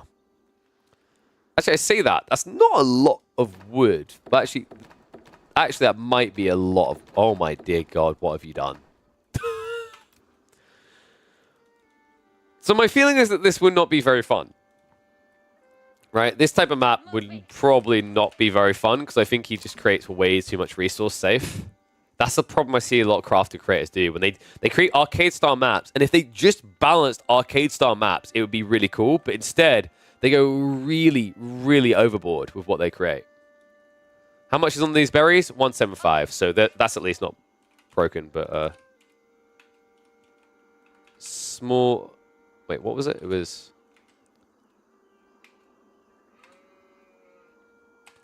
small. Wait, what did I just type? Yeah, it does have the small gas board. There we go. Eh? There we go. Got there in the end. Right, so. Funnily enough, Jean doesn't get her XP. Oh, wait, she does actually from Smorgasbord, doesn't she? Yeah, guys. Hell yeah. Giga Chad. Giga Chad. Didn't get the final level, though. Scam. Alright, so anyway. So what I wanted to test is the good old nuke trebs that we've had. Because I'm trying to remember how busted these were, because I can't quite remember. Does it hit my own crap as well, is what I'm wondering. Man, setup time is so bad on those. Right, it's a big FUD, but that really didn't tell me anything. Should we get a little thing to play with? Alright, guys. Alright, chat, how strong do you think my tactical trebuchets are? Take a guess. How much damage are they going to do? Does it even still work, actually? Because it could just not work. We're going to find out. On poor little Orange here, who chose the wrong game to be Rusin. It's like showering projectiles on cocaine, from what I remember last time. It's pretty bonkers. So, if we go like this, that should hit over to the side of them and touch them. No? Does it not work? Oh, no. It's literally just the damage directly is really strong. Can put camera on? Oh, yeah. Wait, why can't I attack him? Huh? Oh, they're on my team. I wasn't paying attention. Sorry, chat. Sorry. So let me put my camera on for my daughter. Oh, dude, I didn't realize I put teams on, so I'm gonna have to go all the way across the map. That's gonna take a... Oh, actually, it's not. Okay. There's a way. Wasn't there sales? Am I brain farting? I sworn there was a speed increase. But let me put a poll up. I'm curious, actually. Who wants to play an OOTD free-for-all? Me. Nah. Off you go. Be all you can be, children. Be all you can be. What? Okay, I actually kind of dig that. I actually like that they've done that. Big Lord of the Rings vibes. Interesting. So you each get an outpost, and funnily enough, actually get access to network of castles. What? There's so many relics in the center as well. Good lord. What? Is that 8 relics on each island? So 16 relics on this map. I think his issue in the way he designed this map is like he hasn't limited the starting resources, and I think that's his mistake. It should be a like full fight for the center of the map, right? But instead it's just got this weird split. So let me get my camera up so I can watch my daughter. Make sure she's sleeping A-okay.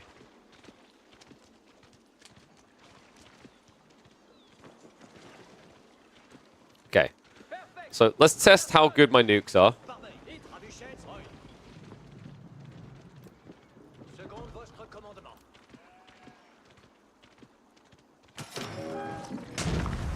No, so it doesn't have AoE like effect. It's just it will hit whatever it hits, and one hit.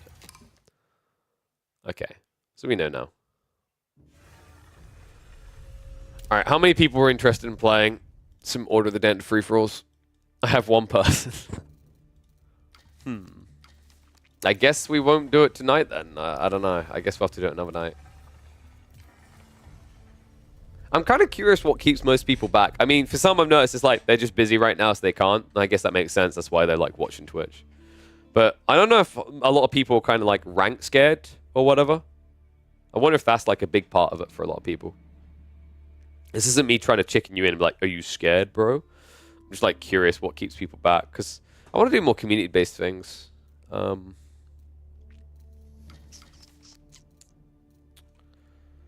Do we... I don't think the free-for-all is going to start that quickly.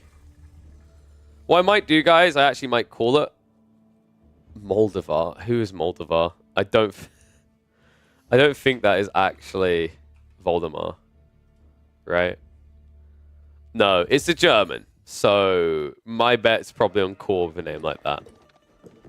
And they are also playing Rus.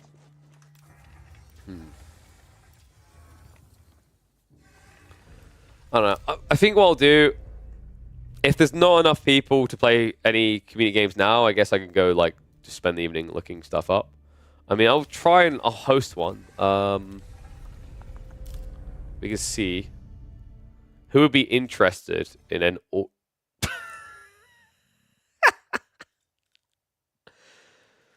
Let's try that again. I was gonna say, see who would be interested in an Order of the Dented Giga Juice community game.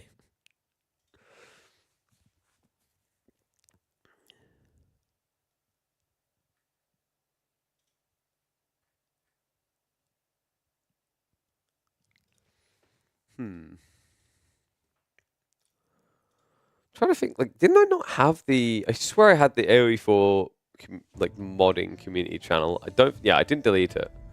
Has there been a lot of talking going on there recently?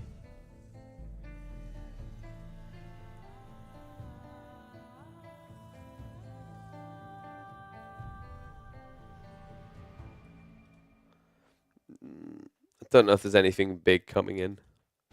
Tuning packs, maybe? Nah. They used to have a channel for like bragging. Ah, there we go. Showcase. So has anyone created something sexy? Also, my phone is not freaking showing my daughter, and I don't know why. So I might actually get forced to go in, which would be annoying. All right. So